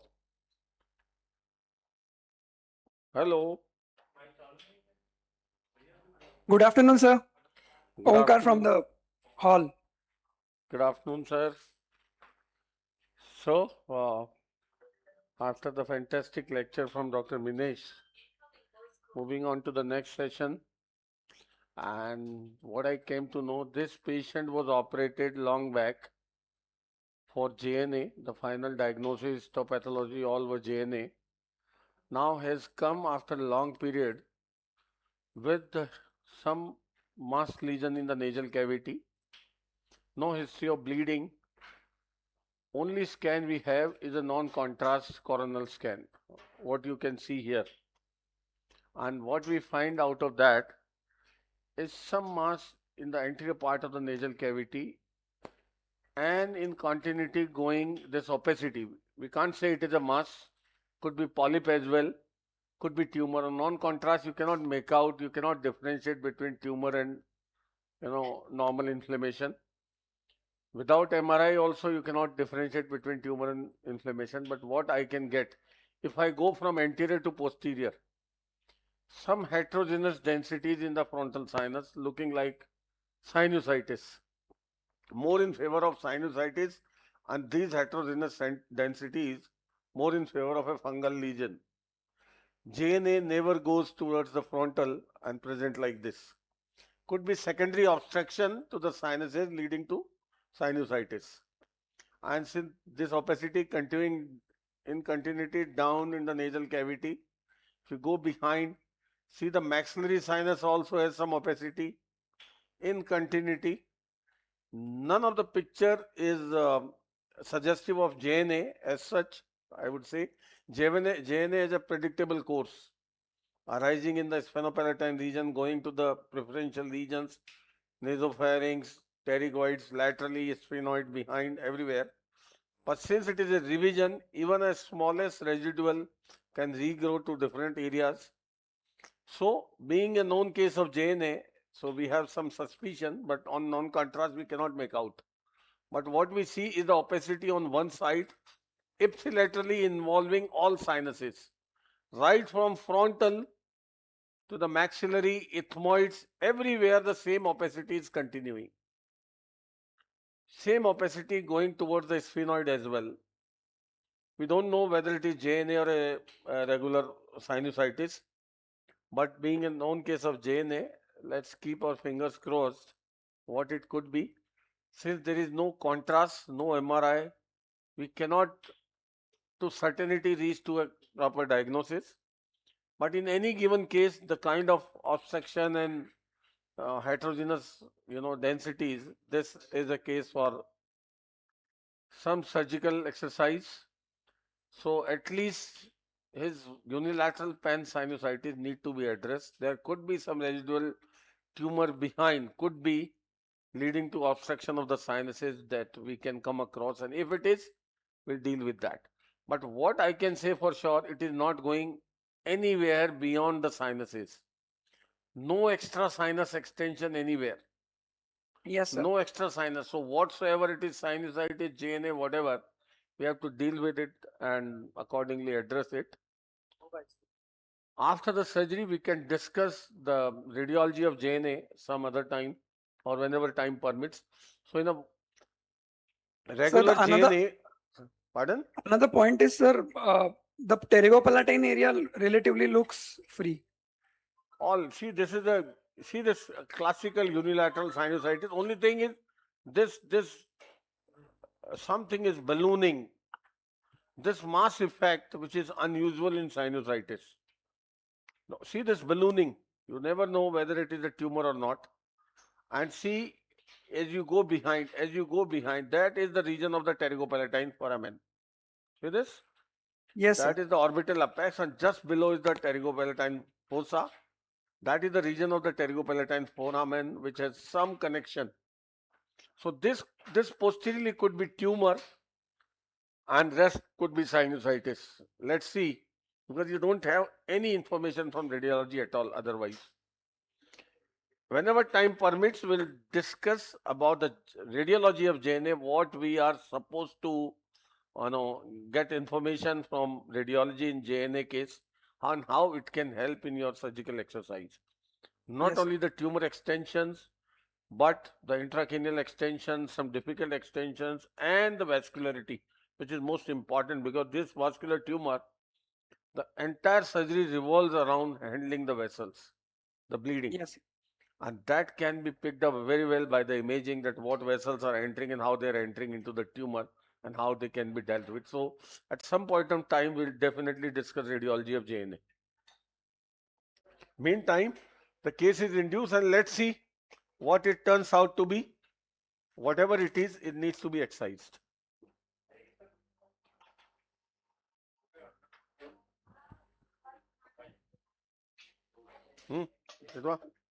जरा pack लगा दिखाना gown में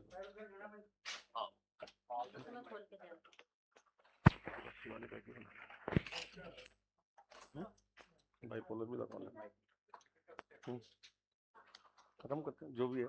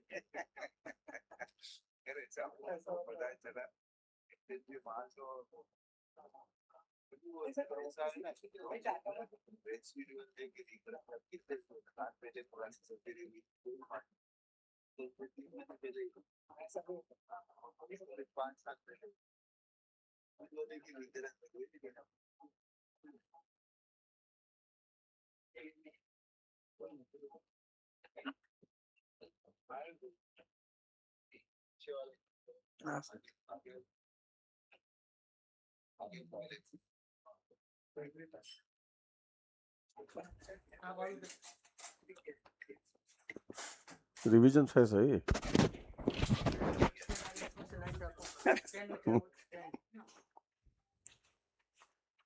Gloves. Gloves. वो खोल दो, वो ऊपर. हाँ.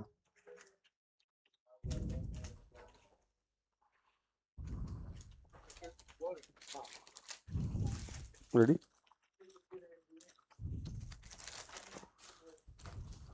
जरा पैक वैक करता हूँ.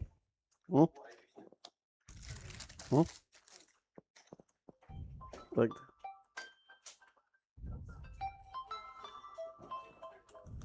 काट के दे. Hello. Yes, sir. We are all watching. Yeah. So are you getting the endoscopic picture now? Yes, sir. So like we discussed, we had a non-contrast CT scan. Sure. So first of all, look at the anterior nares on the opposite side. See this? Yes. The entry and the DNS. See on this side, this is synechia. Yes, sir. So first of all, we have to deal with the synechia as this is stenosis because of that. Secondly, as we go inside, as we discuss on CT scan, it is more like a fungal sinusitis. See this polyp? And Yes, sir. this opacity in continuity with the frontal sinus. Forceps section का है. So it more looks like a sinus disease because of the obstruction of the sinuses due to previous surgery. So just to repeat the history, the patient had a tumor removed, which was proven as JNA. JNA in 2020. Yes, sir. 2020. Any See idea this, about see this how many years back, sir? stenosis. First of all, this stenosis because of the opposing raw surfaces at the beginning of the nose. Due to instrumentation, it can happen. Yes, sir. Now, see, after decongesting, all these are polyps. On a non-contrast CT, I mentioned you cannot differentiate between a tumor and a sinusitis. All opacities look same. In order to distinguish, differentiate, the best is MRI to distinguish soft tissue shadows. So this is all retained secretions, you can see. You can't see any tumor so far. See, all these are retained secretions. Looks like a polypoidal growth, sir. Yeah, polypoidal, this is inflammatory Sort of polyps. pent-up secretions, yeah. See this? Fungal. This is posterior septotomy done during the Yes, sir. previous surgery. See, all sinuses, mucosa, all inflamed, infected, inflammatory, whatever. See this? Yes. So it looks like more like inflammation than any JNA so far. That's what we expected from CT as well. JNA has its typical pattern of spread. That's how it is diagnosed on radiology. In JNA, we do not diagnose on the basis of histopathology or biopsy. It is the predictable pathway of spread which is depicted on radiology. Yes, sir. Substantiates your diagnosis of JNA besides the clinical background. And that requires certain specific radiological investigation from CT and MRI. Here, periosteum. See the So what is your stenosis choice at the of level of the radiology? anterior nares. Here. This is stenosis here. Yes, sir. Some polypoidal mucosa in the maxillary sinus. See the wide middle meatal antrostomy, the coina clear, posterior septotomy, and the sphenoid. Sphenoid and all polyp. Ready? तैयार हुआ क्या? I'm waiting for the instrument to be lined up. So while we are at it, what is your choice of radiological investigation if you suspect a JNA, sir? JNA. My Yes, sir. first investigation of choice is a CT angiogram. That Yes. serves both the purpose of a contrast CT as well as angiogram to see the vascularity and the feeding vessels. Further, if it spreads to skull base, it is followed by MRI, MRI. which distinguishes the invasion versus involvement of the Yes. skull base structures, dural involvement, retrocranial spread, or any other thing. Crucial spread, involvement of the crucial structures. Yes. Third, beyond that, if it is involving the great vessels, Yes. then the third investigation is DSA, Yes. digital subtraction angiography, to know the feeders, the vascular involvement, the cross flow. Once the great vessels are involved, the information of cross flow is crucial. And if required, if abnormal vascularity or vessels penetrating from behind, then followed by at the same time of DSA angiogram. So in Yes. JNA, the investigations are directed in a sequential manner, not in one go. The first investigation of choice to us is CT angiogram. Yes. If it is not going beyond the, to the skull base, nothing is needed. See now, this is the synechia. Yes, sir. See the stenosis of the nose. What I am going to do is, ये क्या? ये नहीं है ना इसका. इसका pedal कहाँ है? Toblator का pedal. Connected है? कितना full कर रखा? Full करा. So what I am doing in the beginning, see this synechia. पानी नहीं आ रहा.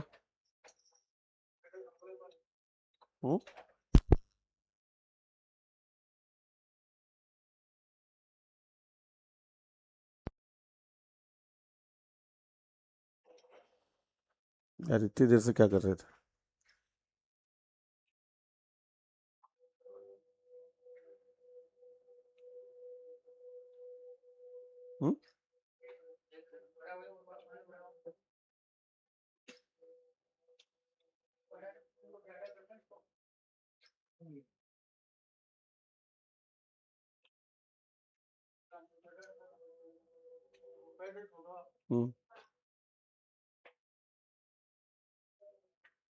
So you would always prefer a adenoid wand here? Adenoid? So the wand which you're using right now? You see, this is, we always use the ArthroCare system with a ProSize Max band. ProSize Max, that's what. It's Sorry, sir. not coming. My bad.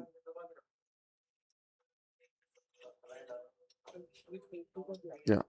So let's see, this is not the ArthroCare one. Now see what I am doing. Releasing the synechia. Can you see? Yes, sir, yes. Along the septum.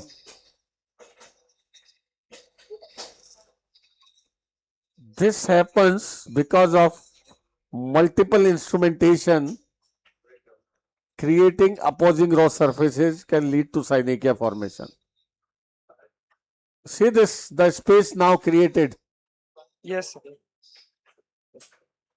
Now you can see the nasal cavity much better. The stenosis part is taken care of. I am not going extensively deeper in the lateral side. I can see the lower lateral cartilage and don't want to give trauma to give a depression on the left side. See now we have adequate space now. With this? Yes, sir. Now with the brighter. 40 there. Now to begin with, we have only polyp, and in continuity this is going to the frontal sinus. So if it turns out to be sinusitis, we'll be finished in no time.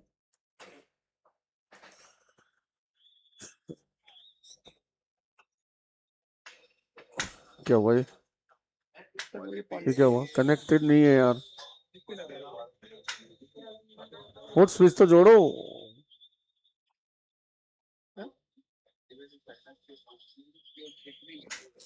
Yes, now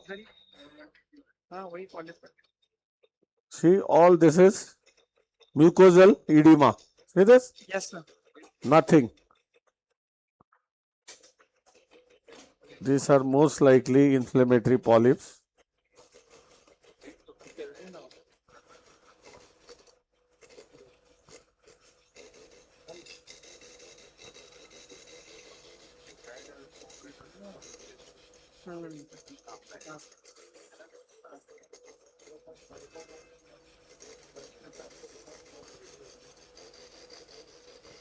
See the septotomy and the opposite turbinates.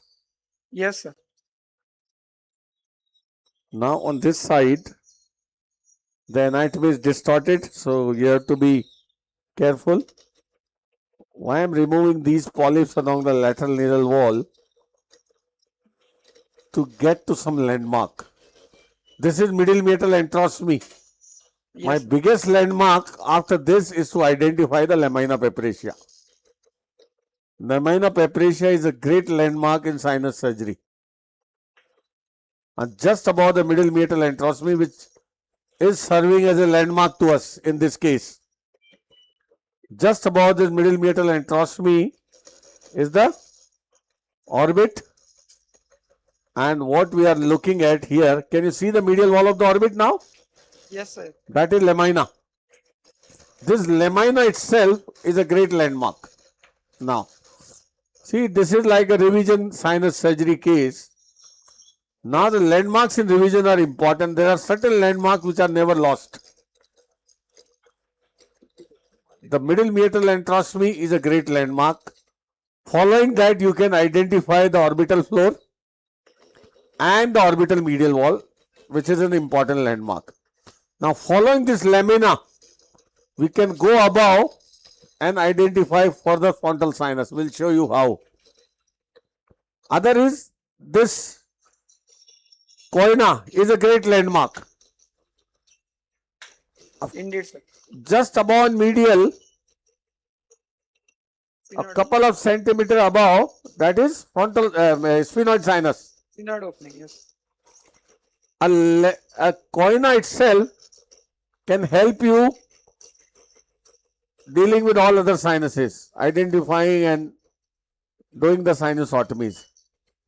Yes. Once you find the sphenoid sinus, you can go retrograde following the skull base above. Yes, sir. Weigand. That is along the Skull base. along the skull base, keeping the lamina in view as your lateral limit. See this. So, one by one, following the landmarks, you can find other landmarks.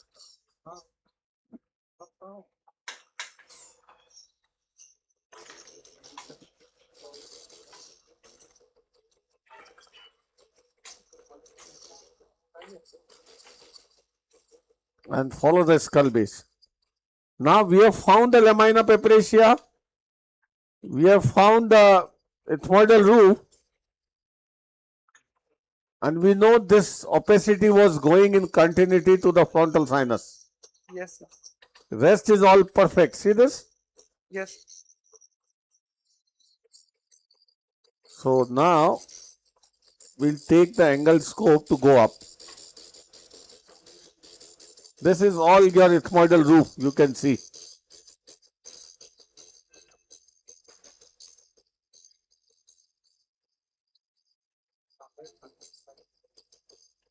Lamina ethmoidal roof. See all the way. Now for the frontal sinus, we'll consider some other landmarks. Beak is one of the best landmarks which is rarely destroyed unless the draft is done earlier. In any given situation, if all other landmarks are lost, only beak can take you to all the sinuses. Beak is such an amazing landmark. Beak forms the anterior wall as well as floor of the frontal sinus. Frontal sinus. Let's see how beak can take you everywhere. See, now the picture is much better. Yes, sir. From no landmark to some landmarks. We utilize the middle meatal antrostomy as our principal landmark. Oh, 70 there. Would you be shifting to 70? Yes, yes. Now we'll be going to 70.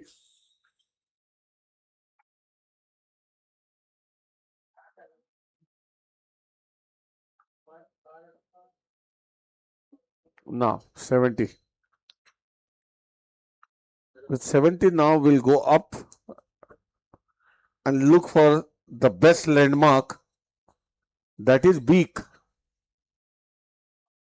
Beak is going to be our the landmark for the future work now. See this.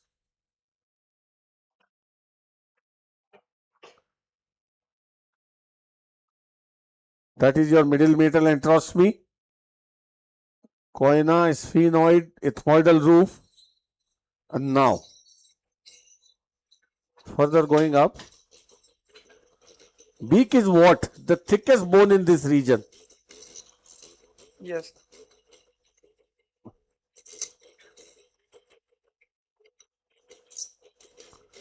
See, this stump is axilla. Yes, sir. Can you Axilla see very middle clear? cabinet. Yes, yes. Now, axilla is the greatest landmark to reach to the beak. See this. This thick bone here, this thick bone, this one, Is the frontal. this is the thickest bone, is the beak. Beak forms the floor and anterior wall of the frontal sinus. Now see, all these polyps coming out from the frontal outflow region.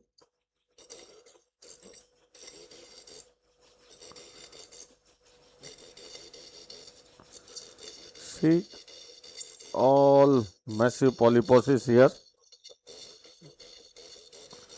My beak is above. See, this is beak. Yes, sir.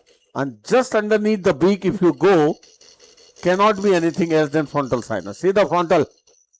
Yes, sir. Huge one. Huge opening.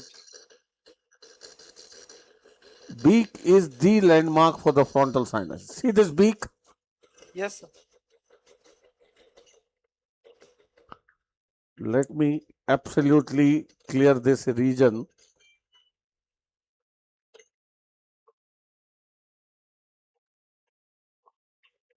So this is a case of, you can say, a revision sinus surgery. Yes, sir.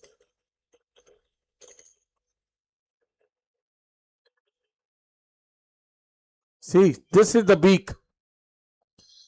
Yes. If you find the beak, first define your lateral limit. This is lamina here. Define your medial limit, the turbinate stump. You can see. Yes. And in between these two, between the lamina and the turbinate stump, if you follow the beak, it cannot be anything else than frontal sinus. See that? What's that? I want to know.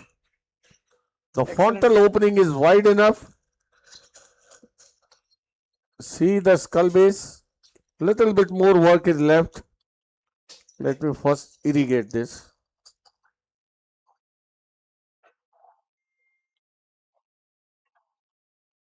Okay. What? There. And now you can see a good view of the frontal. Some lot of polypoidal mucosa there. Some more work is left, and see the interior of the frontal now being dealt with 120 degree. Articulated भी ले ले. See, this is not irreversibly damaged mucosa. Oh, 20. This is just because of unaeration. It is. Yes, sir. We cannot be very aggressive at this to completely denuded the sinus. That is not justified. So you're using a 120. Hello, Dr. Deepak. Hello, boss. Hello, sir. Hi. Where are you, sir? I'm Still on the from way. Bangalore. We are with Madhavaya's event and I finished. I'm on the way. Yes, sir. Everyone is waiting for you. Yes, boss. We are waiting for you, sir. Yes, boss. And now see now what I'm going to use articulated. This beak is the obstacle to the frontal, and what Duff has described earlier. If I remove this beak till up completely, till the outside skin, your frontal is completely marsupialized. And that is what the draft procedure is. The drafts is categorized into various categories according to the extent of beak removal. See this beak? Yes, sir. Just example. See, this is my articulated punch. This over projection of the beak I am removing to see more inside. I am not doing a draft, not needed. This over projection of the beak. This is my favorite Karl Store's articulated punch, which I have been using for almost 20 years now.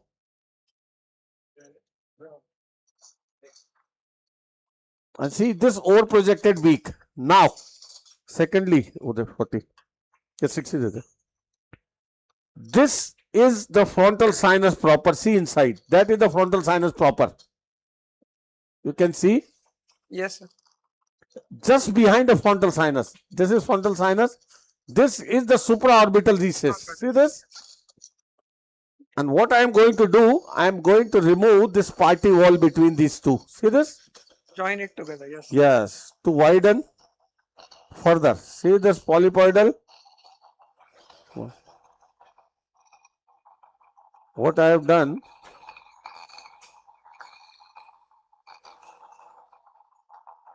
just removing the party wall. Between the supraorbital and the frontal lobe. Yes. Yes. So supraorbital is behind the frontal sinus. Yes. See, anteriorly is the frontal sinus and this here is the supraorbital. And immediately caudal to the supraorbital is always the antithyroidal artery running. Immediately caudal to it. I will show you. See what I am doing? Just widening further. Sir, just to be clear, you're using a 120 blade right now? No. Just 90. This is 60. That's 60. Okay, that's 60. See, once this is my frontal sinus widening, I am removing all this polypoidal tissue and giving good access for the future anti-inflammatory topical irrigation, that is steroid. Yes, sir. See this frontal now? Yes, sir. Excellent, sir. Yes, Give me Merocel. Let me decongest the mucosa inside the frontal to see what exactly it is. Suction. Suction. See what I am doing? Decongesting the mucosa inside the frontal sinus.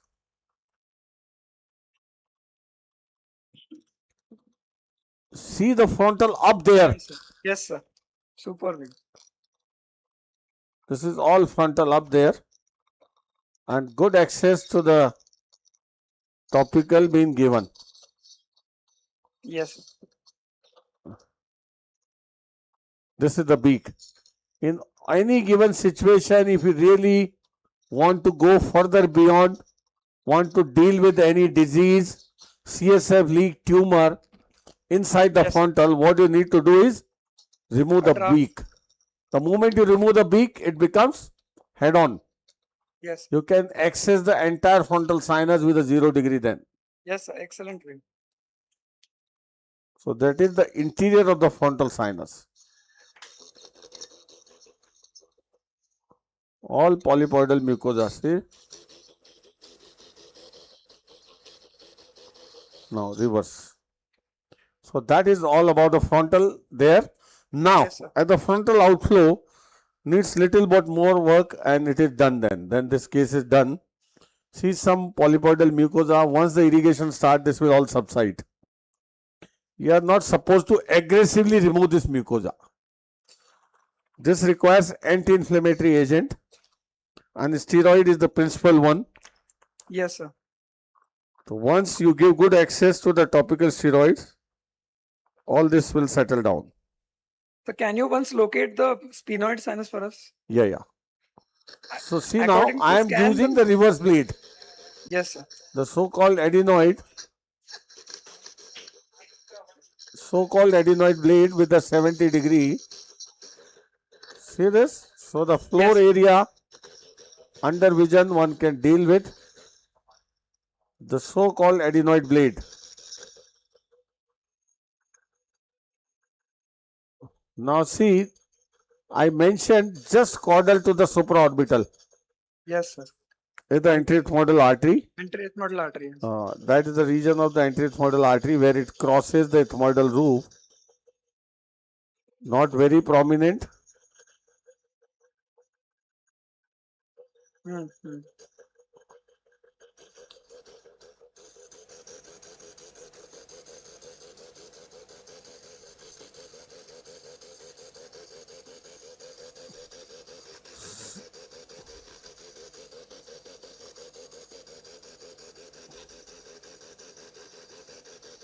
See, this is all supraorbital recess. See this entire, the frontal is here, supraorbital recess is here.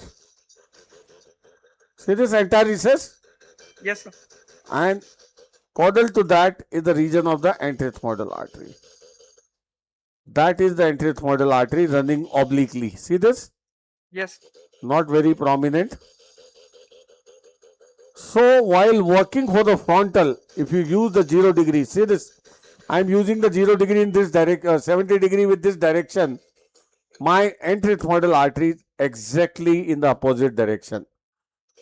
Anterethmoidal artery runs far off from the frontal beak, more than 2 centimeters behind the frontal beak. Don't terrorize yourself. It runs through the ethmoidal roof in the most posterior part of the anterethmoidal roof. Immediately behind that, the postethmoid starts. Yes, sir. So, while working for the frontal, you don't need to worry about that. See this? You have a good frontal sinus now.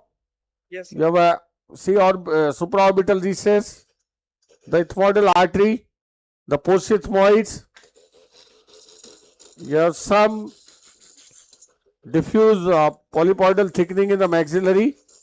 You don't need to be aggressive.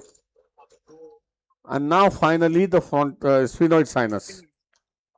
0 degree, back to 0 degree. So it was more of a revision fest. As expected from a plain CT scan, because JNA has a typical pattern of spread. I'll just highlight some of the classical radiological finding of a JNA, because your diagnosis of JNA is almost always based on the radiology, not on the biopsy. Because it has a propensity to bleed, you are not supposed to take biopsy. So it is the radiology which is most important. Suction poor.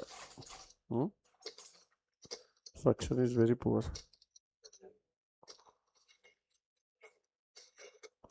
Must have been a left-sided JNM, sir. Pardon? So it must have been a left-sided, I mean, a left-sided JNM, left prominent. Yeah, earlier. Yes, sir. Now, coming to the sphenoids, look at the sphenoid sinus straight. Yes, sir. This is the midline. Yes, sir. See some polypoidal edema on the opposite side. Yes, sir. Posterior ethmoids on the. Yeah. And see the interior of the sphenoid with some prominences. See that? Yes, sir. So, I mean, is that a Onodi situation, sir? Closed, you cannot say because it is all dissected earlier. Now, following this medially, see the interior of the sphenoid. Yes.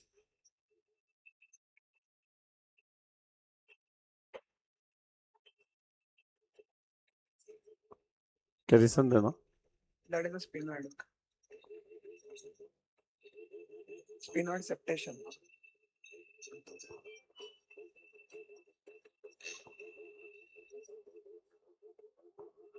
That is the sphenoid. Now we are not supposed to do anything there, but just for the sake of demo, this is the intersphenoid septum, and if you really want to go inside, you can open this. Though in this case, that was not the area of interest. So I am not doing anything. Yes, sir. And see the coina, see this maxillary, see the skull base completely Yes. dissected, It's a huge exposed, see the medial wall of the orbit all the way,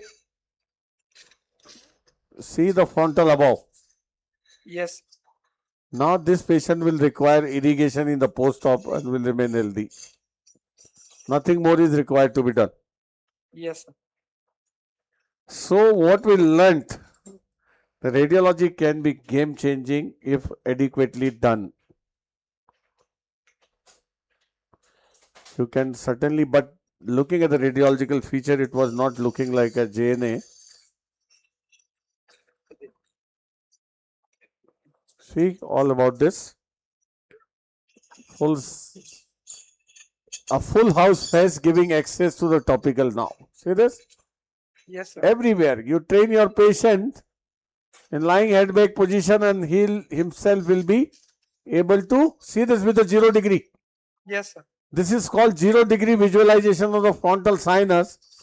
That gives the predictability that the topical will penetrate easily into the frontal sinus.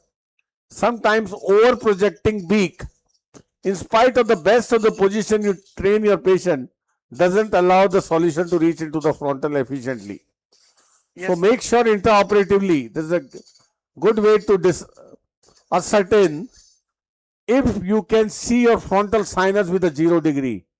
Means your beak is not prohibiting or coming in the way for the topicals to go inside the frontal. That's a great test.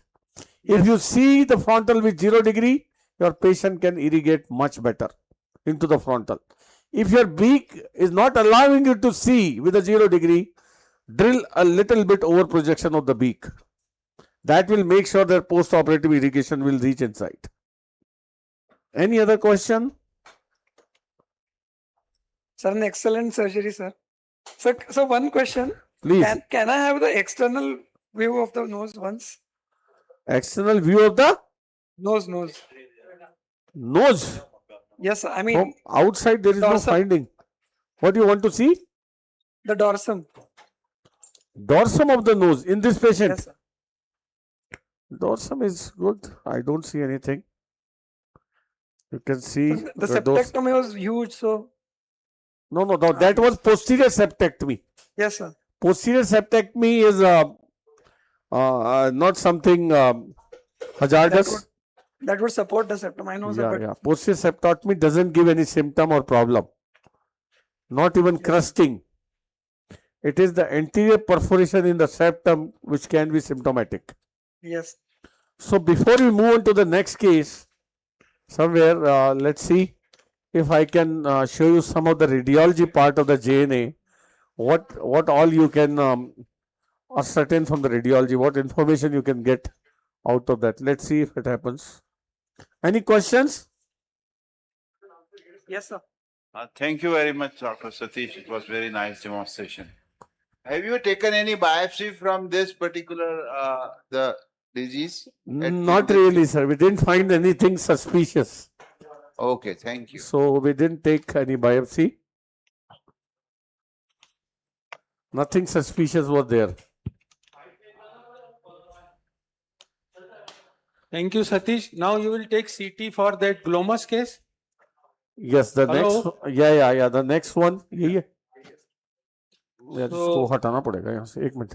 Thank you, chairpersons. Now I request Dr. सब लगा- Madhvi इस- Patel इसको and लगाओ Dr. इसमें। Kusum Patidar to felicitate our chairpersons.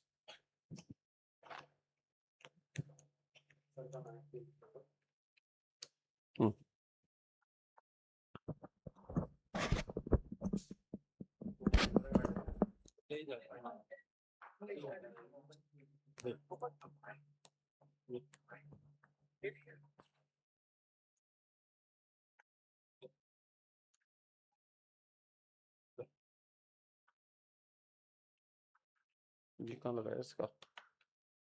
अरे यार, ये तो यही लग यही चल रहा है, यही तो लगा रहा हूँ इधर। ये रुको, इसको हटाना, ये लगाओ, इसका पोर्ट लगाओ। For the next session, I would request Dr. Naveen Bhatia, Dr. Yamini Gupta and Dr. Aparna Chauhan to be the chairperson.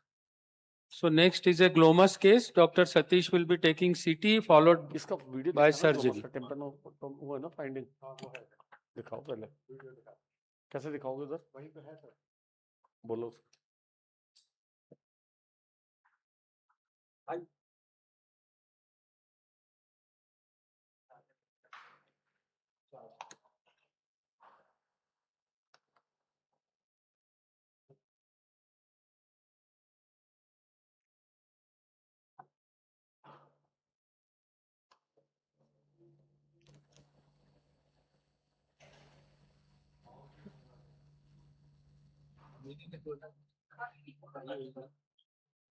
क्या हुआ? Hello, OT. Please connect to Dr. Satish. Yes sir, just a minute. ये क्या है? ये भी आ गया था ना, कैसे हट गया? So, नहीं आ रहा।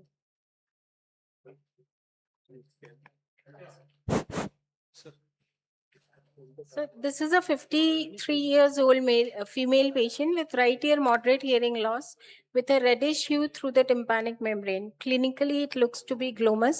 Satish sir will be telling about the CT scan.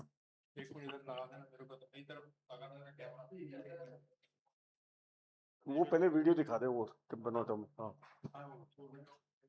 ऑटोलॉजी, otoscopy.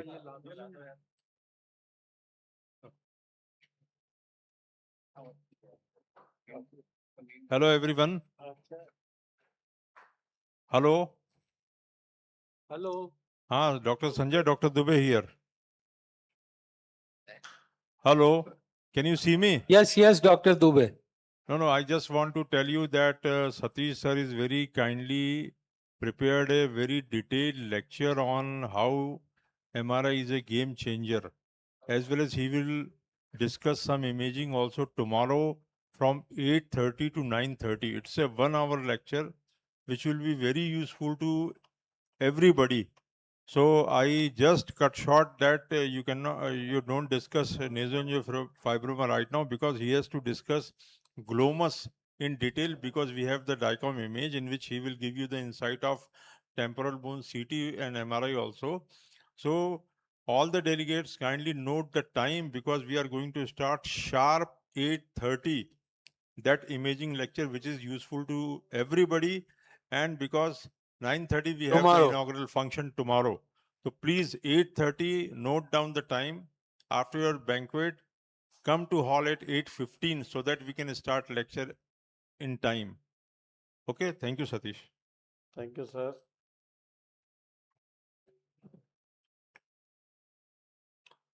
चल नहीं रहा यार ये। वही करो।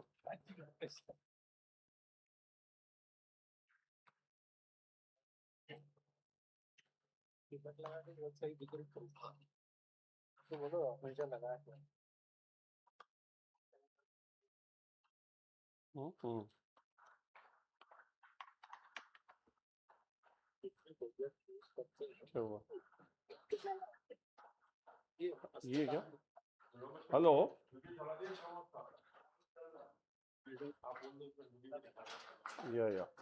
Yeah. Can somebody show the otoscopic picture of the this glomus case in the auditorium? Hello, sir. Hello, Yes, sir. we have the picture, You got the otoscopic picture? not we got the MRI picture. No, no. Can you ask somebody to first show the otoscopic picture of this patient? That is there in the auditorium, what Divyasheel told us.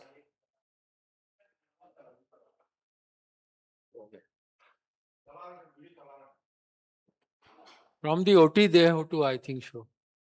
Yeah, let me know, sir, if somebody runs the video.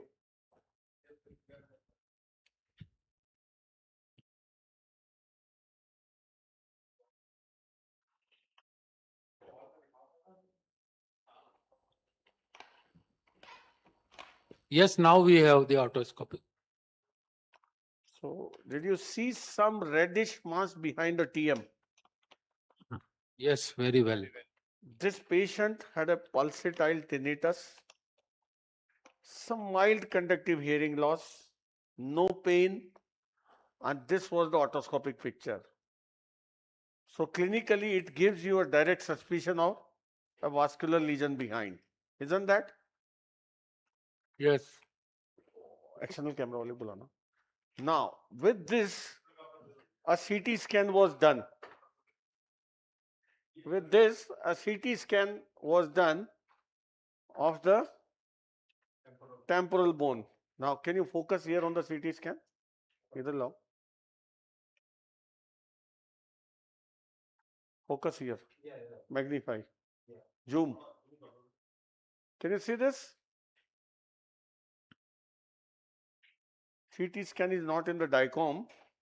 Can you zoom on this? Sir, can you see something? Yes, we can see, sir, but more zooming will help us. Yes, please. थोड़ा इधर आ जाओ ना. इस slice पे करो. So what I want to show on a plain CT scan, HRCT, high resolution CT scan, what you see is an opacity on the promontory. Can you see? Yes, we can see, sir. Very clear? We will appreciate, yes. And rest of the temporal bone, mastoid, all pneumatized, everything okay, perfect. Yeah. Only this opacity lying on the promontory. Promontory, yeah. Now, if you go down, what you see, the carotid artery, jugular foramen, all intact. Yes. The jugulocarotid spine intact. Intact. There is no enlargement of the jugular foramen, no enlargement of the destruction of the carotid artery, nothing. All pneumatized mastoid, there is no other finding. Only finding is this sole opacity on the promontory. Can you see? Yes. This is what maximum you can get from a CT scan. Now, this opacity on a non-contrast CT could be anything. Ye connect karna. This could be anything.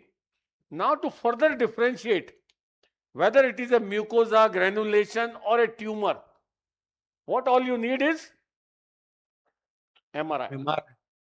Now, let me show you on MRI what is there. Can you see? Are you getting the MRI on screen? Yes, sir.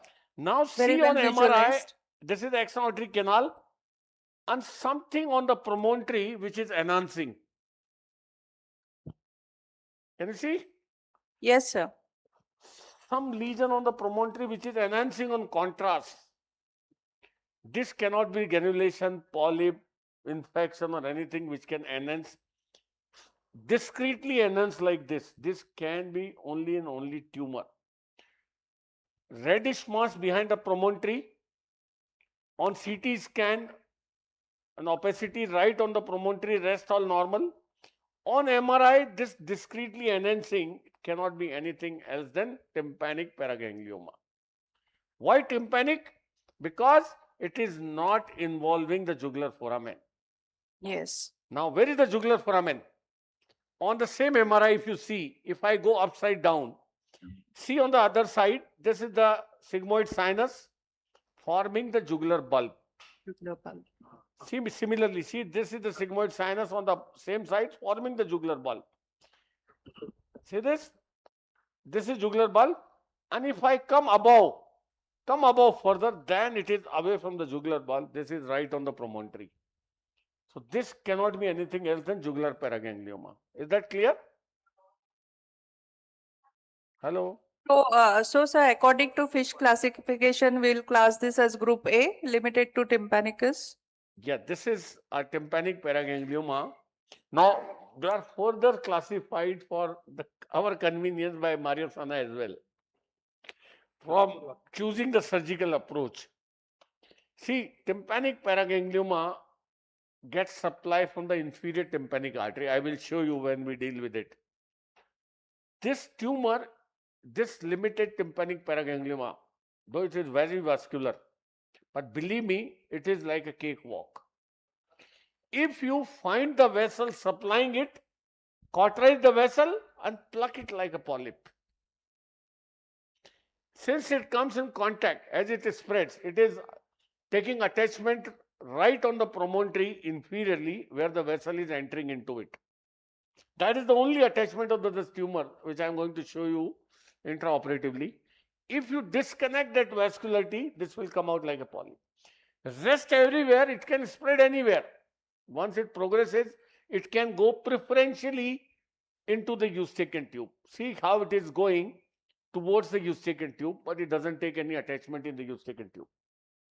It can go towards the ossicle superiorly. Once the moment it touches the ossicle, the pulsatile tinnitus starts. But it doesn't take attachment. Because of the pulsations of the vessels within the tumor come in contact with the ossicle, gives the pulsatile tinnitus. And that is how, once you remove the tumor, the pulsatile tinnitus is completely off. So in such patients, you can tell, yes, your tinnitus is going to go once the tumor is removed. Now, third thing, about the involvement of the jugular bulb and the jugular paraganglioma. Look at it in the coronal position. Can you see the tumor, the same tumor? Yes, sir. The same tumor in the axial, same tumor in the coronal.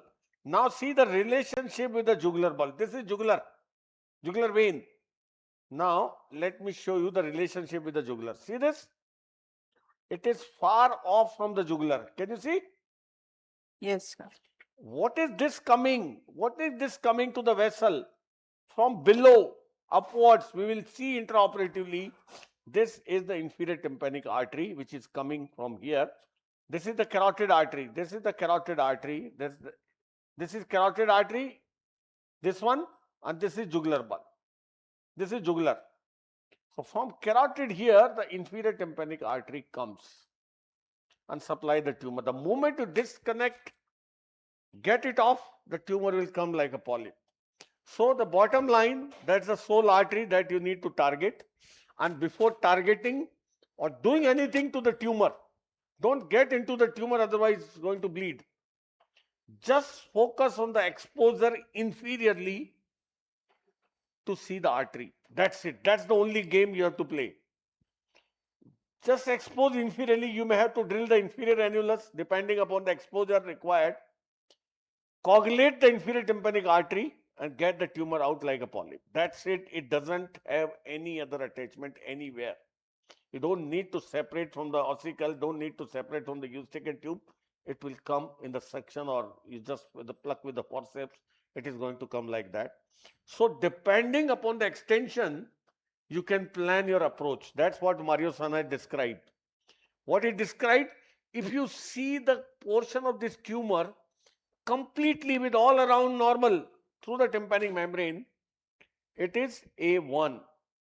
A1 means you can see the entire circumference around the tumor normal. And those are the cases which can be dealt with transcanal approach. Just elevate the flap like you elevate for the stapes surgery, little more inferiorly. You can see the circumference of the tumor from all around, see the vessel inferiorly coagulate and remove it by the transcanal. Now, if it is not completely visible, the margins are not completely visible or going beyond the confines of the otoscopic visualization through the tympanic membrane, maybe going anteriorly, maybe going posteriorly, maybe going superiorly, then it needs a postauricular approach. Now, depending upon the posterior extent, sometimes it passes through the editors in the mastoid or through the facial recess behind. In that case, the MRI will tell you CT will not be able to differentiate between the tumor and the secretions. So MRI will tell you according to the posterior extent whether you need a mastectomy, whether intact canal down mastectomy to expose and remove it. That's how Mario Sana had described A1, A2, A3 kind of tumor. A3 when it goes anteriorly to involve the carotid and then it requires a subtotal petrosectomy. That is more extensive. But by and large, what you can see on the coronal, how superiorly it is going. See, the atic is above. Can you see the atic above? See, this is the tegment, the level where the temporal base is. And tumor is not entering into the atic. It is right in the mesotympanum. Tumor is going inferiorly towards the hypotympanum, you can see very clear. So, and superior inferior extent, lateral extent, anterior-posterior extent, all you can see in three-dimensional planes.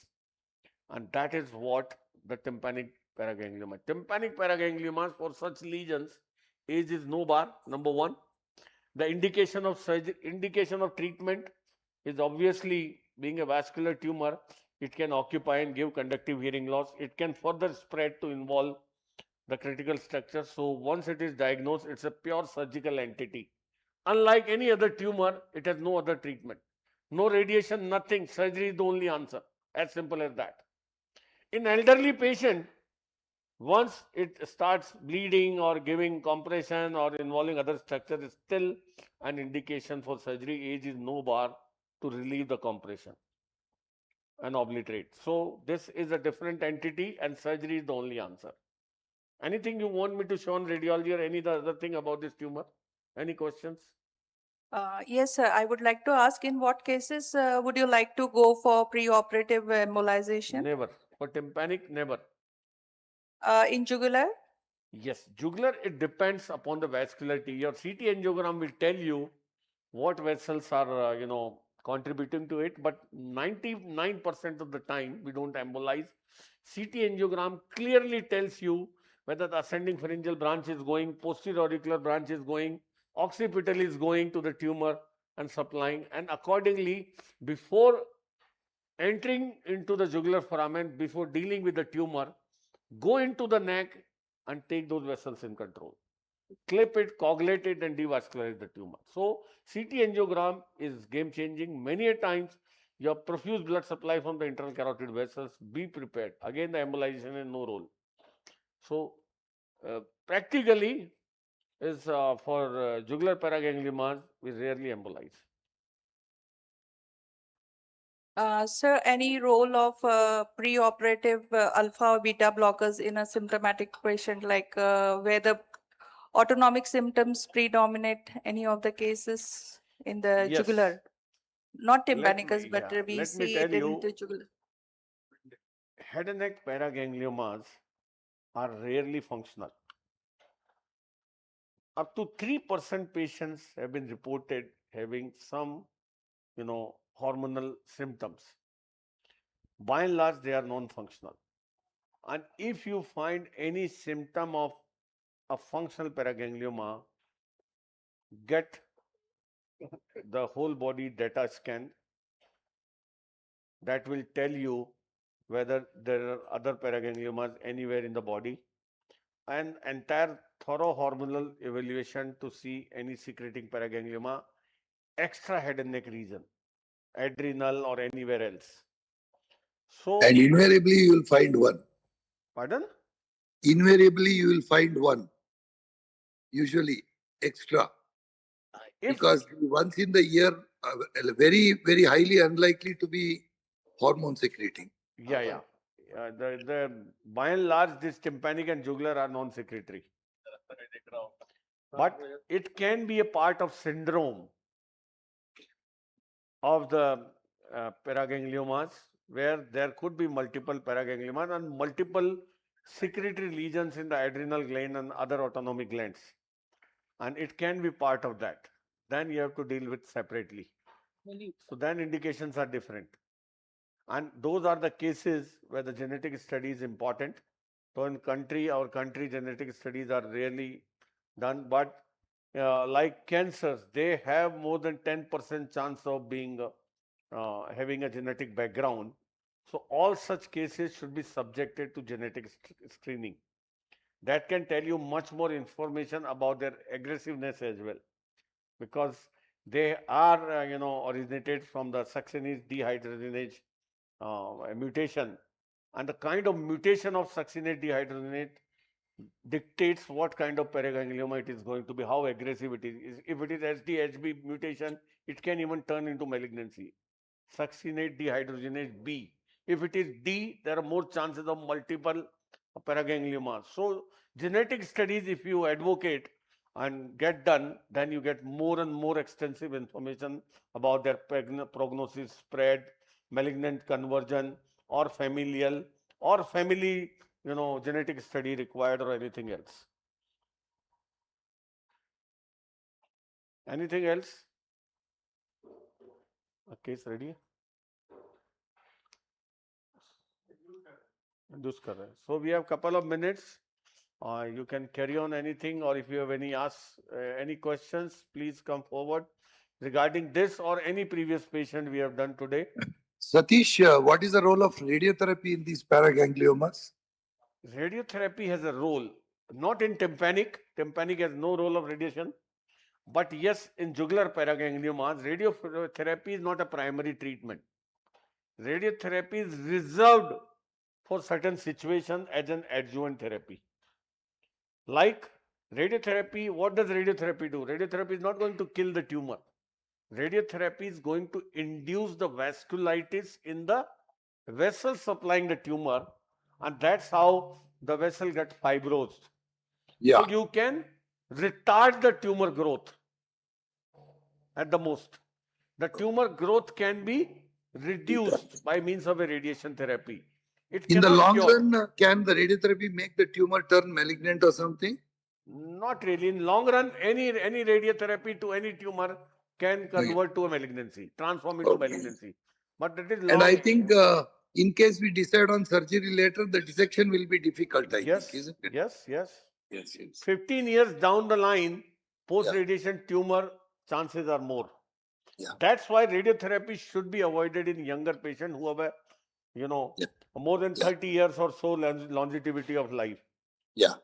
So radiotherapy in paraganglioma is reserved for only certain situations, like if you have a tumor in a patient where you cannot remove it completely if it is involving the great vessels like carotid you don't want to deal with, or it is hazardous, or patient is not want to take a chance, or involving vertebral artery, certain critical intracranial structure, you can remove majority of the tumor. Rest can be reserved for radiation in case grows. After surgery. So inoperable situation, when the tumor involves certain areas, cannot be removed. Incomplete surgery, in unfit patient. So there are situations where radiotherapy can be reserved as a adjuvant therapy, not as a primary treatment. And remember, day before yesterday, we discussed a young girl's case. Yes. So the role of embolization as therapy. That's why I told you to get embolized at least. The situation was a young girl getting married this year, diagnosed with a jugular paraganglioma. Doesn't want a facial palsy, because jugular paraganglioma approach involve the facial transposition, all that, altering the facial function, which she doesn't want getting married this year. Not very extensive paraganglioma. Yes, jugular foramen is completely occupied, but not going beyond. You ask me what best can be done. Radiation, never. For younger patient, radiation is, it's a disaster. No, they are very happy with the advice. Yeah, so what you can do, get an angiogram done, get DSA done, and all those vessels, branches of the external carotid predominantly supplying the tumor, get completely embolized to the cellular level. Yes. So you can reduce the vascularity of the tumor significantly and reduce at the same time, reduce the growth of the tumor. This way, that young girl can buy a lot of time. That embolization may not work for life, but it can help for years together, preventing the tumor growth. And later on, will develop with a serial eventually. MRI. Serial MRI is required afterwards to assess the tumor growth, and afterwards, if required, you can still operate. Yeah. So that is something to buy the time. Because collaterals will develop eventually. Yeah. Ultimately, this is going to, increase in size. As you said, we are buying time, which is very important socially. Yeah.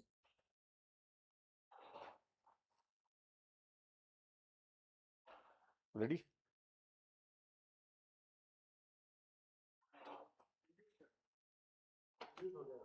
Okay.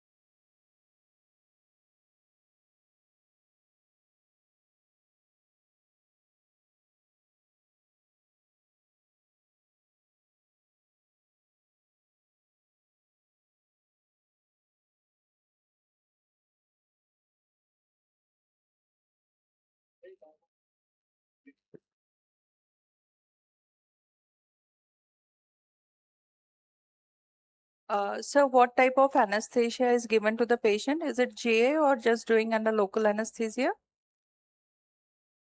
Hello? Wait a minute.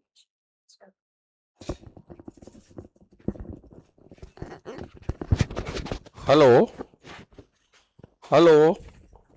Hello? Yes, madam. They're being done under sir- general anesthesia. Okay. But can be done, such limited tympanic paragangliomas can be done under local anesthesia as well. So the picture is out of focus. Can you please focus? Yeah, we are not started yet. We'll come to it.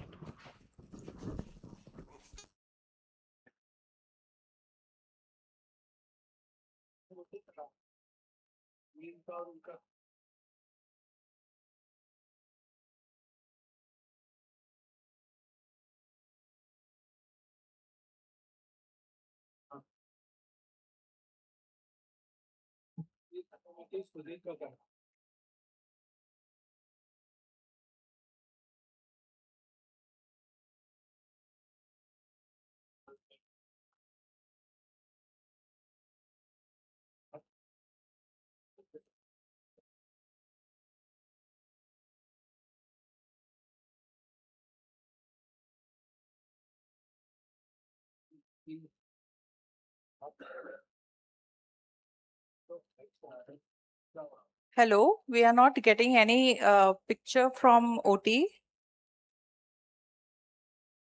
Not getting any transmission from OT. Yeah. Ma'am, we will start. Hello. Hello. Hello. Ma'am, we will start in 2 minutes, ma'am. Yeah, sure, sir. No worries.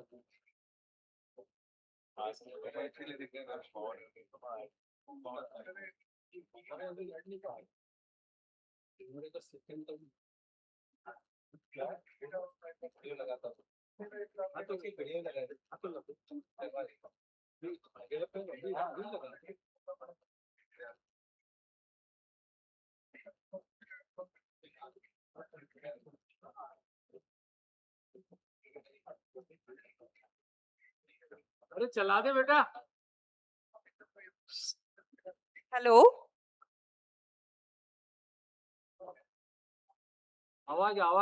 Hello? On the page, right?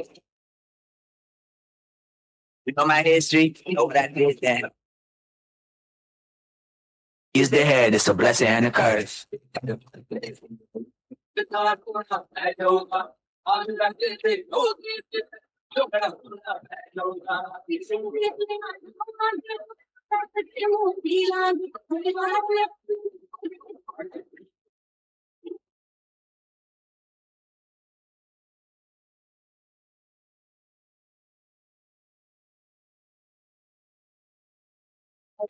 परदेसी नूतन रिश्तेदार ढूंढा पै जाऊंगा ताड़ रहे थे जोगी थे तेनू जो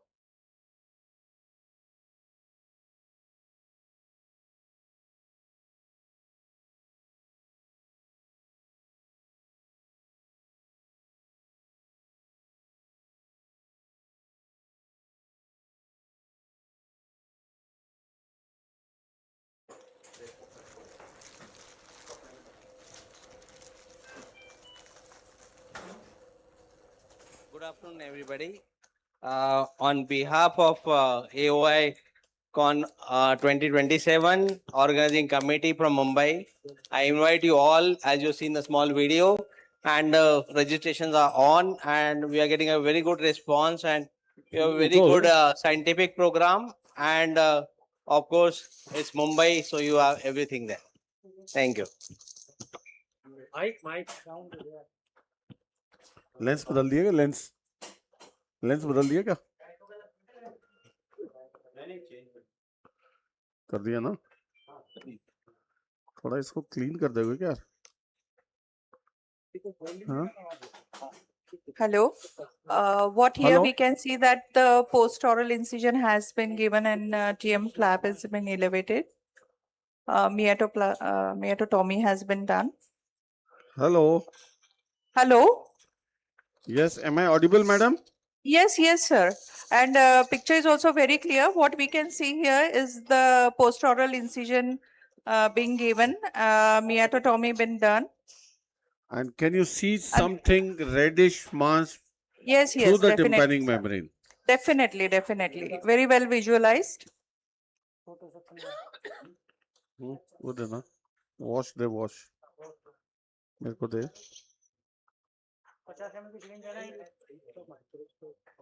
बाइपोलर लगाई क्या कहाँ है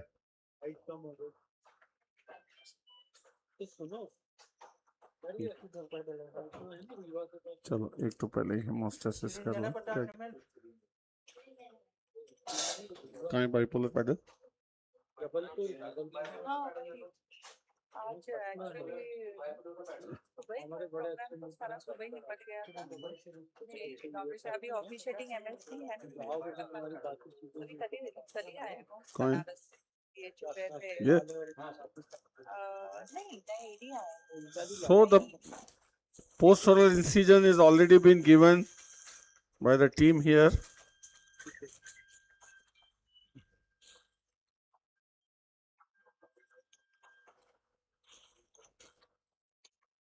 what you see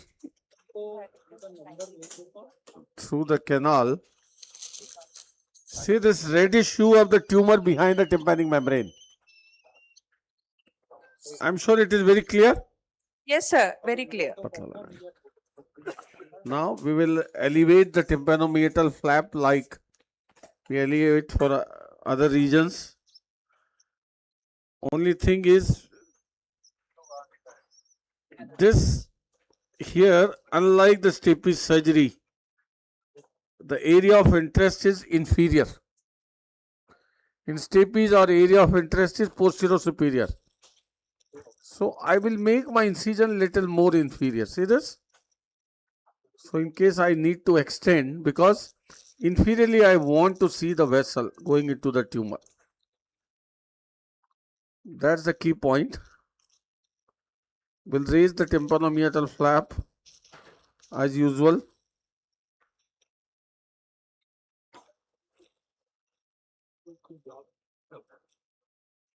I hope the picture is good there. Very, very clear, sir.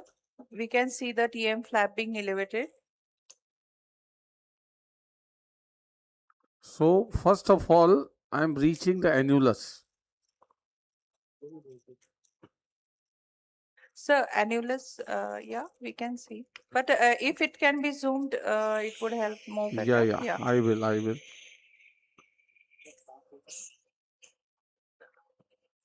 Better? Yeah, better, sir.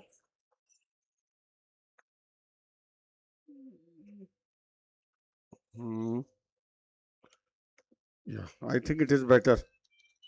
Yeah, better. Let me know in case you want to increase or definitely. reduce the zoom, whatever. See now, that is the annulus level. Now, underneath the annulus, I am entering into the middle ear and see immediately what you see, this reddish mass. Can you see? The Yes, we glimpse can of see. it. Glimpse of it. Let me reach to the level of annulus more inferiorly as well.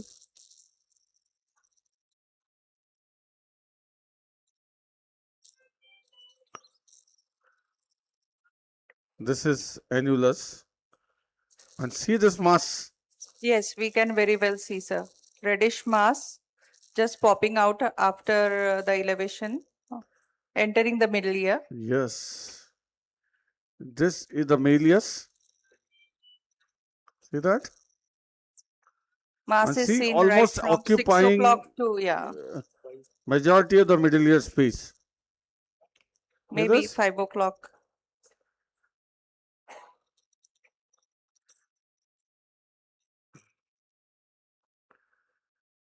Just keep elevating the annulus.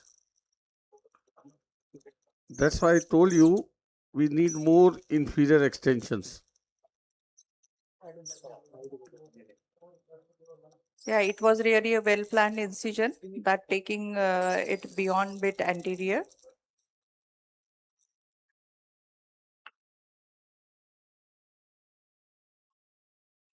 See the annulus? And we can see Far now a anteriorly. huge mass. Yeah. And what I can see beyond that, if I just press the lesion, you can see the glimpse of eustachian tube orifice. Can you see? Yes, sir. Very clear? Very clear. See, this tumor is like occupying the middle ear but not attached anywhere in the eustachian tube. Similarly, is going up. See this, let me press this, reduce this. See, it is going between the ossicle but not getting attached anywhere. Can you see? Yes, sir. See this? Yeah, free from ossicles. Yeah. Now behind.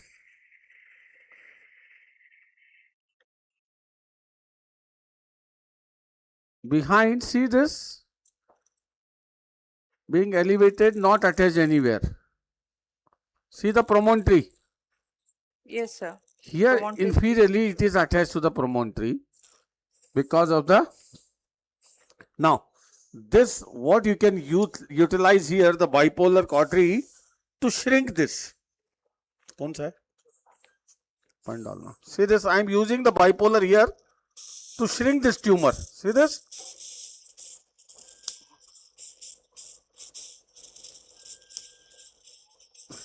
Blanching is seen. Yeah. If shrinks, it will allow us the space all around. See this? Along with blanching. See this, inferiorly we get some more space. See this, holding the tumor and coagulating it. See this?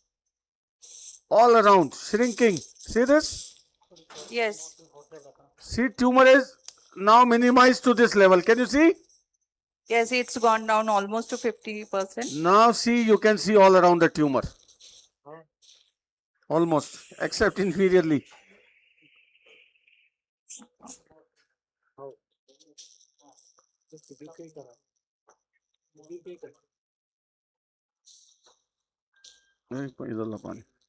See this?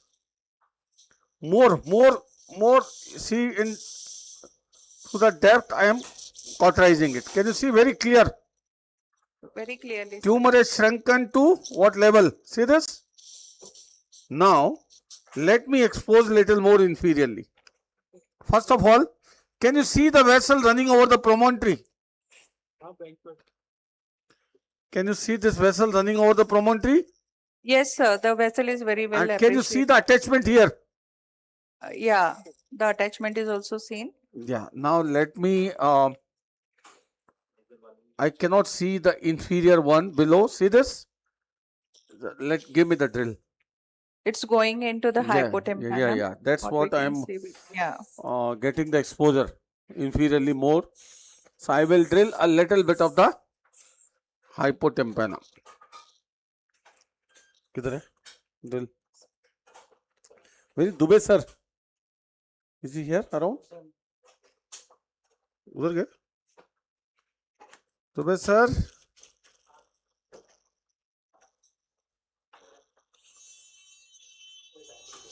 Yeah.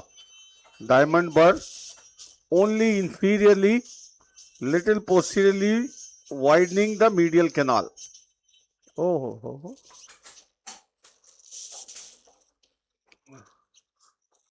See, only inferiorly and posteriorly.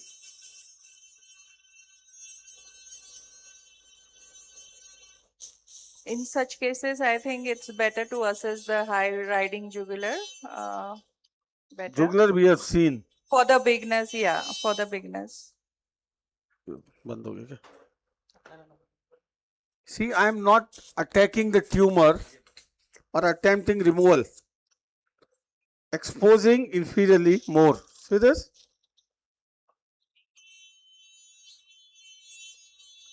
More and more inferior.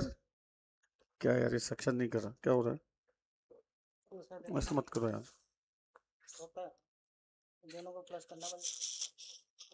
See, this is inferior extension more and more revealed.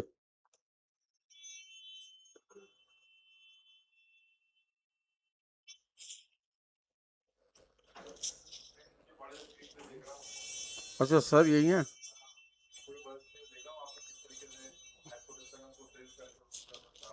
Now more and more inferior exposure. See this? Sir, bit like if you can Side just knife. zoom in more. Zoom in more. Yeah, a bit. Or zoom out. Yeah, now better view. Now better view. Now see inferiorly more. See this tumor. One डालना. Yeah. And here is the region where the vessel is getting into it in a moment. See, more tumor is exposed now.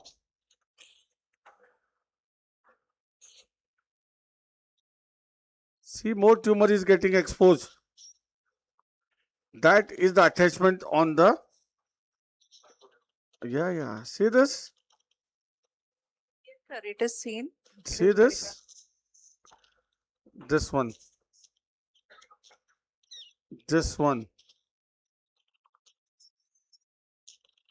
This one. I am pulling the tumor so that it comes out of all these cells on its own. See this? Not breaking it. See this? Yes, sir.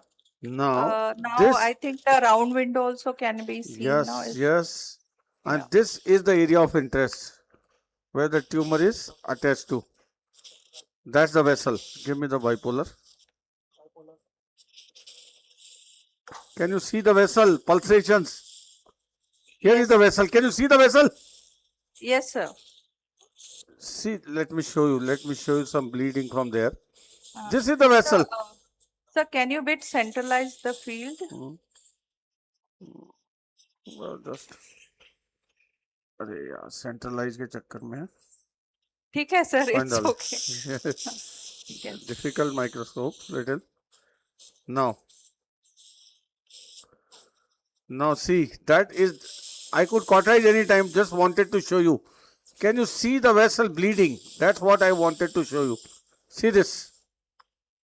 Yes, we can see. Can sir, you see now. very clear the vessel Very, bleeding? very clear, very clear. That is the neck I have to catch. See this? Yes. That's finished. Finished. This is the vessel. See the vessel?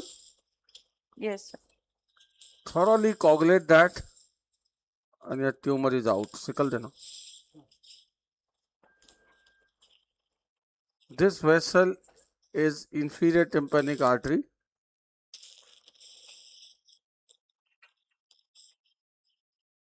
Sir, in See this tumor is out. See this here.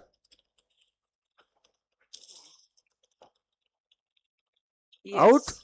Removed in toto. Yes, sir. Yeah. And now Very give me diamond drill. बहुत Sir, छोटा. there is a great round of applause from the audience. I did nothing much. This is just a cakewalk, I told you. MRI told us what the tumor is. It shows us everything how it is going to be there inside. Radiology is the third eye. See now what I am doing. This is the vessel where it was coming out through the. This is the inferior tympanic tunnel. See the vascular tunnel? Yes, sir. We I can see. using the diamond burr, bipolar.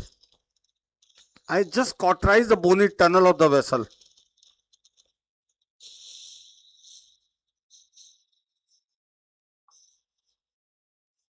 Sir, in such scenario, any cases of thermal injury being caused to the cochlea? No, that's why I'm using bipolar. Yeah. Still Thermal injury is not going beyond the bone. prongs.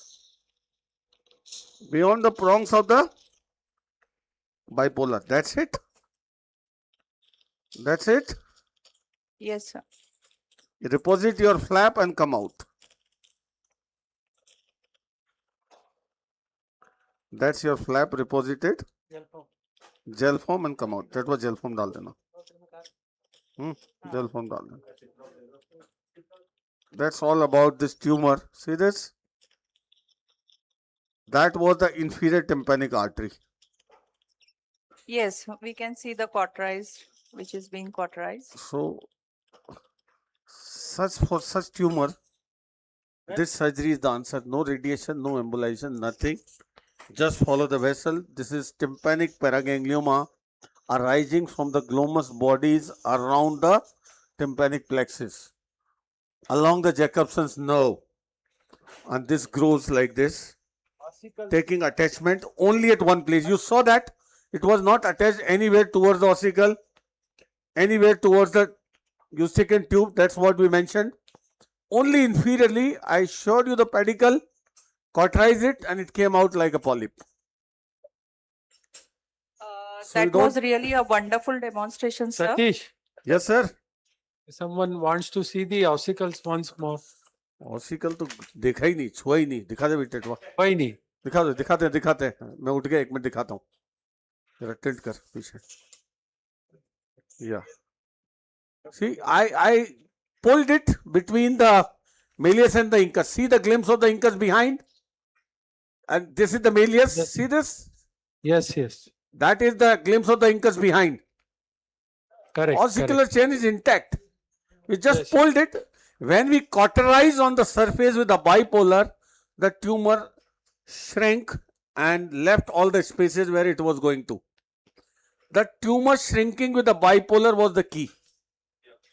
See, it became like a simple tumor. So you can remove such tumor in less than 2 ml bleeding. So don't get frightened with a tympanic paraganglioma. Get a good MRI done. That will tell you how exactly it is going to be.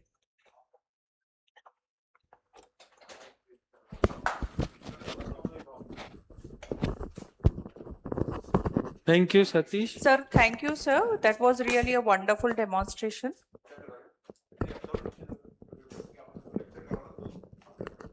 Now, I invite Dr. Rajiv Pachori to please facilitate the chairpersons. And now we have two back-to-back lectures. I invite Dr. Sudhir Kadam for his talk, followed by Dr. Milin, and then Satish will do a ear case and will come to the auditorium. For next session by Dr. Kadam, I invite Dr. Shailen Karnawat, Dr. Nitin, and Dr. Yogita to be the chairperson.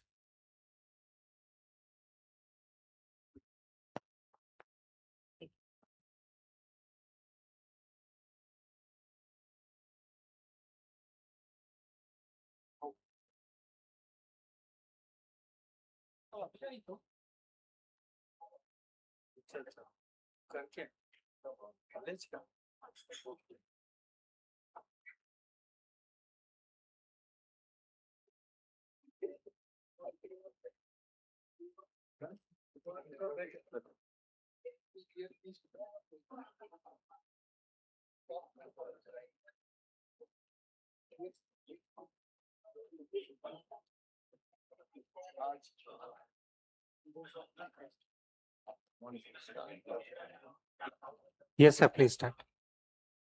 Yeah. Good evening. I thank Dr. Dubey sir, Sanjay sir for having me over here. And it's actually a great day today for me because I'm talking in front of two of my mentors, that is Dr. Satyaprakash Dubey, who mentored me for cochlear implants, and Dr. Deven Mahore, who mentored me for thyroid and parotid surgery. So I'm really thankful to both of them. Before not going into much details about anatomy, but anatomy as well as this facial nerve functions, directly I will go to the landmarks in identification of facial nerve in parotid surgery. As you all know, facial nerve contains motor, sensory as well as secretomotor fibers with origin into pons, and with exit from salomastid foramen. It divides into 5 major branches, that is temporal, zygomatic, buccal, mandibular, and cervical. Parotid tumors, these are some infraauricular tumors.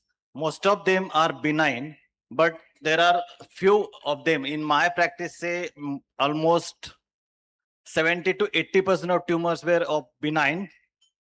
Some are mucoepidermal carcinomas, but most commonly which tumor I found, that is a pleomorphic adenoma. Now coming to types of parotid surgery, what has been done and what has been practiced. That is, first, that's the minimum invasive, that is extracapsular dissection, in which there is just a tumor along with small curve of tissue is removed, and facial nerve is not identified. It is used in very few or very selected patients. Then partial or superficial parotidectomy, where tumor is resected with the normal gland and with identification of facial nerve. And in superficial parotidectomy, superficial lobe of parotid is removed. Coming to total parotidectomy, here facial nerve is preserved. This is generally done for deep lobe tumors, and facial nerve is identified and preserved, but superficial as well as deep lobe of parotids are removed. Then radical parotidectomy, here it's generally done in malignancies where the gland along with facial nerve is removed, and generally this will end up with facial paralysis. Also, in some temporal bone malignancies, we have to go for extended or radical parotidectomy with resection of muscle, skin, and temporal bone in some cases. So, what are important landmarks for facial nerve identification? Generally, as far as my knowledge goes, I generally rely on these 4 to 5 landmarks. That is, tympanomastoid suture, that is the most constant bony landmark. Then tragal pointer, posterior of digastric, styloid process, and salomastid foramen and retromandibular vein. Tympanomastoid suture is a V-shaped bony groove between tympanic plate and mastoid process. Facial nerve is just medial to that, 2 to 3 millimeter medial to this tympanomastoid suture. And generally, groove between this bony external canal and mastoid is bisected by exit of the facial nerve. Then coming to tragal pointer, which has been invented by Kundle. It is actually pointed inferior medial tip of cartilaginous external meatus cartilage. That's a tragal cartilage. And the main facial nerve trunk is typically located about 1 centimeter medial and 1 centimeter inferior to this pointer's tip. Posterior lobe digastric, it is facial nerve is located superiorly and almost it runs parallel to posterior lobe digastric. So it's when you identify this posterior lobe digastric, just search into a superior border of it, you will get into facial nerve. Then coming to styloid process and stylomastoid foramen, the bony root of the styloid process sits just medial to nerve exit, and facial nerve exits stylomastoid foramen directly between mastoid tip, that is a digastric groove, and styloid process. Also, junction between bony and cartilaginous external canal, nerve is 1 centimeter medial to that. These are just arbitrary landmarks, but it doesn't, I mean, it's not always true in each and every case. Definitely depending on anatomy, then tumors, this may vary. Also, one important landmark that is retrograde for retrograde dissection. Whichever landmark just now I told, that is tympanomastoid suture, then styloid process, tragal pointer. These are important for antegrade dissection. But if you are planning due to tumor, sometimes there is a anatomical disfigurement or it's not possible to identify main trunk, then you may have to go retrograde dissection, where this retromandibular vein is the most important landmark, from where you can trace backwards. Generally, this vein is associated with marginal branch, marginal mandibular, from where you can dissect retrograde manner and you can identify facial nerve. This picture clearly depicts that's a tympanic ring, then cartilaginous pointer, how facial nerve is exiting, styloid process, and posterior lobe digastric. Again, division of facial nerve in parotid is, again, there is a lot of variation, of which 2 classification which are generally followed, that's Katz and Cutler's classification with 5 types of branches. One more that is followed is a Davis classification, where there are 6 types of this branching pattern. And generally this branching pattern is related to the various branching pattern of buccal nerve, buccal branch, how they are communicated with the zygomatic, temporal, and this marginal mandibular branch. And in type 6, actually this is which doesn't fit in any of above. That's the type 6 they have classified. Now, as we go on dissection and parotid surgery, most of the time the nerve is lateral to the vein, but in sometimes you may come across with vein laterally, nerve intervening between 2 branches of vein. Sometimes this can be seen, but in most of the time, almost 2/3 of the patient, nerve is always lateral to vein. This is the incision which is taken for parotid surgery, that is modified Blair's incision. As you go on, just whenever elevating flap, we'll have to remember 2 things. In neck, you have to be subplatysmal, while on parotid, you can be just lateral to the parotid tissue or a subcutaneous plane. And as you go on, you have to dissect anterior to tragus, tragal cartilage, and to go into that groove to identify tragal pointer. And this how, just beneath that, inferior to that one, as I told, 1 centimeter inferior to that, you will identify this main trunk of the facial nerve. As you go on dissecting, actually there is a technique called as tunneling technique. You have to make a tunnel above nerve, just open your artery forceps, cut it. Generally for cutting, I will use either bipolar or radiofrequency. Radiofrequency is a instrument of choice because actually Mahore sir invented that, because I was not doing, I was having radiofrequency with me, but then suddenly we tried on that parotid, and after that actually I'm only using radiofrequency. I have never used cautery for any parotid surgery. So this is how you go on dissecting and identify nerve. This first picture is clearly seen, that much depth of dissection you have to go. That's, you can see tragal pointer, then posterior lobe digastric is also seen, and then you can identify nerve. As you go on, you can just trace one branch. Generally, myself, I will trace inferior branch first, lower division first, then cervical, marginal, these branches are traced to their termination, and then I will go up to the upper division. And this is how this tumor is removed. These are some of the photos which are superficial parotidectomy once surgery is completed. You see lot of variation in that. In only one picture, the vein is lateral. This middle picture, vein is lateral, vein is going in between facial nerve, but other almost all specimens, vein is medial to that. And there is definitely various configurations of the facial nerve. This is in cases of pleomorphic adenoma, recurrent cases. If there is a history of surgery, it's better to remove this skin cuff. Otherwise, chances of recurrence are more. That has to be kept in mind. This is the last picture. Actually, that is a case of subtotal petrosectomy. It was a case of myelinonotus externa for which subtotal petrosectomy was done, where I dissected this nerve completely from a temporal bone to the parotid. And there was abscess formation in the region of this styloid process, which I just for the anatomical demonstration, I have kept that photo.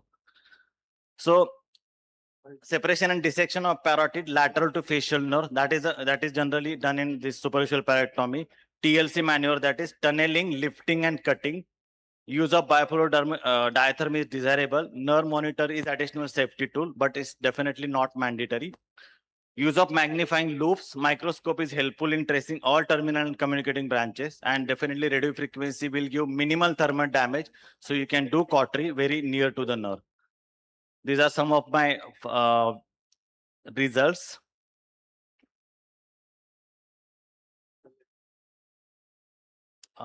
Video is not running.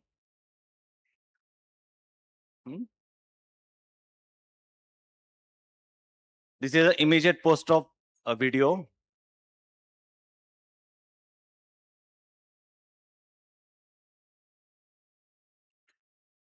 नहीं चलेगा. Okay.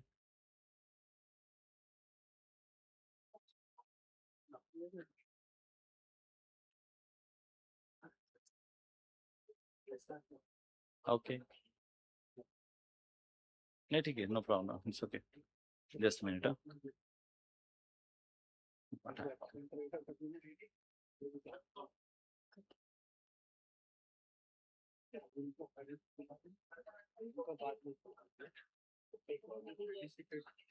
Just see if it runs. Yeah, this is just after surgery. This as seen for the facial nerve function, and there is no evidence of paresis also. So thank you so much.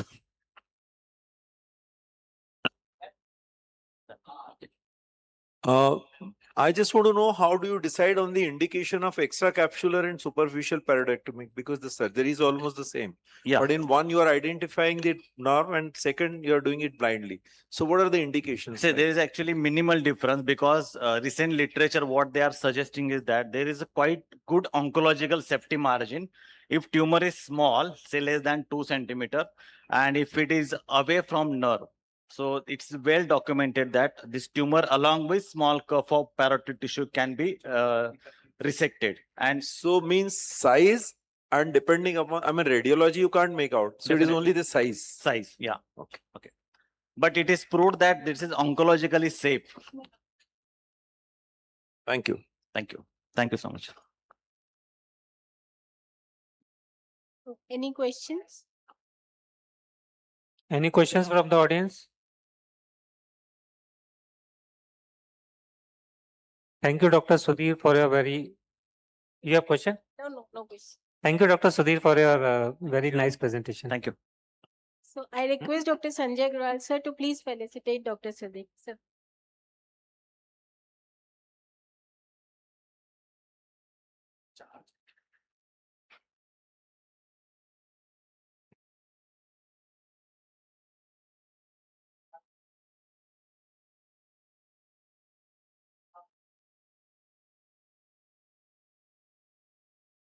Thank you, chairpersons. I request Dr. A.N. Khare, sir, to please felicitate our chairpersons.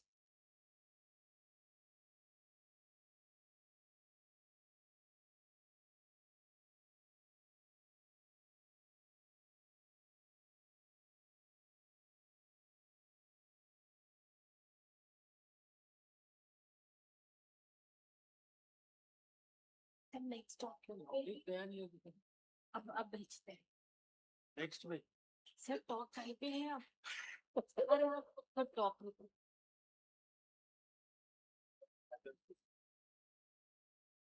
Check topic चाहिए देखो नहीं लिखा है बहुत बड़ा लिखा है ये रहा देख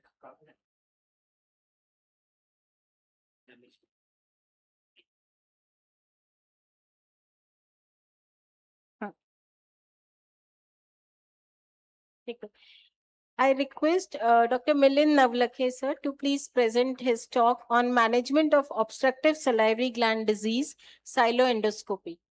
To chair the session, I request Dr. Navneet Jain sir, Dr. Abhay Gupta, Dr. Kirti Kedelia.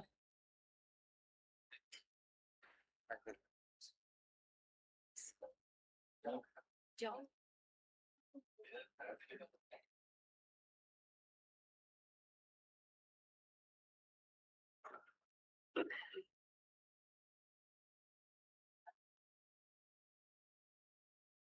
अरे सर इधर से लगा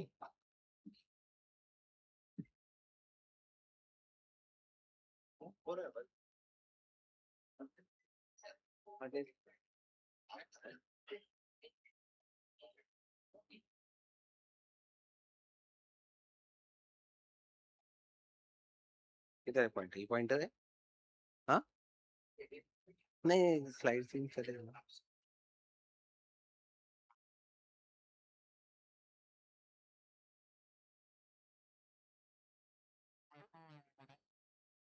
Firstly, I would like to thank Dr. S.P. Dubey, Dr. Sanjay Agrawal, and Dr. D.P. Dubey for inviting me. It's really a wonderful meeting. I would also like to thank my chairpersons here for the session. I'll be talking about silendoscopy. As all of you know, silendoscopy has been there. I myself have been doing for more than 20 years, but somehow till today in India, it has not grown as much it should have with the number of cases we had. Just to give you an example, around 2 weeks back, I had a workshop in Silvassa, place like there. He announced a workshop 1 month before and could collect 9 cases, and we did all of them. So that is the amount of cases you have. Though it's only that I want more and more juniors to take up this, and I have personally trained at IMAS now more than 200 ENT surgeons. Still, the number of people taking up is not very high. So, coming to the topic, as all of you know that you come across a lot of cases of obstructive salivary gland diseases, which purely means that there is no tumor. You saw an excellent presentation by Dr. Kadam about the open approach for the tumor. Now, these are the cases which are definitely not the tumor, and anything other than the tumor, the gland removal as such worldwide has gone down by 90%. So out of 10 glands, now 9 are saved, only 1 is removed. That's a statistical data after silendoscopy has started.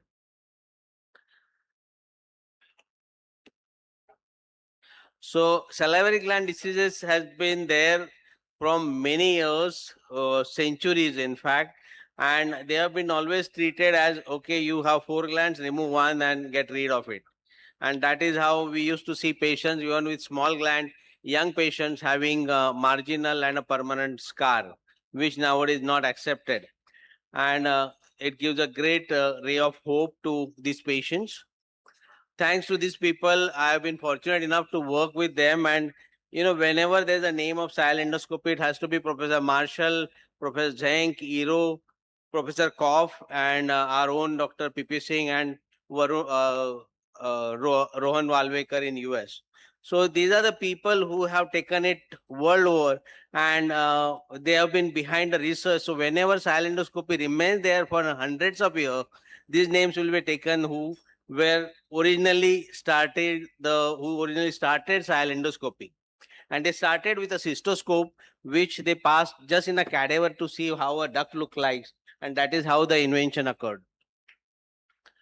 When we are talking of silendoscopy, what is challenging is we are talking about a duct which is about 1 to 3 millimeter diameter collapse, about 5 to 7 centimeter long, and that is what makes it difficult because all surgery which you do are under fluid pressure. So that just to show you the parotid ductal system where we can go in. The commonest indications which are like whatever patients you see routinely in your practice, recurrent sialadenitis, these are the patients who would definitely help quite well because they would keep on just taking anti-inflammatory and antibiotic, changing doctors and having some different medicines. So they usually have a stenosis which is treated very well with silendoscopy. Lithiasis remains the main one of the main indications, and we do find some time of foreign bodies now which are there in the duct.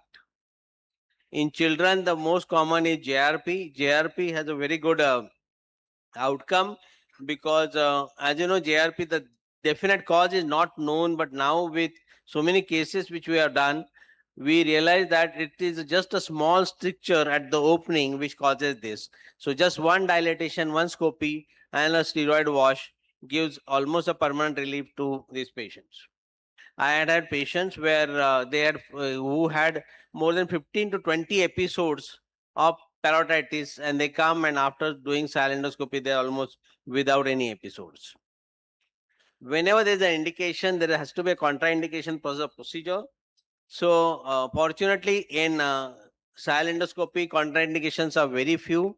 Main is being the active or acute silendinitis, where there's a more chance of causing a false passage and a higher risk of extirpation of the duct, which is to be a worst complication, which where the whole duct comes out with your stone or a stricture, and there you require a gland excision on table.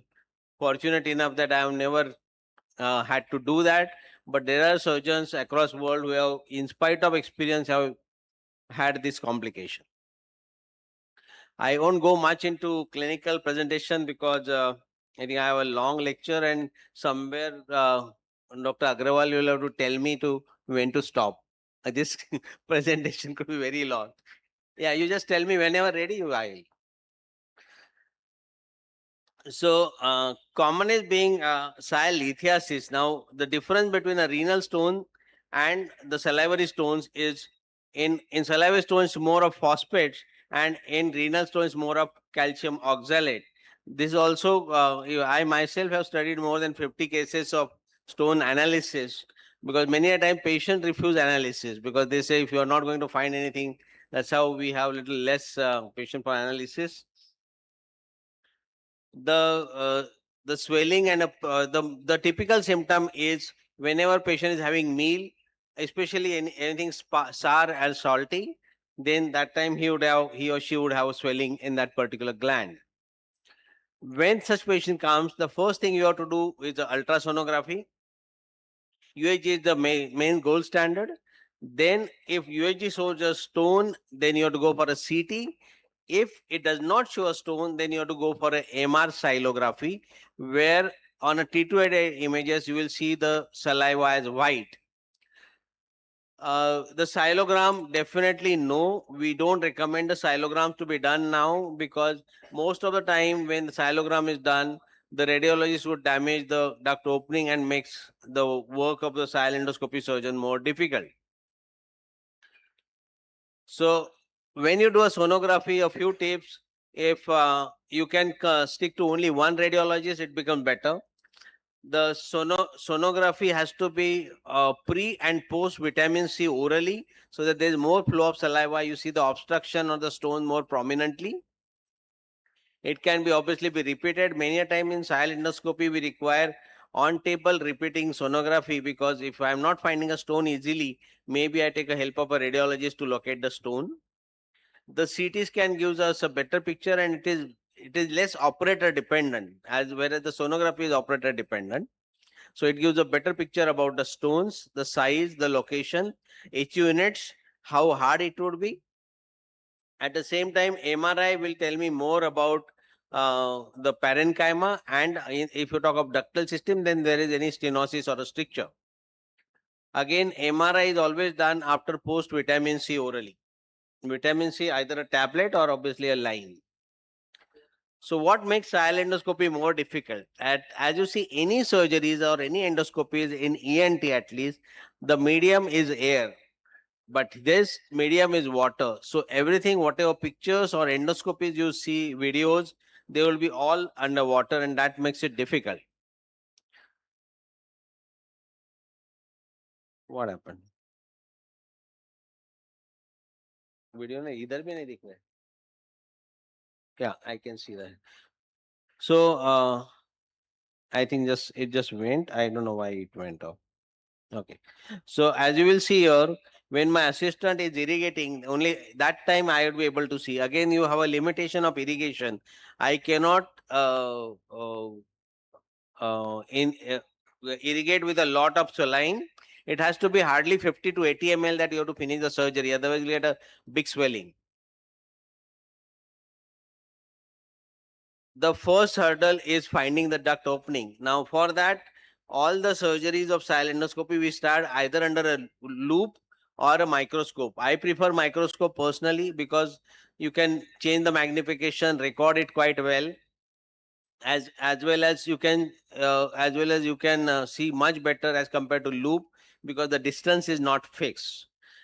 Now, if you're finding it difficult to, basically, if you're starting with a silendoscopy, you should start looking at the opening of the ducts routinely in OPD, so that you will see where to look for, especially for the submandibular duct opening. Are there any limitations now as we are progressing into silendoscopy, into combined approach, which I'll talk to you about? Now the limitations are decreasing, and most of these cases with the large stone, unless they are deep into parenchyma, we have been able to remove even the large stones. It's definitely organ preserving, and given a choice, patient would definitely go for a silendoscopy rather than removing the gland. So in silendoscopy, the main problem is the instrumentation. So you have to know the instrumentation well. So I have classified on my own for your better understanding that what instruments you require. Now, in this, there are basically two systems. Erlangen is the place in Germany where Professor Iro started it, and Marshall in Switzerland started. So they have their own system of endoscopes. I operate with both. Both have advantages and disadvantages. What makes silendoscopy expensive even for the patient or surgeon to invest is the disposables, which are quite expensive. So this standard equipment, obviously all of you would have. There are certain instruments which are common for both the systems. These are the dilators, which are from 40 to 8 size. These are the hollow dilators or the bougies, which are threaded over the guide wire for better dilatation. And then if you have sometime difficulty, you can use a conic dilator. And some of the instruments which are angled, they are quite good for, especially for the floor of the mouth. The dilator, even though it looks similar, as you see here, it's a punctum dilator of the DCR surgery, the lacrimal, but it's quite sharp. So I would never use this for the salivary duct because that causes more damage.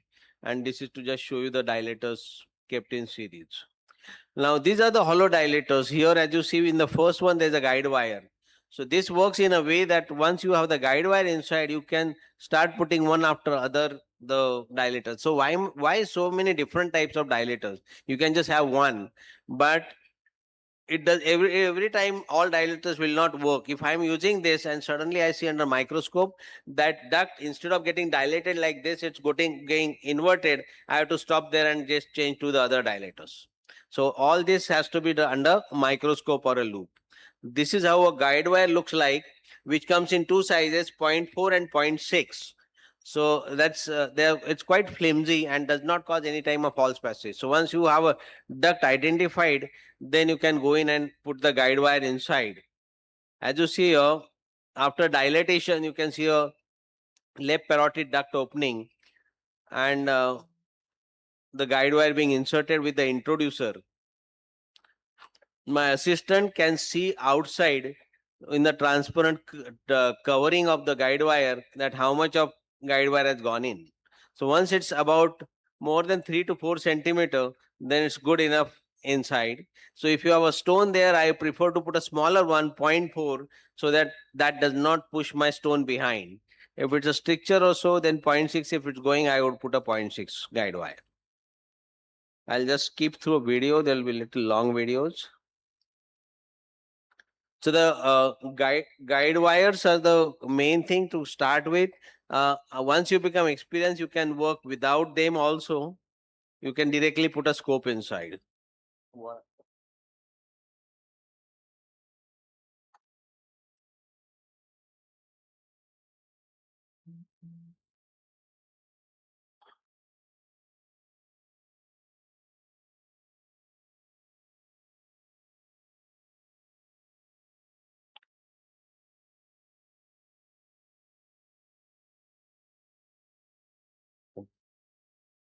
I just checked it. I do not know it does what. क्या हुआ है? नहीं उसमें मत कर. And भी करेगा चलेगा शो. हो गया. अच्छा एंड हो गया ना शो. ठीक है. I'll run from this, no problem. So once your guide wire is inserted, then you have different system. The first one is the Marshall system, where you have different sheets. As you see, these first ones are the diagnostic sheets, and the remaining are the working channels where you can put an instrument also. Now, each sheath, you will see a side port for irrigation. And whenever it's double, one tip is oblique cut, so that it can be inserted quite easily. Now, you can see here the guide wire in place. And over the guide wire, I would pass one of the diagnostic sheets.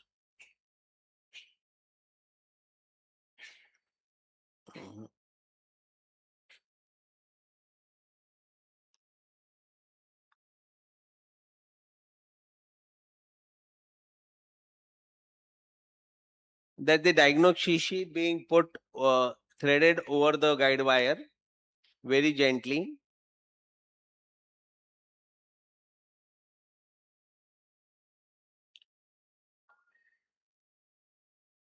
Once the guide wire is in place, you can put the modular scope. Now this Marshall scope is called modular scope, which comes in two sizes, 0.75 and 1.1. Now this can be passed on to in different channels in this, so that you can have one scope and you have multiple sheets to work with. This is the advantage of Marshall's system. Whereas if you see the next one, the Erlangen system, it does not have any sheath. It's directly a scope with the channels here. This is for the instrumentation and the side port. So you will have to buy 3 different scopes to do all your work. So cost-wise it becomes quite expensive, but the picture which you see with Erlangen system is much better, because whole lumen of the scope is used and there is no free space between the scope and the sheath.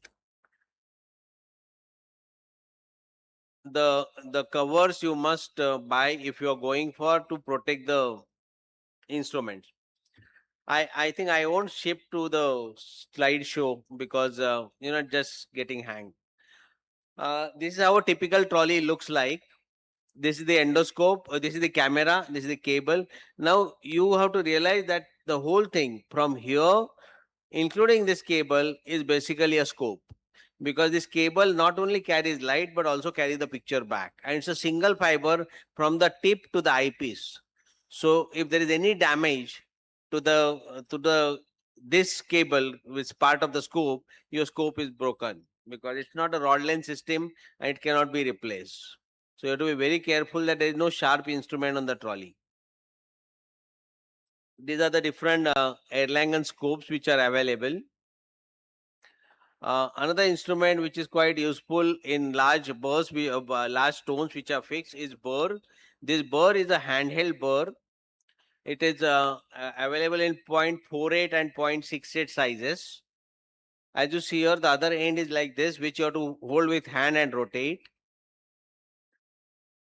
As you would see here, that is the burr being used to break a big stone. There are different ways. There is even the holmium laser which we use. The laser has its own advantages and disadvantages. Even though it is very fast, there are more chances of damage to the duct and later on the stenosis. So if you can use a burr, then it is better.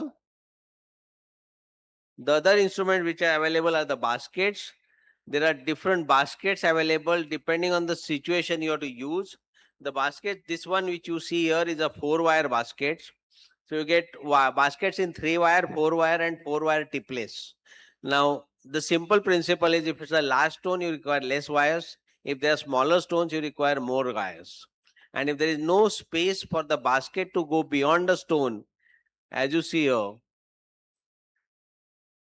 if there is no space to go in, then you have a tipless basket, which are a little expensive, but then you can use them head on onto the stone.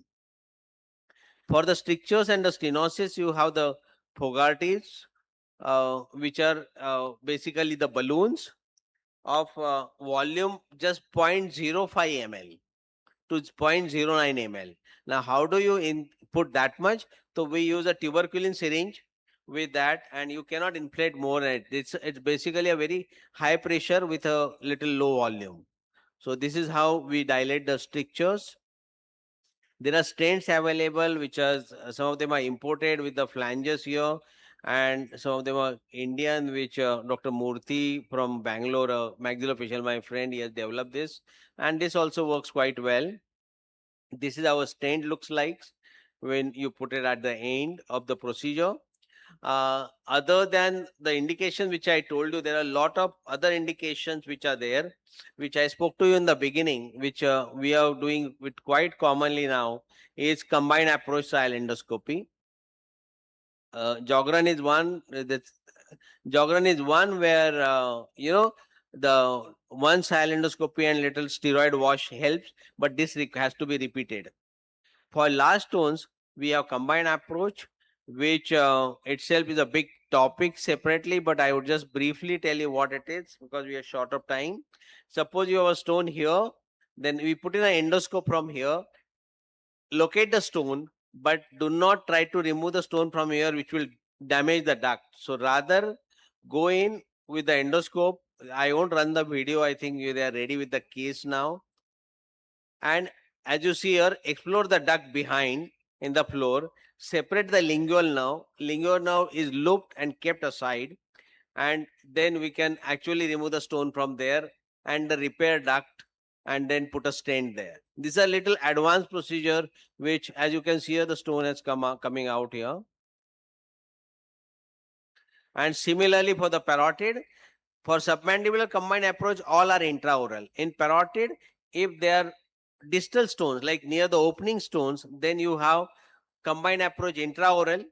But if there is something like this, which is quite far off, then you have combined approach external, where we identify the stone, locate the stone inside, and either take a very small 1 centimeter incision or take a small flap in the parotid incision and remove the stone. Again, it is stented as usual, and the patient is sent home the next day. This is a little more complex case. I won't go through here. I'm using a facial now monitor because this stone was almost 9 centimeter from the opening. So still we were successful in removing the same. So yeah, as you can see here, this was almost near the tail, but still I could remove it with a combined approach. So this is another case of dilatation, but I think you are done with the case is ready. So as you know, the style endoscopy has changed the whole picture of the salivary gland management, and more cases are there. I think all of you need to take interest and take. Any of you are interested, I do a regular course at IMAS. If all of you know about IMAS in Mumbai, where there are courses every 3 monthly, just a 1-day course with hands-on on a pig head model and a lectures. I'm there, and there's one more faculty usually, and all of you are you can visit this website and come for the course. So with that, I end my talk. I invite all of you to AOICon 2027, which I already showed you the video. Thank you very much.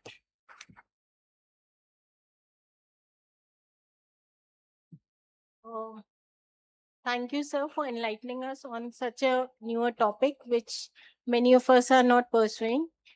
I now request Dr. Sudhakar sir, Dr. Sanjay Agrawal sir, Dr. Nandu sir, the past presidents of AOI, to please felicitate Dr. Milind Navlakhe sir.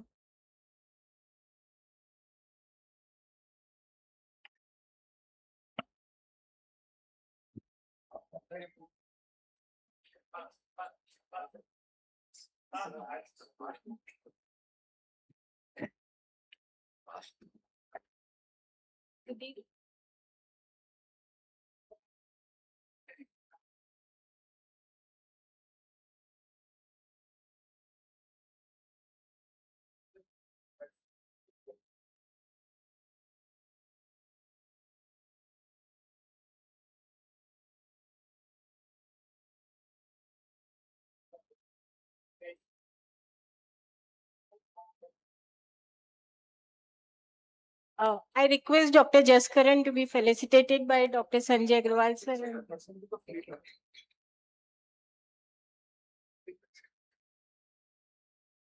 Dr. Chauhan sir, please. Persons.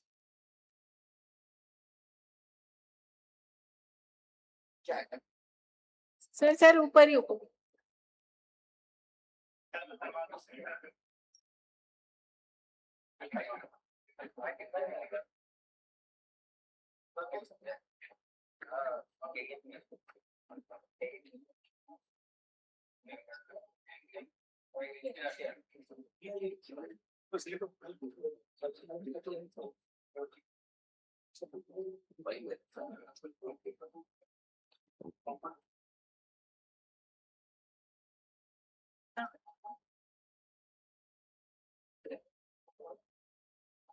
Dr. Sudhakar sir and Dr. Sanjay sir to please felicitate the Jaskaran.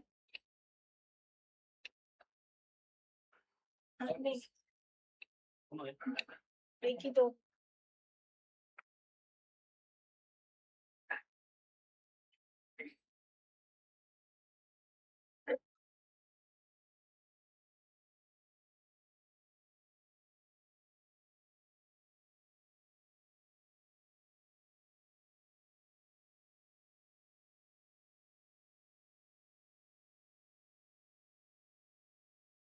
I request Dr. Sudhakar sir and Dr. Sanjay sir to please felicitate Dr. Sudhir Kadam sir, our guest speaker.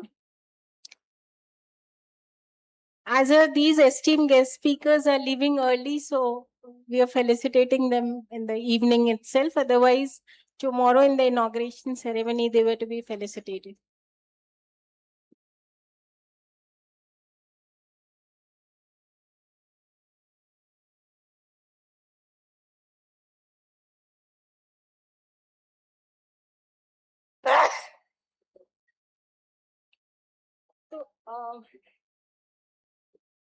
Yeah, now we have live surgery by Dr. Satish Jain sir for CSOM with post-oral fistula surgery.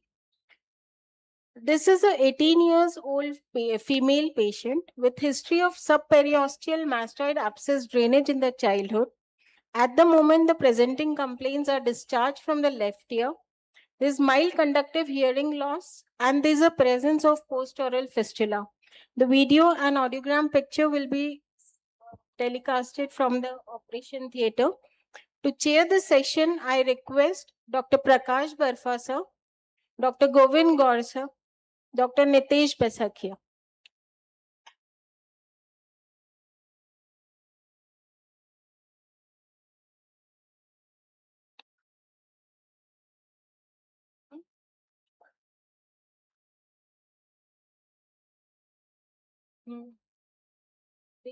Dr. Prakash Barfa sir.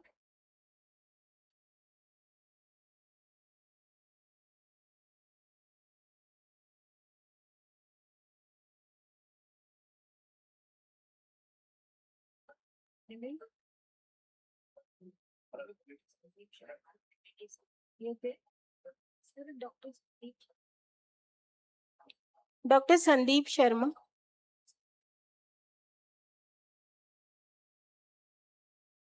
Dr. Bharat Soni. Please chair the session. Thank you.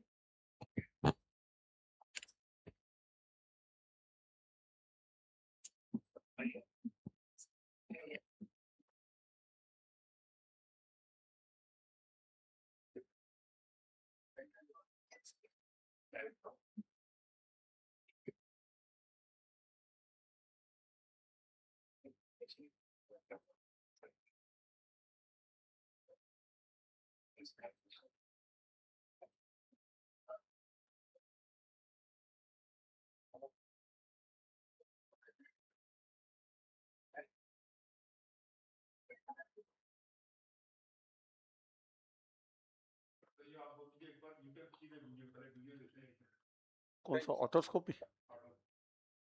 Hello Hello. Yes, sir. Hello sir. Yes, sir. You're audible. Yes, sir. So, did you get the case details of the next one? The autoscopic picture and the findings?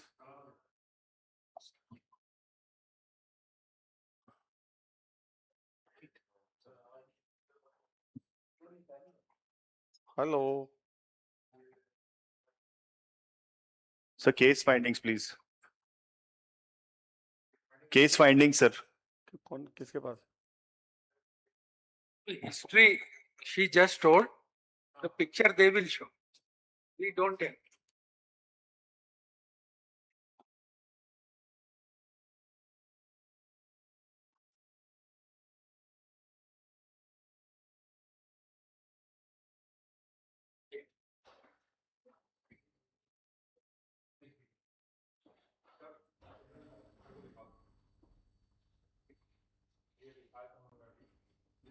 अच्छा उधर दिखा दिया. Hello. Yes, sir. We can hear you Yeah. and we can see you. Since this patient had a subperiosteal abscess earlier, which was drained long back, and you can see from the CT scan, though we don't have a DICOM, but what limited information what we can get out of this, idhar aa jao paas.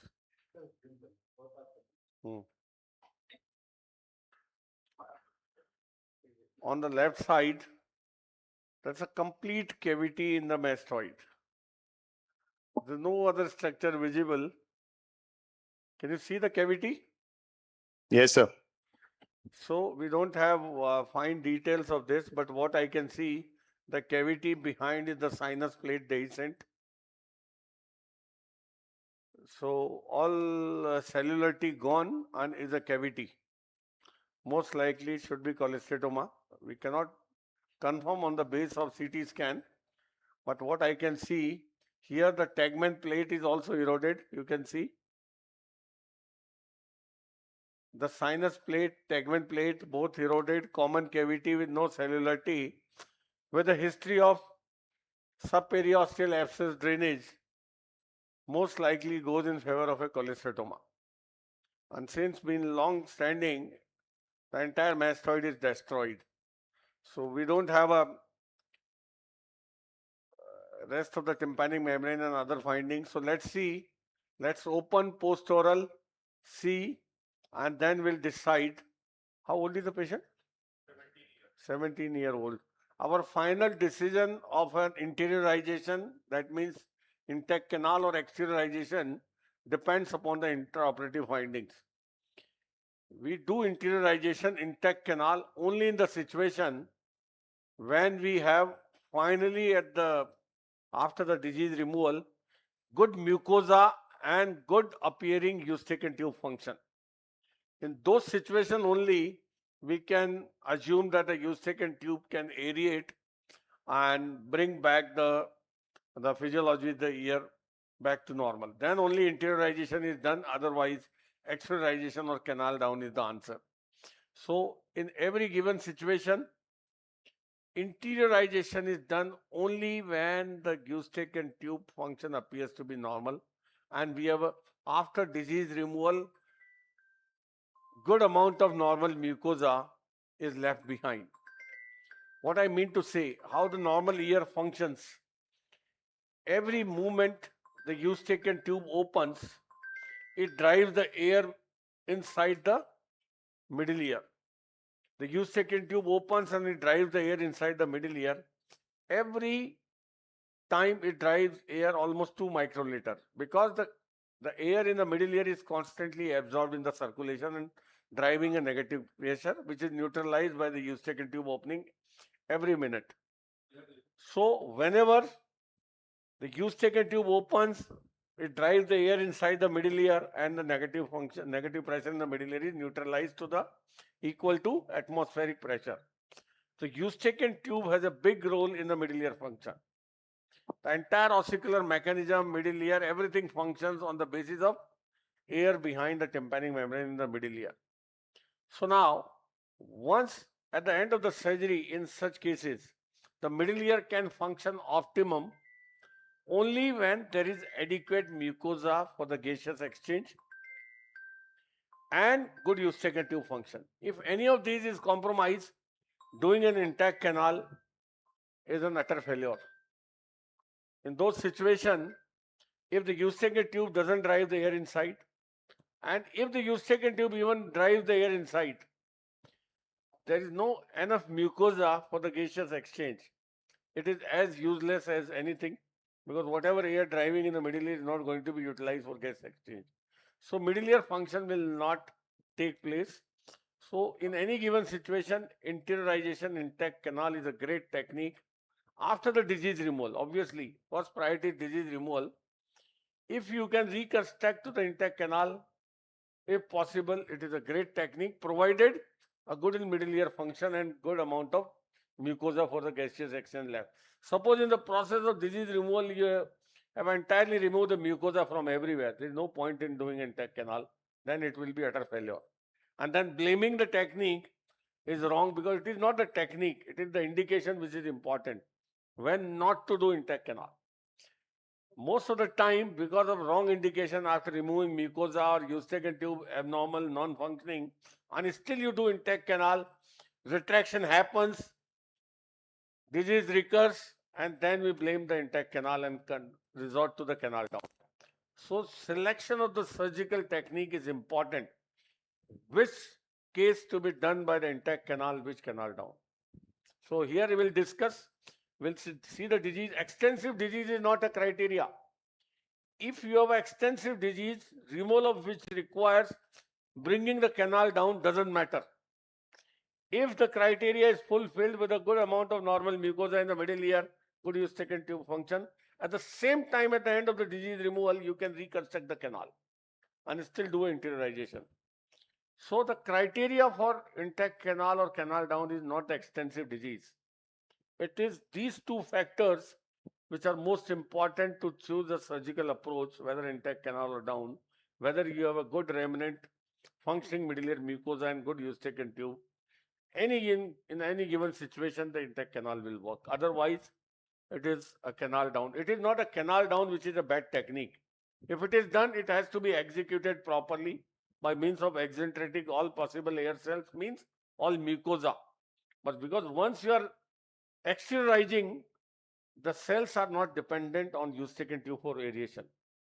Then you have to excentrate all cells, and incomplete exentration will keep on, secreting and keep on infecting. So whatever technique you use, it has to be executed properly. So let's see in this case what turns out to be at the end of the surgery, how extensive the mucosa and the eustachian tube function looks like, and how the disease is.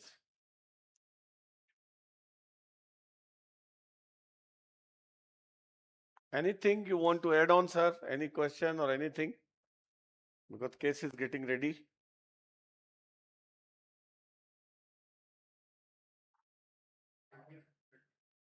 Time. Sir, hello. Yes, madam. Sir, you said for reconstruction, you always evaluate whether the eustachian tube function is good or not. Yes. Sometimes we have a dilemma that we know for sure that right now the eustachian tube function is bad, either because of adenoid or bad allergy, DNS, and there is a minimal disease. So we are in a confusion whether to do the nose first and then take up the ear, or just do a canal wall down. Ideally, it is 100 years old dictum. Unsafe. Treat first. your nose before the ear. Okay. So anything which affects the eustachian tube function is naturally going to have a negative impact on the overall outcome of otologic surgery. And that's what happening many a times. You patient coming with a ear complaint, you look inside the ear with the otoscope or endoscope, you find a central perforation or whatever disease, and you just jump on treatment of that without looking into the nose. So look into the nose, otherwise it is not going to work in long run.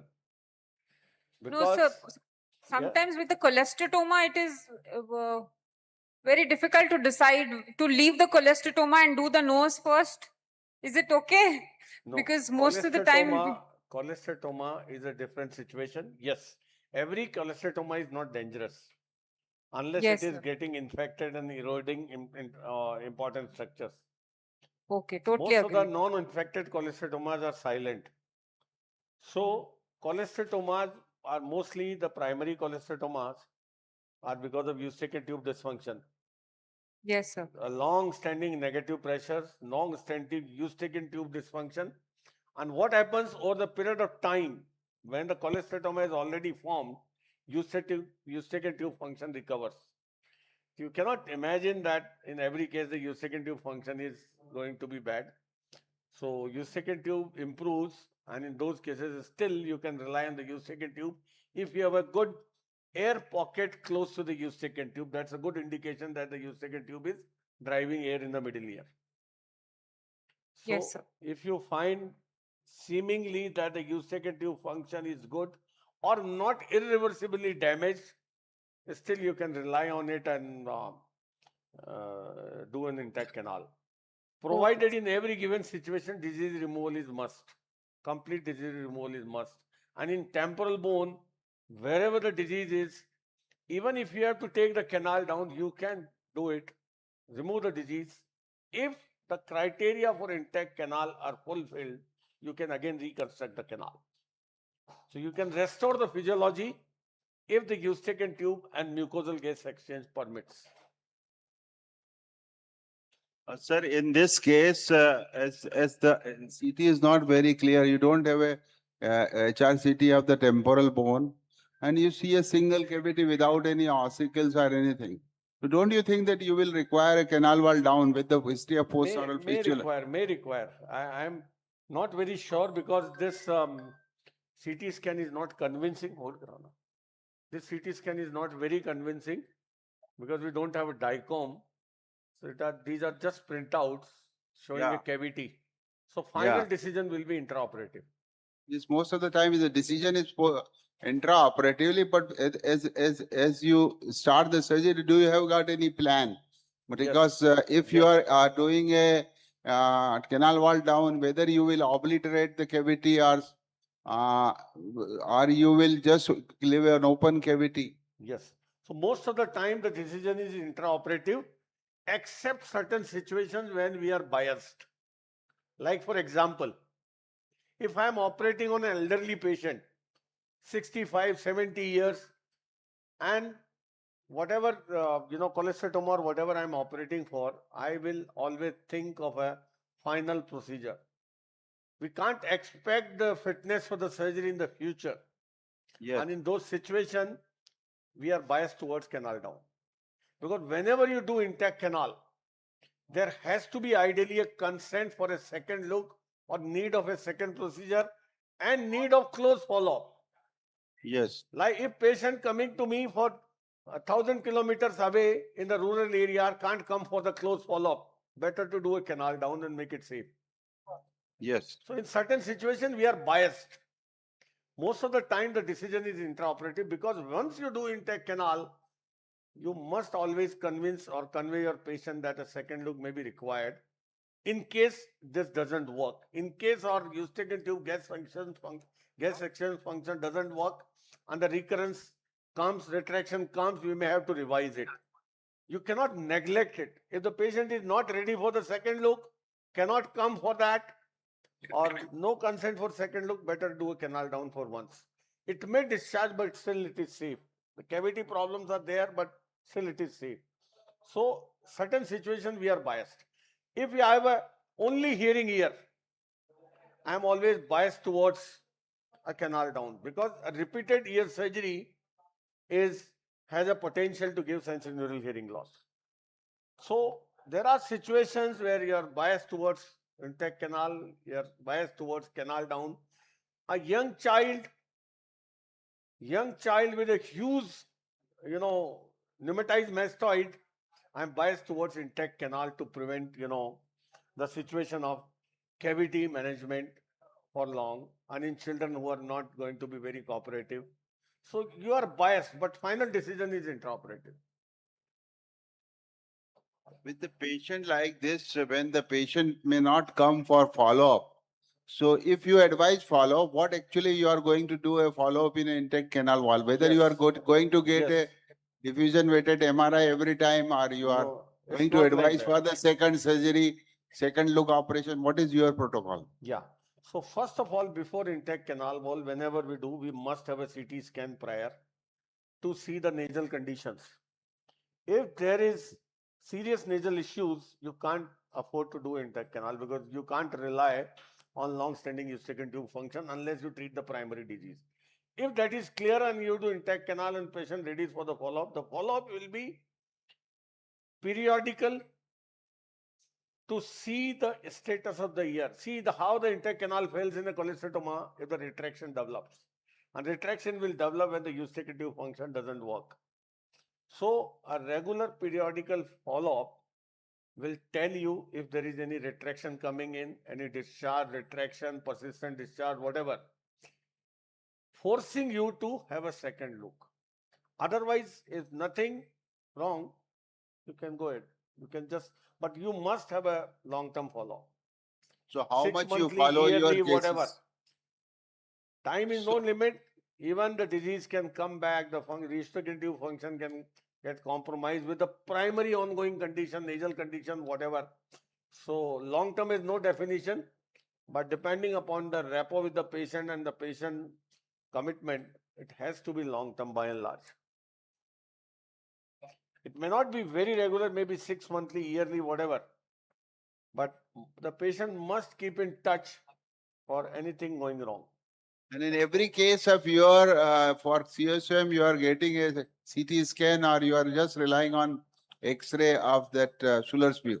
No, CT scan. In our protocol, CT scan, we always get done for Yes. any unsafe ear surgery, before any unsafe ear surgery. Okay.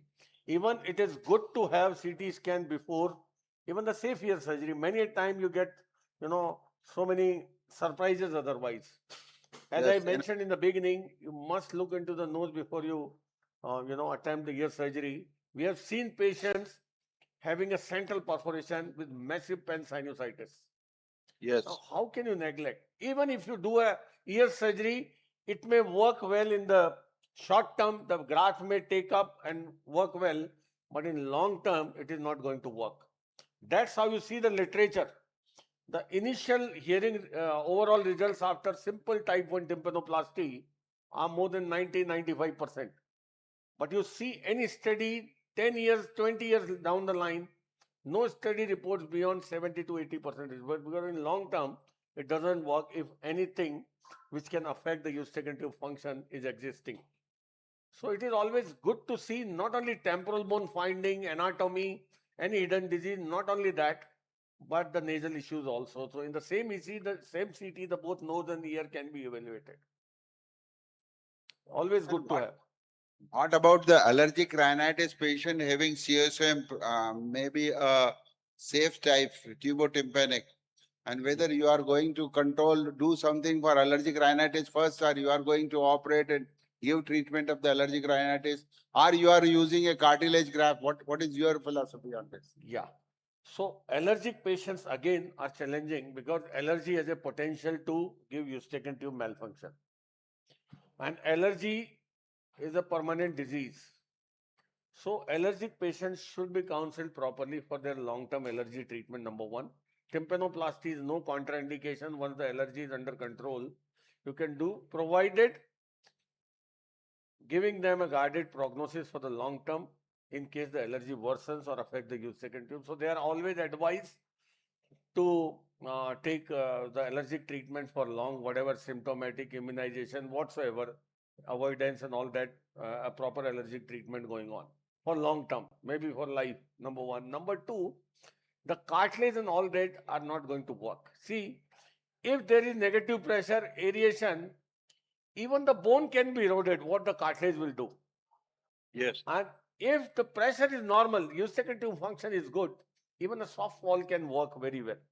Without cartilage or bone, even a soft wall reconstruction can work very well. So it is not about the cartilage or bone, it is about the pressure. It is about the Eustachian tube function which matters. And allergic patients are advised to, stay in touch forever and control their allergy, focus on their allergy treatment for long. So for Eustachian tube, have you tried Eustachian balloon plasty or something like that? As many people are now started practicing in India. Still investigational, and to me it is not very convincing. The reason being, it is not the mechanical obstruction of the Eustachian tube that matters. See, what does Eustachian tube do? Let me tell you in brief. You can compare the middle ear mastoid and Eustachian tube like trachea, bronchi, and the lungs. Same. Yes. Every time we swallow, the Eustachian tube, cartilaginous tube opens, and whatever air in the isthmus is the narrowest part of the Eustachian tube. The moment cartilaginous tube opens, whatever air contained in the isthmus is driven in the middle ear. Only that much volume is driven every time. Yes. And that is almost 1 to 2 microliter. Yes. In 24 hours, every normal individual swallows almost 1,000 times. So every day the Eustachian tube drives 1 to 2 milliliter air in the middle ear. That is vital for the middle ear function. Now this function of middle ear, number one, is to equalize the air's pressure on either side of the Eustachian tube is one, on the either side of the tympanic membrane is one function. Another function of the Eustachian tube is mucociliary clearance. Yes. Secretions in the middle ear is drained through the Eustachian tube in the nasopharynx. Now, how does the mechanical dilatation of the Eustachian tube works? It is not a mechanical function of the Eustachian tube which matters. It is the physiology of the Eustachian tube. Yes. So, how does the physiology, or how can the physiology be assessed? By simple tympanometer. Many times we do tympanometric test even in the perforated ears. Let me tell you how. If you put a tympanometry probe and block the Eustachian tube, block the external auditory canal from outside, airtight blockage of the external auditory canal. Now the middle ear is connected outside only through the Eustachian tube to the nasopharynx. Now the tympanometer has a manometric, adjustment to increase or decrease the pressure. Increase the pressure or decrease the pressure, whatever, up to minus or plus 400 millimeter of mercury, manually by the manometer, and ask the patient to swallow. The only outlet to alter the middle ear pressure, whatever is elevated by the manometer, the only outlet which can alter the pressure is the Eustachian tube. Now ask the patient to swallow after increasing or decreasing the pressure to certain level. If every swallow changes the pressure on manometer, that means your Eustachian tube is functioning. That's the only physiological test to assess whether the Eustachian tube is functioning or not, and that you can do even in the perforated ears. If even after the multiple swallows, the pressure in the middle ear is not altered, that means your Eustachian tube is not functioning. Yes. Now, this cannot work with a mechanical dilatation. Yeah. Simply you can stent the Eustachian tube by whatever stent. It's not going to function because it is such a balanced function that whenever the negative pressure develops in the middle ear because of the air diffusion in the circulation, automatically the swallowing reflex comes and Eustachian tube opens, and that much air is delivered in the Eustachian tube. Such an amazing function God has given this Eustachian tube. That cannot be, regained with a mechanical dilatation. So that's a joke. If you say The dilatation of the eustachian tube can bring back the function. It is a joke, practically. So it is the mechanical ventilatory function of the eustachian tube. Every time the patient swallows and it opens and drives the air, cannot be gained by mechanical dilatation. For the sake of surgery, you can do it, but one cannot regain the eustachian tube function. Okay, sir. Is the case ready? Any other question? We can continue discussion while surgery as well. Yes, sir. Yes, sir. Please start the case. You can continue, sir, with the case. Sir. Phone क्या आया था? Madam क्या बोलती हैं? बस ऐसे ही call किया। Hello, there is one announcement. We will gather here for dinner, each one of you, at 8:30 p.m. 8:30 p.m. All are invited. All postgraduates, senior resident, all consultants, faculties, everybody is invited for dinner in this hall at 8:30 p.m. Thank you.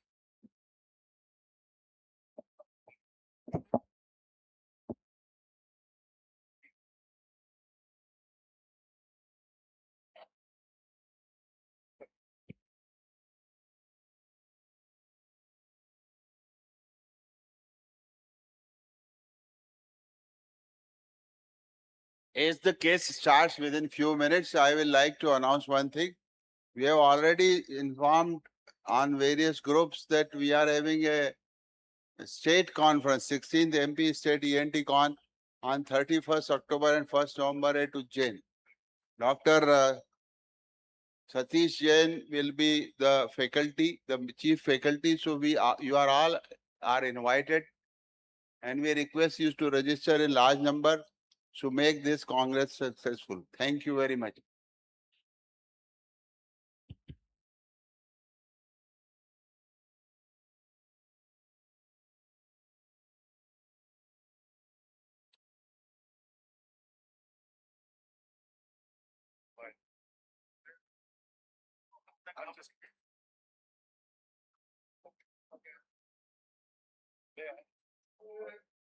वहाँ बना के rank बना देगा। नहीं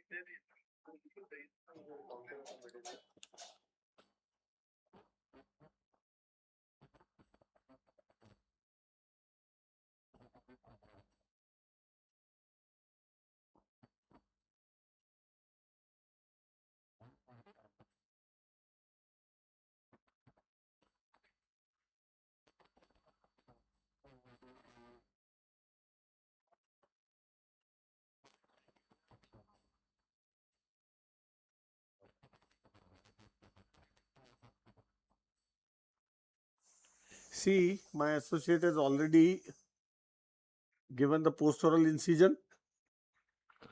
And what we do, this is usual for any ear surgery, whether it is a tubotympanic or aticoantral disease forceps. Our way of, starting the case is similar. Similar means post-oral, and Yes, we sir. raise this inferior base. See this? Musculofasciocutaneous flap. Can you see this? Yes, sir. Yes, In sir. every sir, case.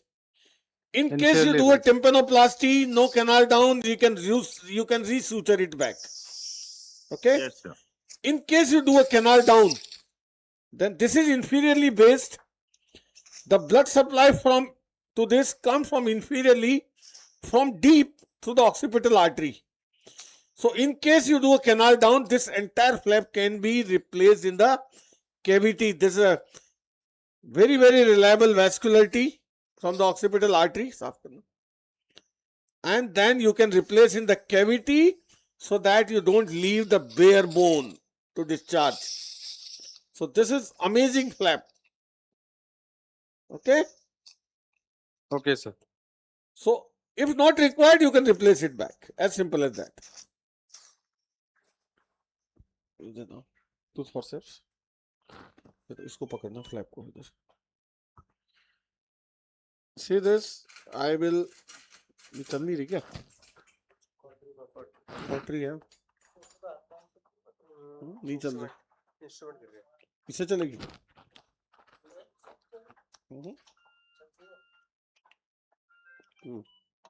Okay. Let see the mastoid tip. And when you place this flap in the cavity, if you do a canal down, then obviously to make sure it reaches everywhere, you have to remove the mastoid tip. See this? The beauty of this flap is the vascularity comes from the depth. So it is not jeopardized so easily. Now coming to the otoscopic findings. Let's see. Suction.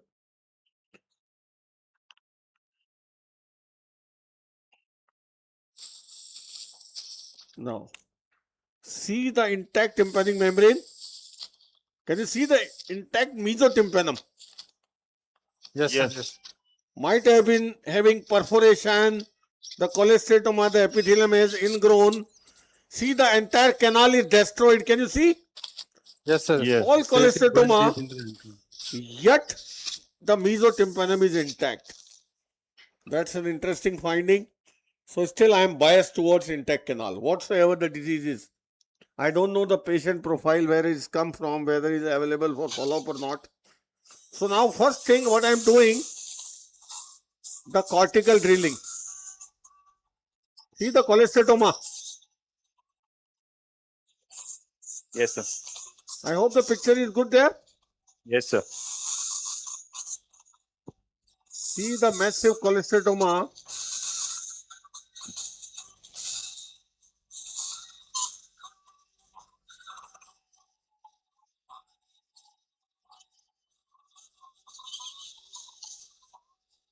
Use the largest possible burr for the given area. Wait, enough. You see that.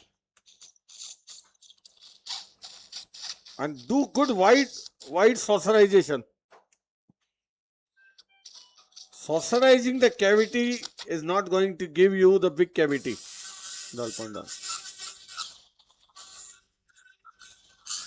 It rather ultimately makes the cavity size smaller by allowing the surrounding tissue to fall in.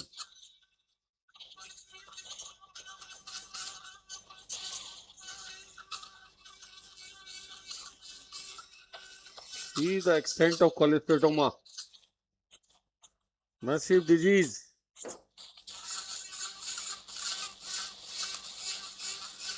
You have to be careful. We know that the sinus and dural plates at places dehiscent.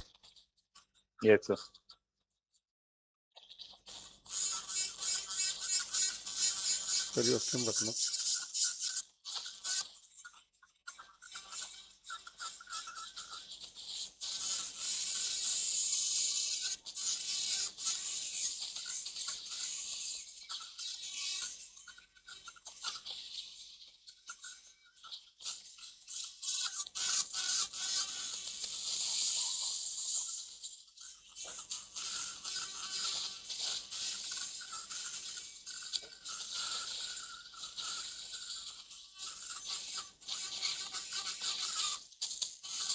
Always widen first before you go to the depth. These are the basic principle of autologic drilling.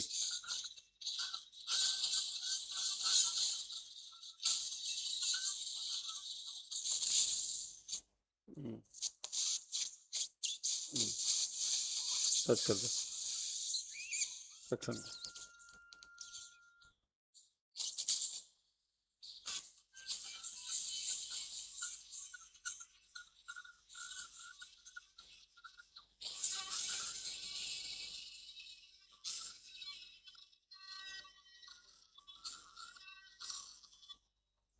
Suction बंद हो जाता है मौके पे.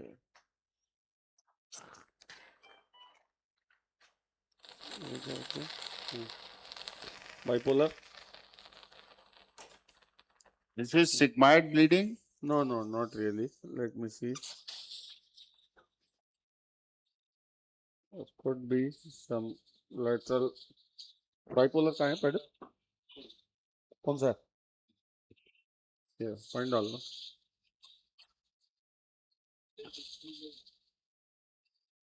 वो दे दे यार थोड़ा कुछ बोल दे sir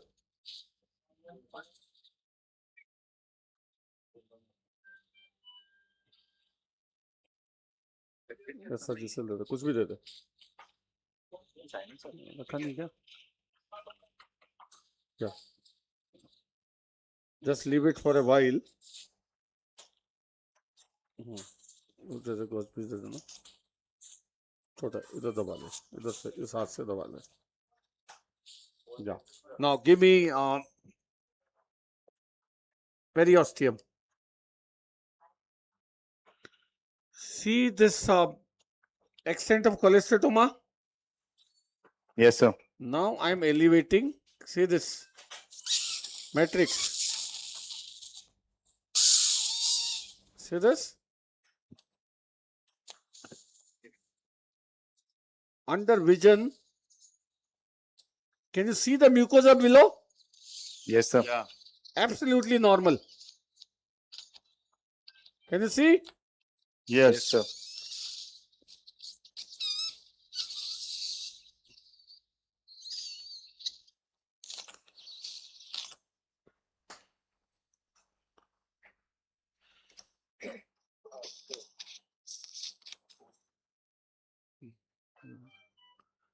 Under vision.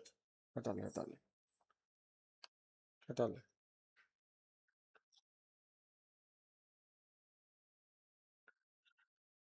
See everywhere. अरे सेक्शन को क्या हो जाता है धोखा देता है बार बार See, I'm elevating the matrix. Removal of the mucosa is not my target.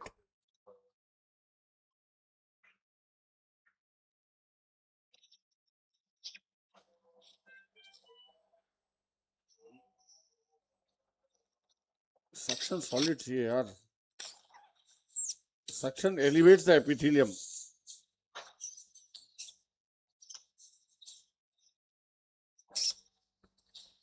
Suction is the key tool. See, this much of the cholesteatoma I am elevating. Can you see very clear? Yes, sir. फिर बंद हो गया यार.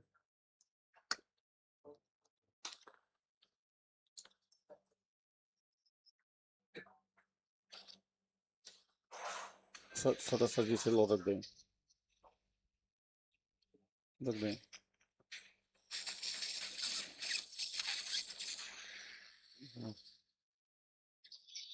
लगा दो कोई खास बात नहीं चलो बस कॉटन दे दे 2 मिनट बस दबा के रखते हैं साथ से now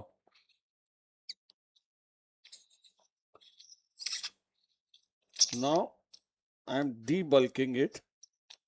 First I go all around to elevate it under vision.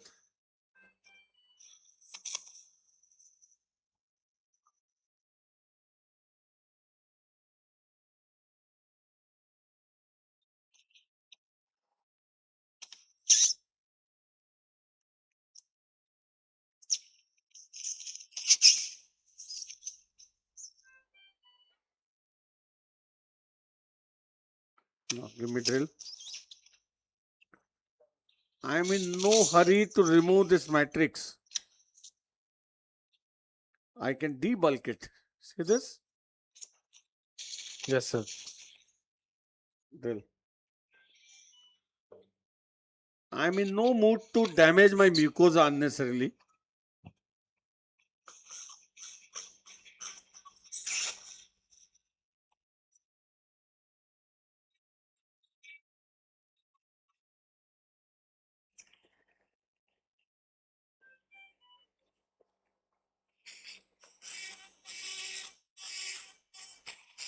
Authorization is must.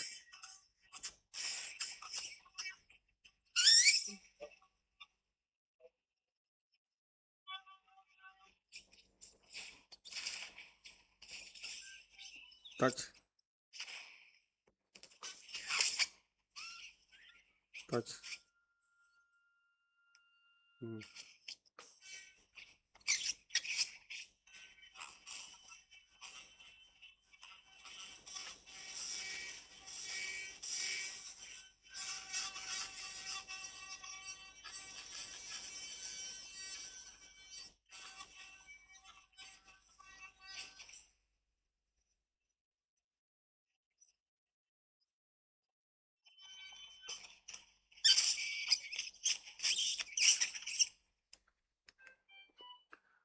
See under vision.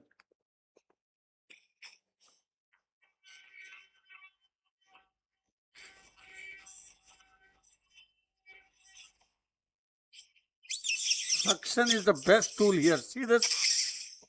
See this suction? It Yes, sir. elevates the epithelium, yet without disturbing the mucosa. Can you see? Yes, sir. Because your suction pressure is right on the bundle. My man of the match tool here in this surgery is suction. That's why good suction is important here.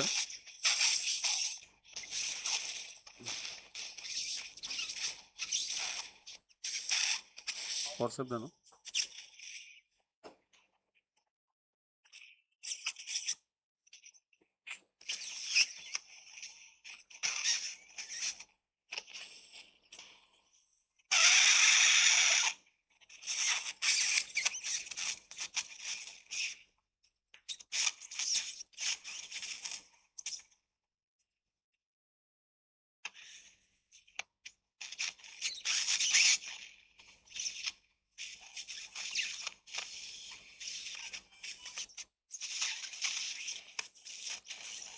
See, from the entire cavity, the epithelium is out. Yes, sir. And the most important thing is, the majority of the mucosa is still intact. Remember what I said?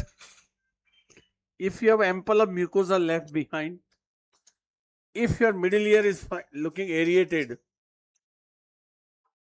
is the ideal candidate for interiorization whatsoever. See, looking at the extent of cholesteatoma and bone destruction, the extent of cholesteatoma is not a criteria at all. Now, give me patla suction de. Abhi ek baar pani de mere ko boss. My cholesteatoma is out.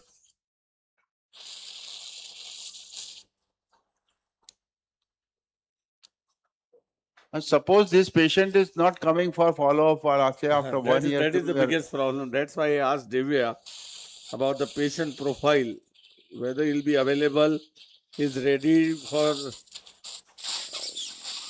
the cause we are saying that you may need a close follow-up, second surgery, whether he is willing or not. That is a big question. Because you can't do this and let patient go forever. Now, whatever decision, the first important thing, mandatory, is the complete removal of the disease. This is mandatory. Yes. Without, there is no ball probe. There is no question exists for an intact canal.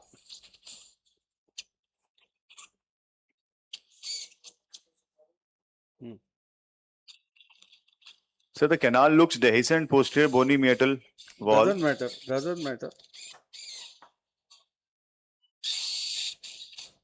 The point is that even the patient are not getting prepared for the surgery for long years. Their ears are discharging, and then after the surgery they want a complete cure. Do canal down. May not be from If the the hearing patient point. is not understanding, do a canal then down without thinking twice. Yes. Then the canal wall down is the best procedure because you feel safe after that. See, both procedures are best. The indications you have to decide. You cannot force a particular procedure on a wrong patient.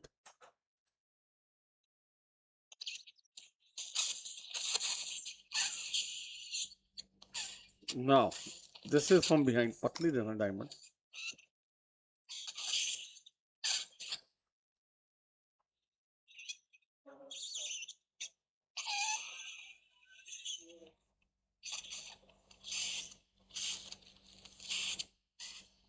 About if you find out a lateral semicircular canal fistula here or before the surgery, then how you proceed?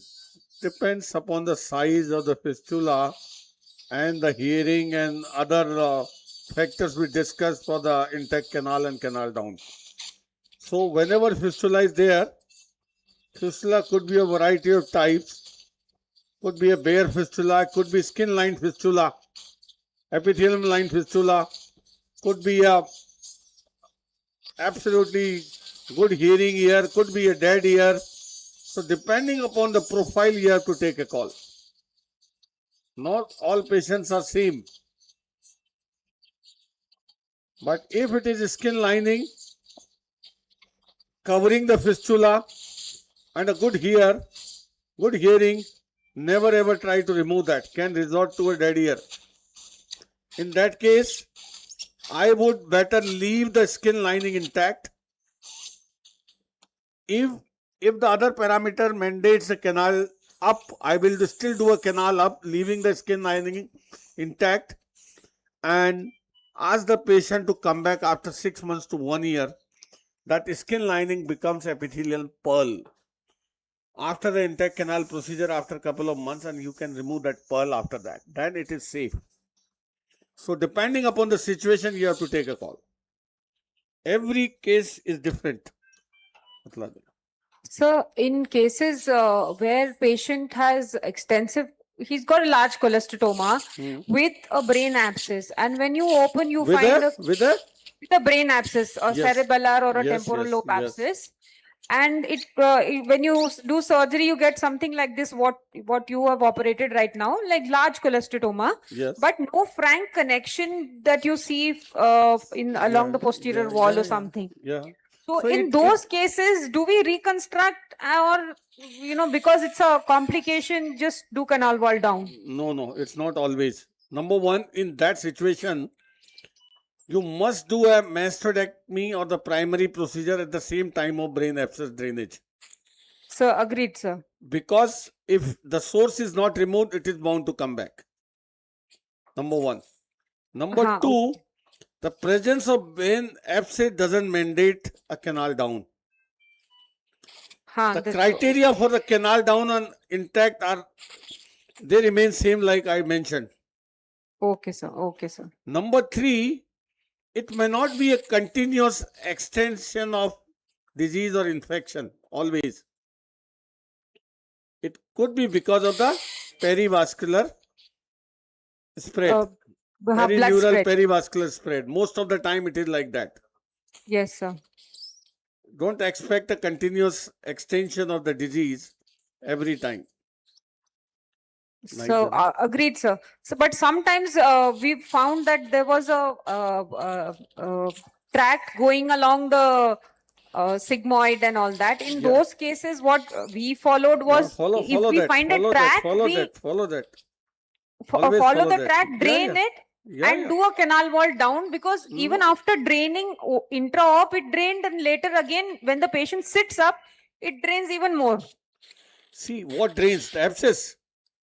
Yes, sir. You I had can't a leave patient the like abscess that. behind to drain further. You have to remove in toto. So, Abscess should be on drained in table, toto. whatever we could drain, we had drained. So, if there is a direct extension, follow sir. that to the abscess. Yes, And sir. that gives the best opportunity to drain the brain abscess completely. Yes, sir. zoom in, sir? Transmastoid drainage of the brain abscess is an established fact. Yes, sir. See what I am doing. So please zoom a little bit, sir. Zoom. See the destroyed canal, you can see. Yes, sir. See the canal which is destroyed. To remove the cholesteatoma, even if I have to remove the canal completely, it doesn't change my decision. Can you see now the middle ear? Yes, sir. We are seeing. Absolutely good middle ear. Can you see? See, Can you see the important landmass? that I can expect a good middle ear function because there is air behind the tympanic membrane. Where the air is coming from? Number two, I have left ample of mucosa behind. Can you see? For Yes, the sir, yes. gaseous exchange. That gives me the best opportunity to reconstruct this here, to normalize the physiology.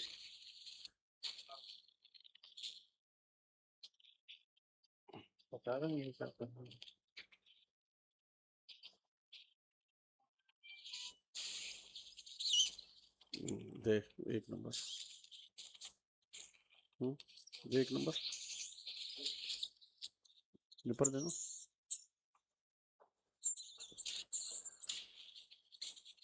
and this malleus काट रहे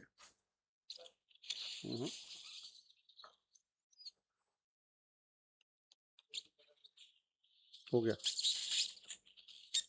That was the malleus nipper. Forceps they scissors दे पहले scissors.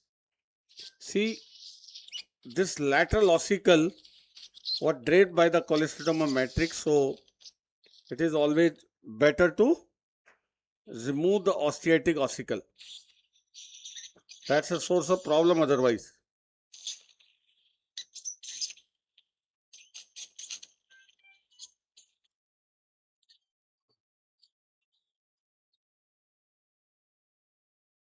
See the malleus head out? Yes, sir.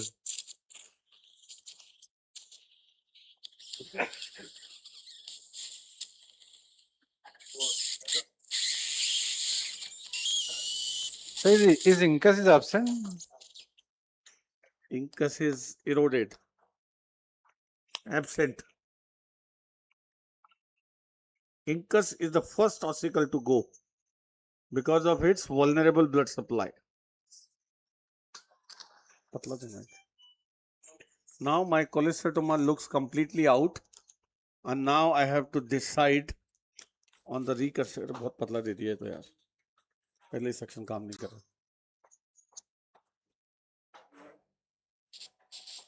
Now see the findings.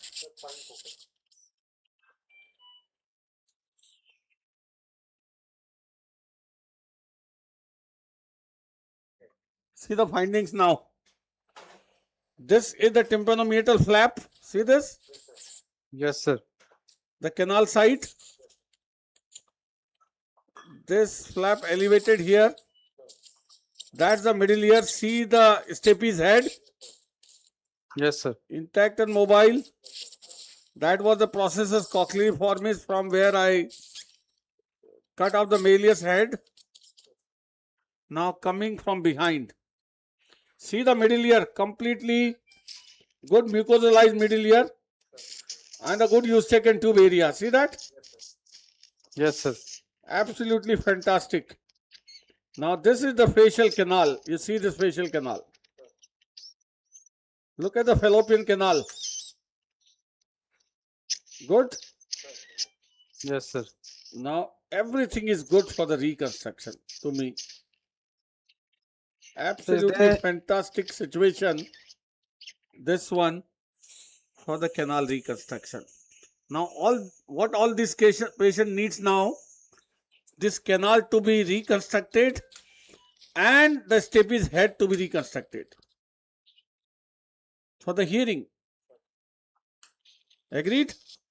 Yes, sir. Yes, sir. Now anybody, see, everybody has a different way. We are here to discuss.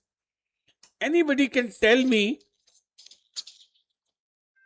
if my decision is wrong with such a fantastic year for the ideal condition for reconstruction. Whether you will reconstruct the attic, because I see attic defect also. Yes, yes, yes, that's what. This is to me is the ideal case for interiorization. There is no cholesteatoma, completely removed, good middle ear mucosa aeration condition. But the remaining bone of the posterior canal is still osteitic. If you have removed the malleus head, saying that the cholesteatoma was dropping it, the cholesteatoma was here also. Ossicular bone is different. This mastoid bone is different. See, all this bone I am leaving behind because there is mucosal covering over it. I am talking about this canal. Yeah, canal down. This one, no? I remove the epithelium intact from it. So it looks fine. It doesn't make any difference. Now, ossicle are made of different bone.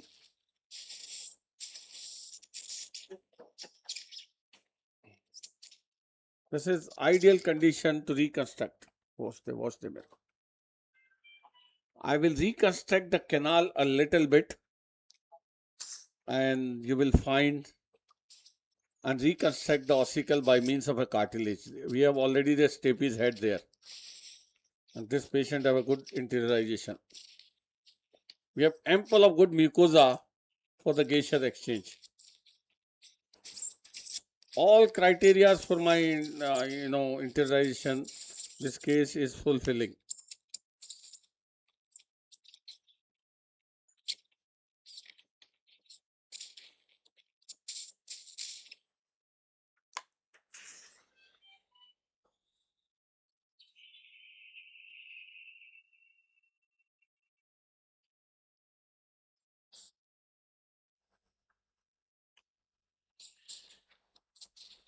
The primary picture of this patient when we opened the ear was complete destruction of the canal.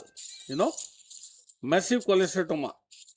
That can bias anybody to do a canal wall down.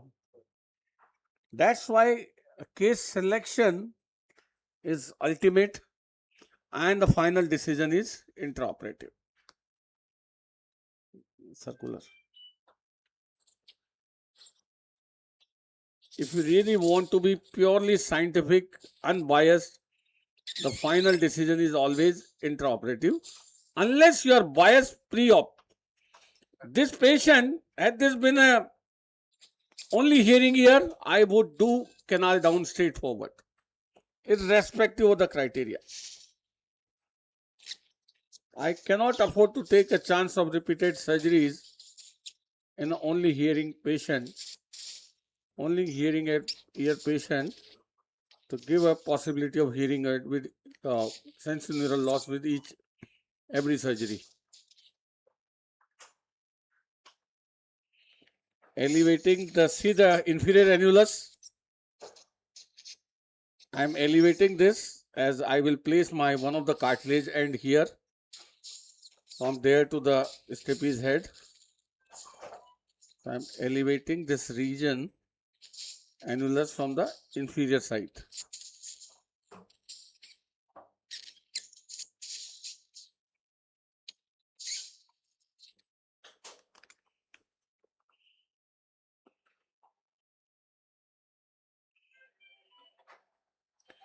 Cotton ball.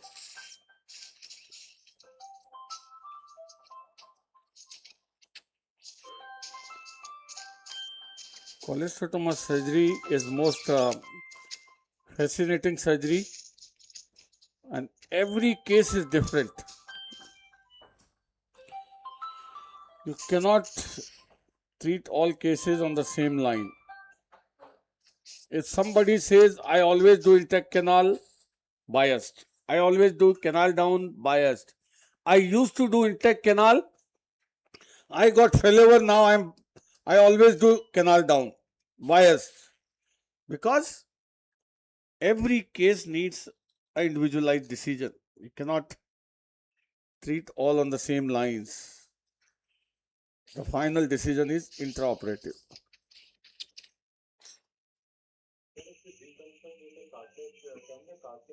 So before the surgery, we were talking about eustachian tube function and all. Yeah. So if there is a grade 3 or 4 retraction on the tympanic membrane and the rest of the cavity is filled with, the mastoid is filled with cholesteatoma, how to deal that case? A lot of retraction is there in that pars tensa. Not only retraction, I small air pocket. am talking of huge cholesteatoma after retraction. Let me talk like this. Whatever happened has happened, but the eustachian tube might have recovered after that. It has a potential to recover. An initial long-standing negative pressure might have caused cholesteatoma, which negative pressure caused or whatever has been recovered now. So now you have to treat it differently. You remove the cholesteatoma, eustachian tube can still recover. It is not always irreversibly damaged. So still you have a chance of, good Eustachian tube function after that. That's why every case has to be individualized. Here, that gives me, without any testing, kind of middle ear, good with air, good mucosa left. I cannot leave such opportunity to reconstruct the ear. This is an amazing situation, to reconstruct.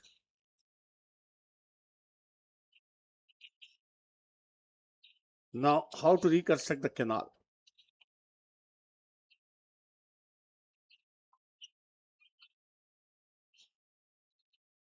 Drill. Now, I will use a cartilage to reconstruct the canal. So, I will make the facet for the cartilage. I will use the cartilage piece to reconstruct the ossicular chain. So, now our first facet for the cartilage would be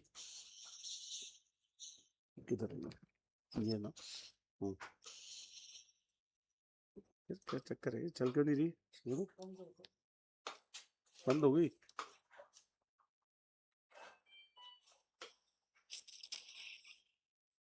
drill धोखा देगी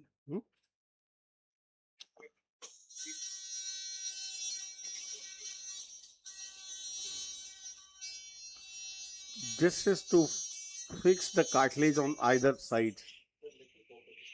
Yeah.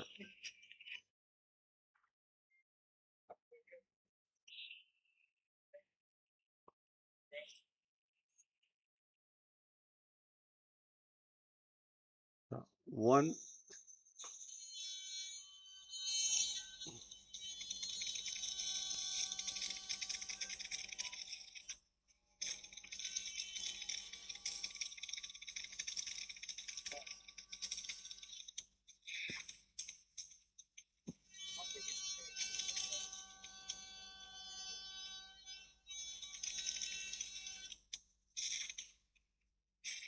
That is the facet on one side. We'll measure the cartilage, do the rehearsal before finally. This is on the posterior wall.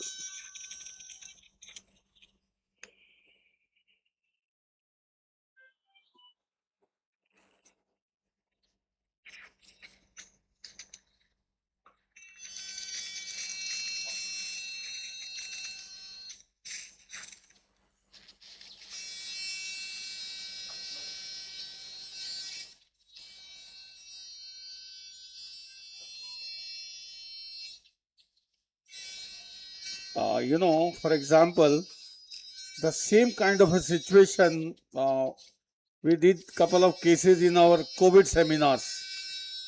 And I remember one of the case came from Dr. Kusum Patidar. I told her to keep a close watch. I have done a reconstruction, interiorization, and probably still that patient is in close follow-up of Dr. Kusum Patidar. The same kind of a situation with extensive cholesteatoma. It's been almost 5 years now or more than that.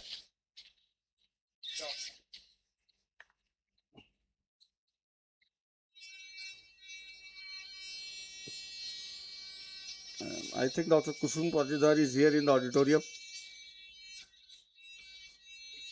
Yes, she is here. Clipping. No, she is here only. Here. Talk. उठाता हूँ. Hello, sir. I'm very well awake. Watching your surgery. Bore होके सो गए It's होंगे. always a treat to watch you operating.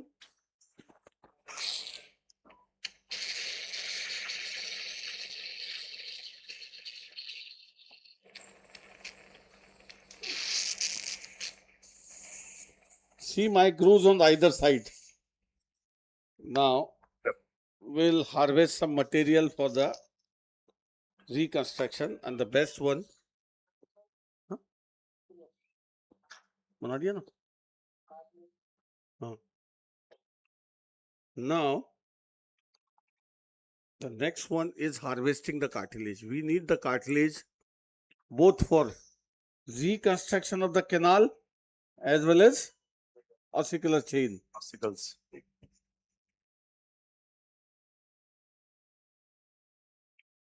Right, local either. And see, my cartilage of choice is tragal. Tragal cartilage.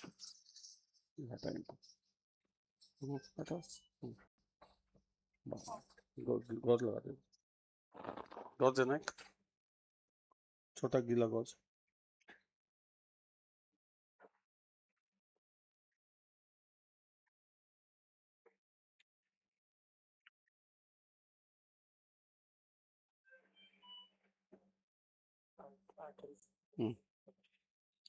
nice.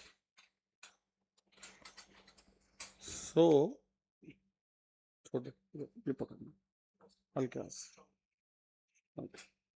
So I will just preserve the cosmetic value of the tragus and make an incision medial to the outer edge. See, this is through the cartilage now. Yes, sir. Through the cartilage. See the tragal cartilage.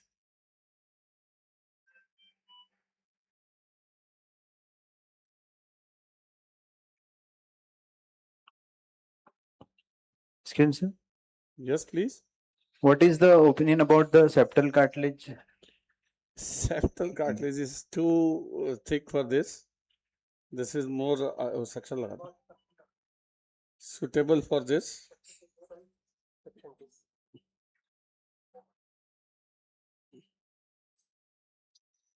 It has a natural curve also, which can be, advantageous. This way, you always, leave the perichondrium over the cartilage.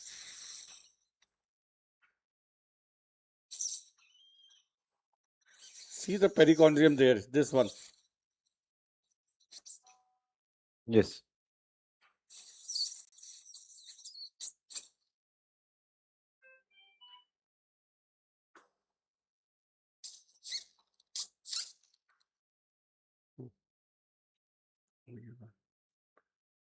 Suction करते रहना.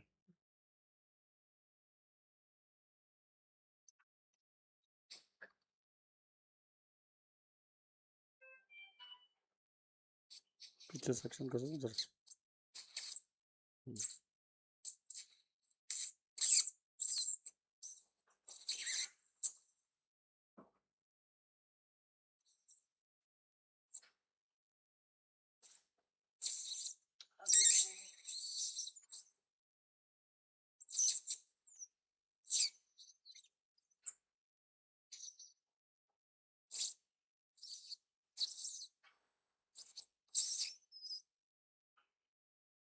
It's a big cartilage.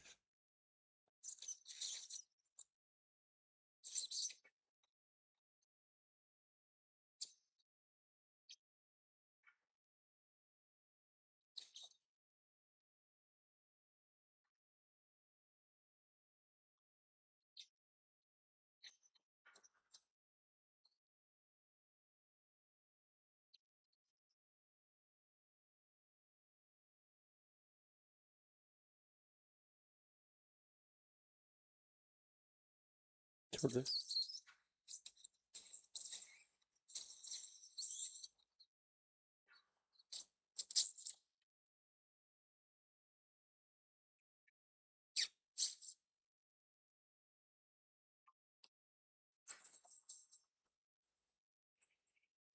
This one is for my canal.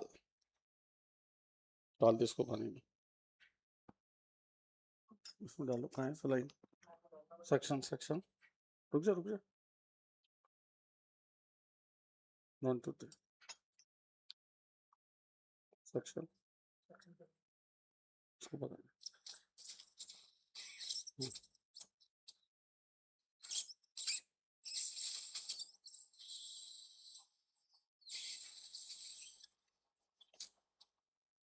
This is for my ossicular reconstruction.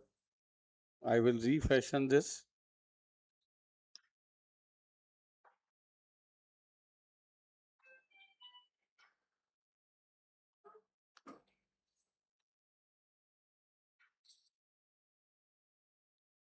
This is for ossicular reconstruction. लो, वो पहले वाला दो. So, let me refashion it, check. See, it is not the strength which is required. It is the support to my flap, additional support to my flap. If there is no negative pressure, it will survive like anything. Scissors. It is the aeration which matters.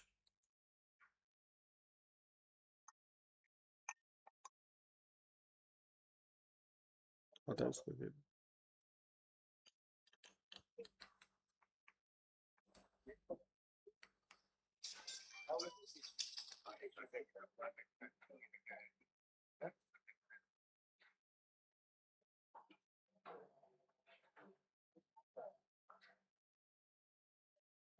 Let me check first. Forceps. It looks too big. But yes, good.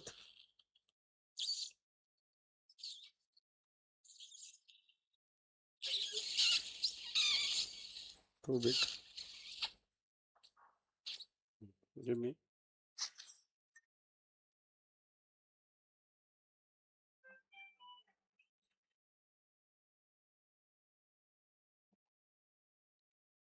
पतली देना forceps.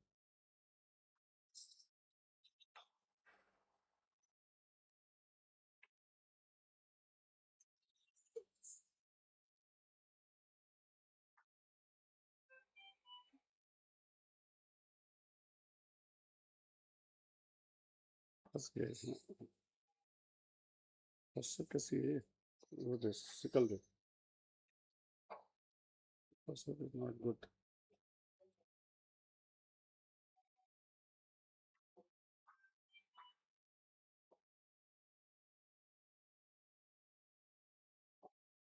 Just need a little support. That's it.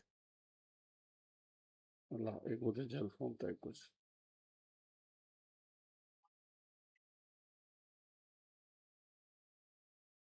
So you might need to drill more so that it accommodates over there.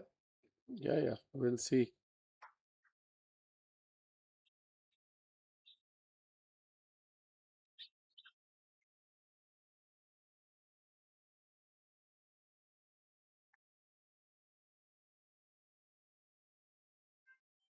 थोड़ा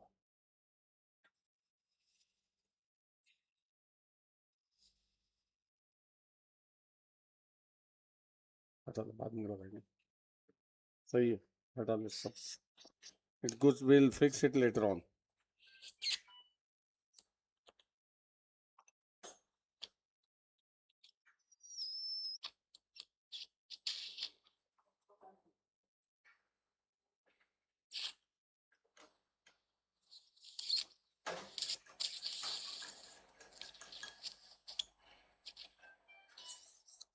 Osceola cartridge there.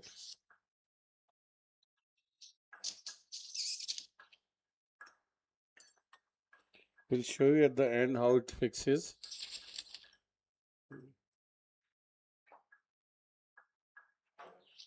So please zoom in a little while you are keeping the ossicle. Yes, sir.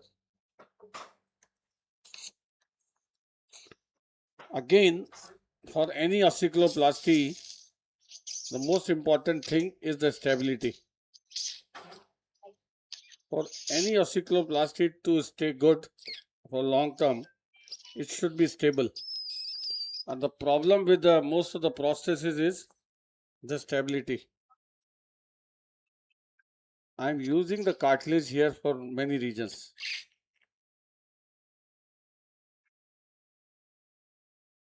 It's our own tissue, no compatibility issues. It resists even the infected field. Right, sir. No cost. You can acquire as much as you want. And it stays there for long. We have seen patients where our place cartilage is working well even after 20 years.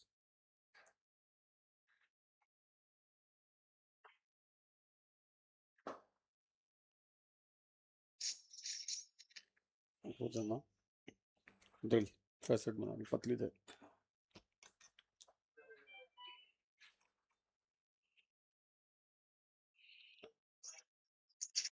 this is the stapes head here. See this?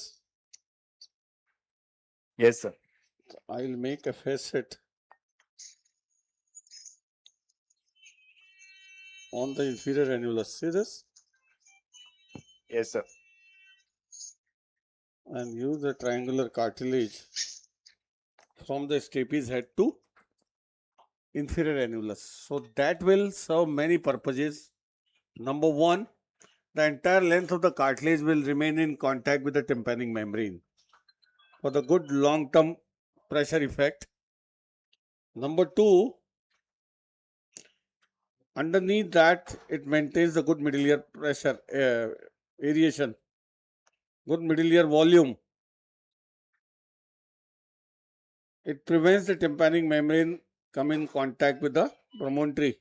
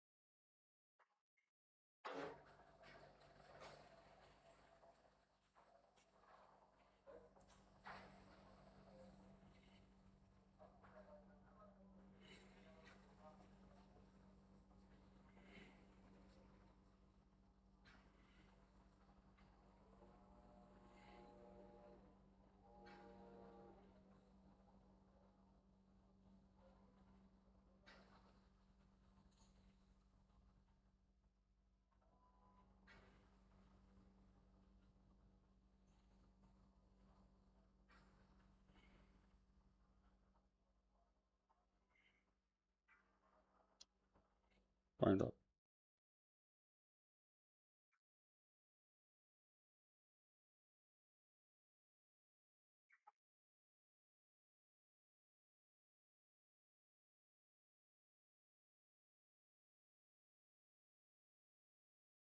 Check कर लेते हैं. 9 to 9.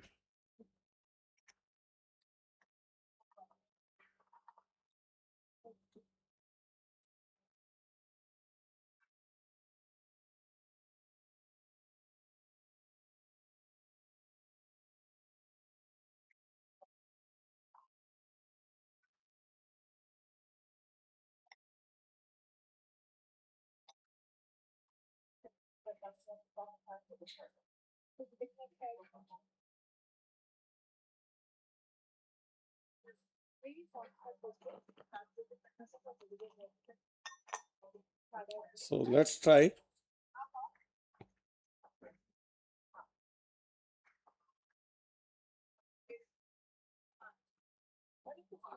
So I will place this in a way that one end goes to the facet and other on the head of the stapes.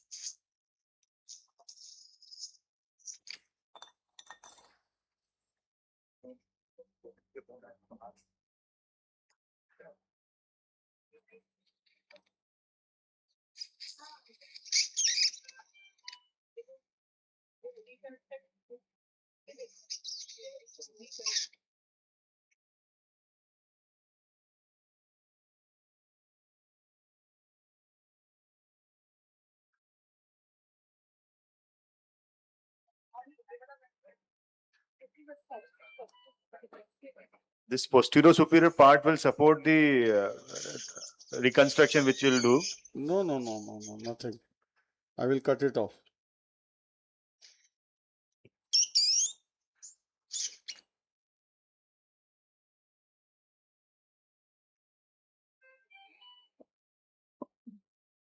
See my facet?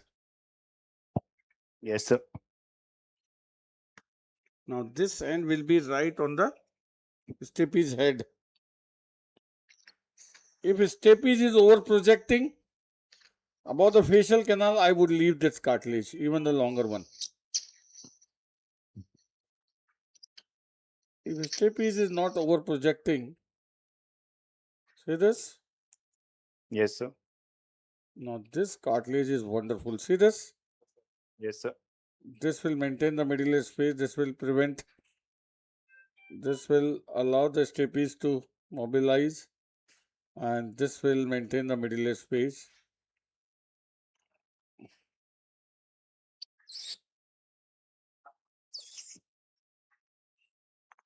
Nice.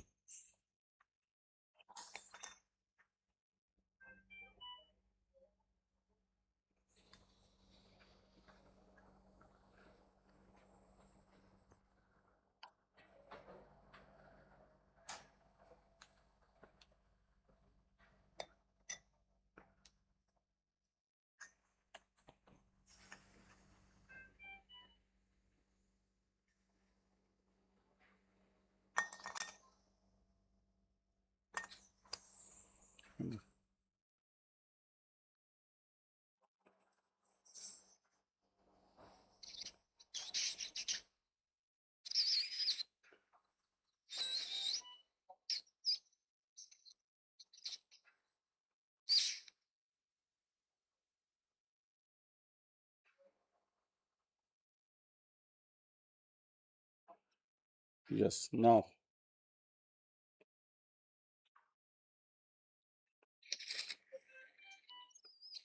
Now this Very tympanic nice, sir. It membrane looks very nice. will come in contact with the entire cartilage. This? Yes, sir. It looks very nice.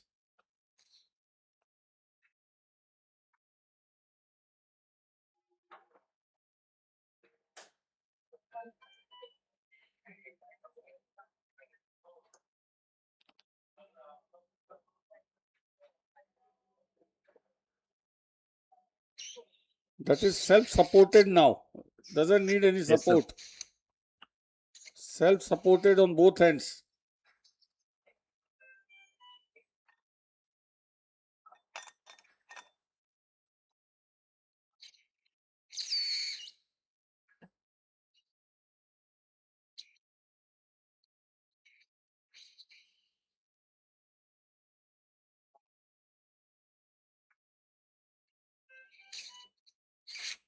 Give me.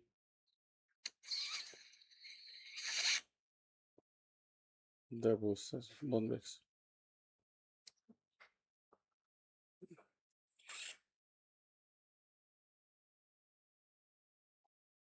Okay.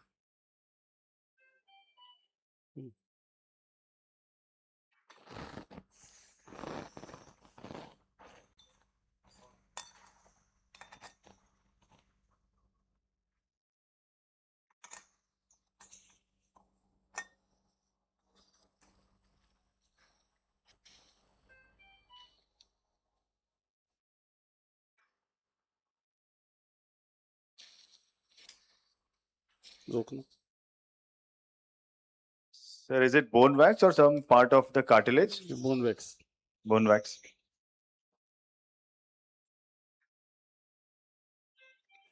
Sometimes we use tissue glue.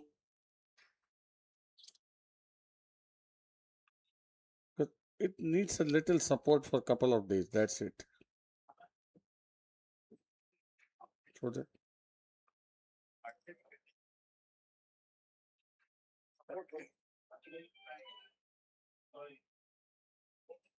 रोक.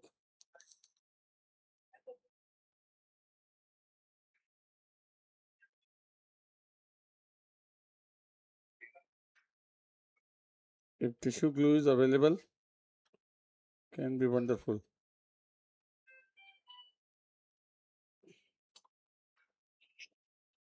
The gel form.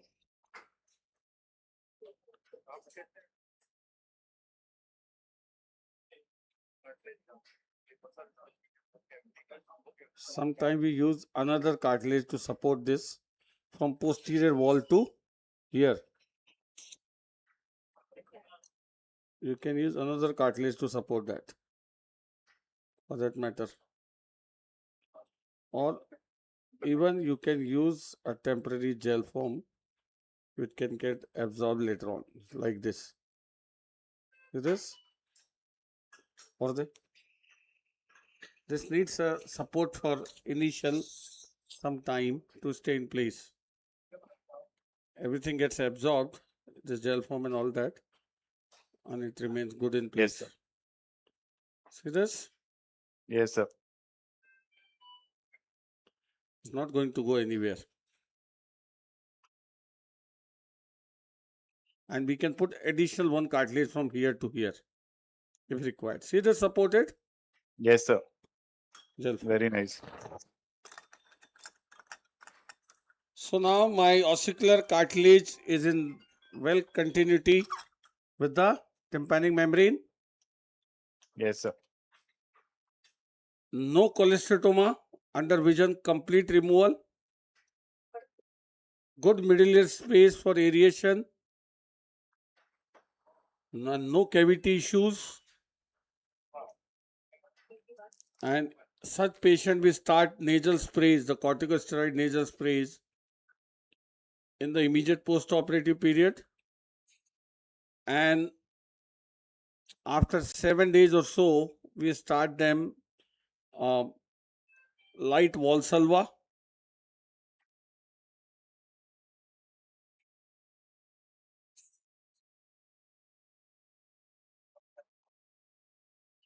And it works amazing.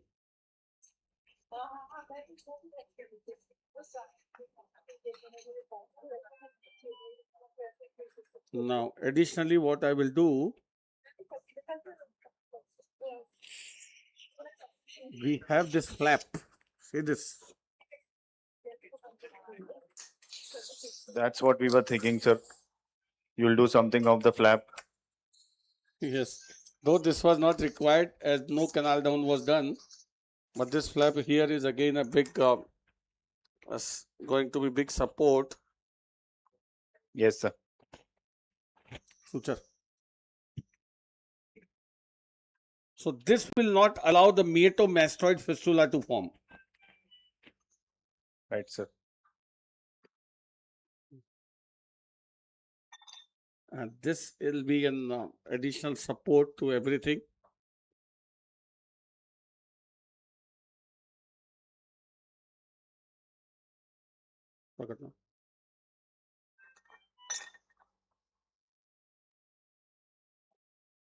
Dr. Satish, now there are papers on cavity-less mastoidectomy, in which they obliterate the cavity and keep the facial ridge high and do a very little meatoplasty or no meatoplasty. Yes, there are many ways to reduce the cavity size, obliterate it. Yeah, a lot of things are being done. That should be done after a canal down, number one. And the only thing which is mandatory before that is exentration of all cellular tracts. Yes, it's very Burying important. the cellular tract under that Yes. would be a disaster. Yes. So that should be done very, very cautiously. When you are sure that you have removed all the disease, and then you can only obliterate, but that gives you a better result in the sense that patient don't have any cavity problem post-operatively. So he heals better, and you are sure that you have removed complete disease. Yeah. See now, my cartilage is further supported by this. My canal is here, and all the period of the time, this canal remains good, wide. Yes. So I will put 2, 3, 4 stitches over there to keep this flap covering this. See this beauty? And this will support the cartilage further. ये लगा देना tattoo here.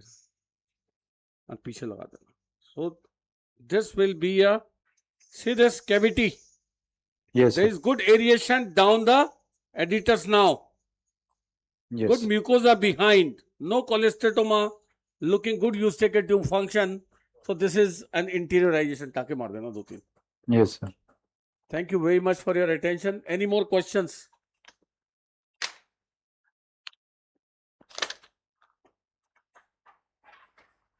Any question or suggestion?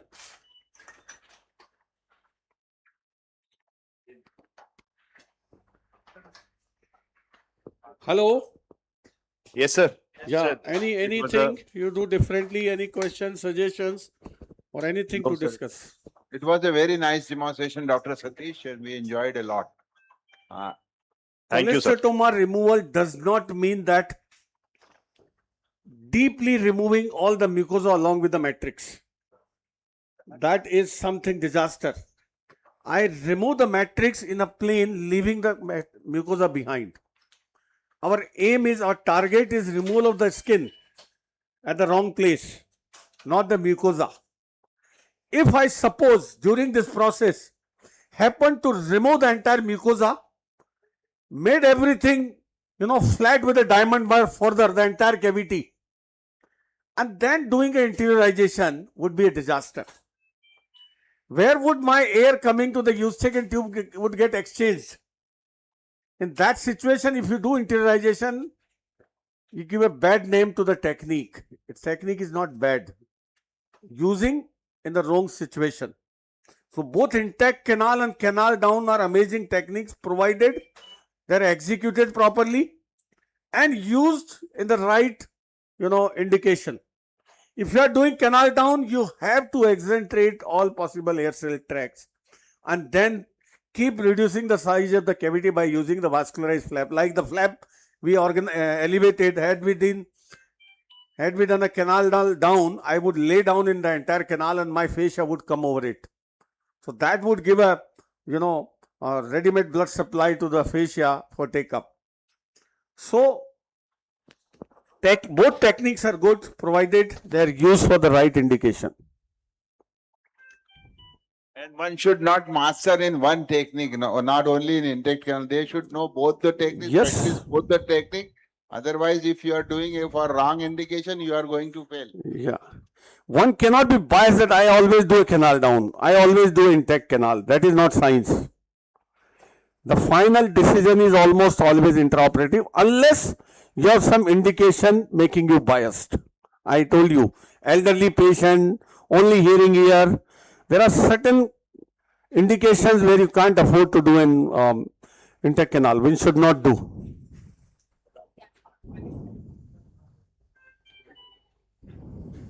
So thank you again, Dr. Satish Jain, from whole Thank of the you. audience here at auditorium. We have enjoyed your whole day. Thank you for bearing with me once again and for the great time, and thank you for your attention. Thank you very much. Thank you, sir. Thank you so much. I request Dr. Ravin Bansal, sir, to please felicitate our chairpersons.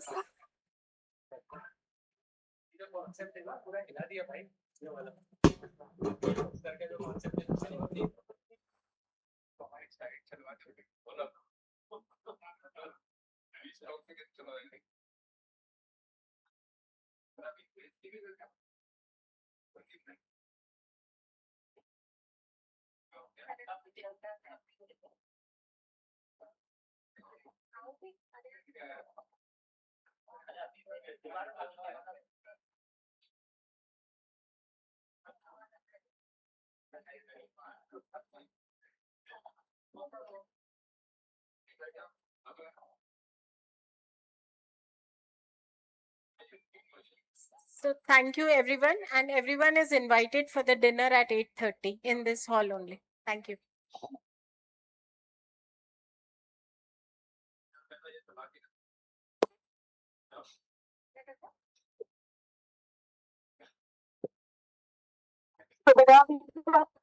Check-in है आपका I think highway baggage belt number 8 पर उपलब्ध है जिन्हों अपना यात्रा का हिस्सा बनाने के लिए धन्यवाद Ladies and gentlemen, your checked-in luggage will be available in arrival hall on belt number 1. Thank you for flying with us.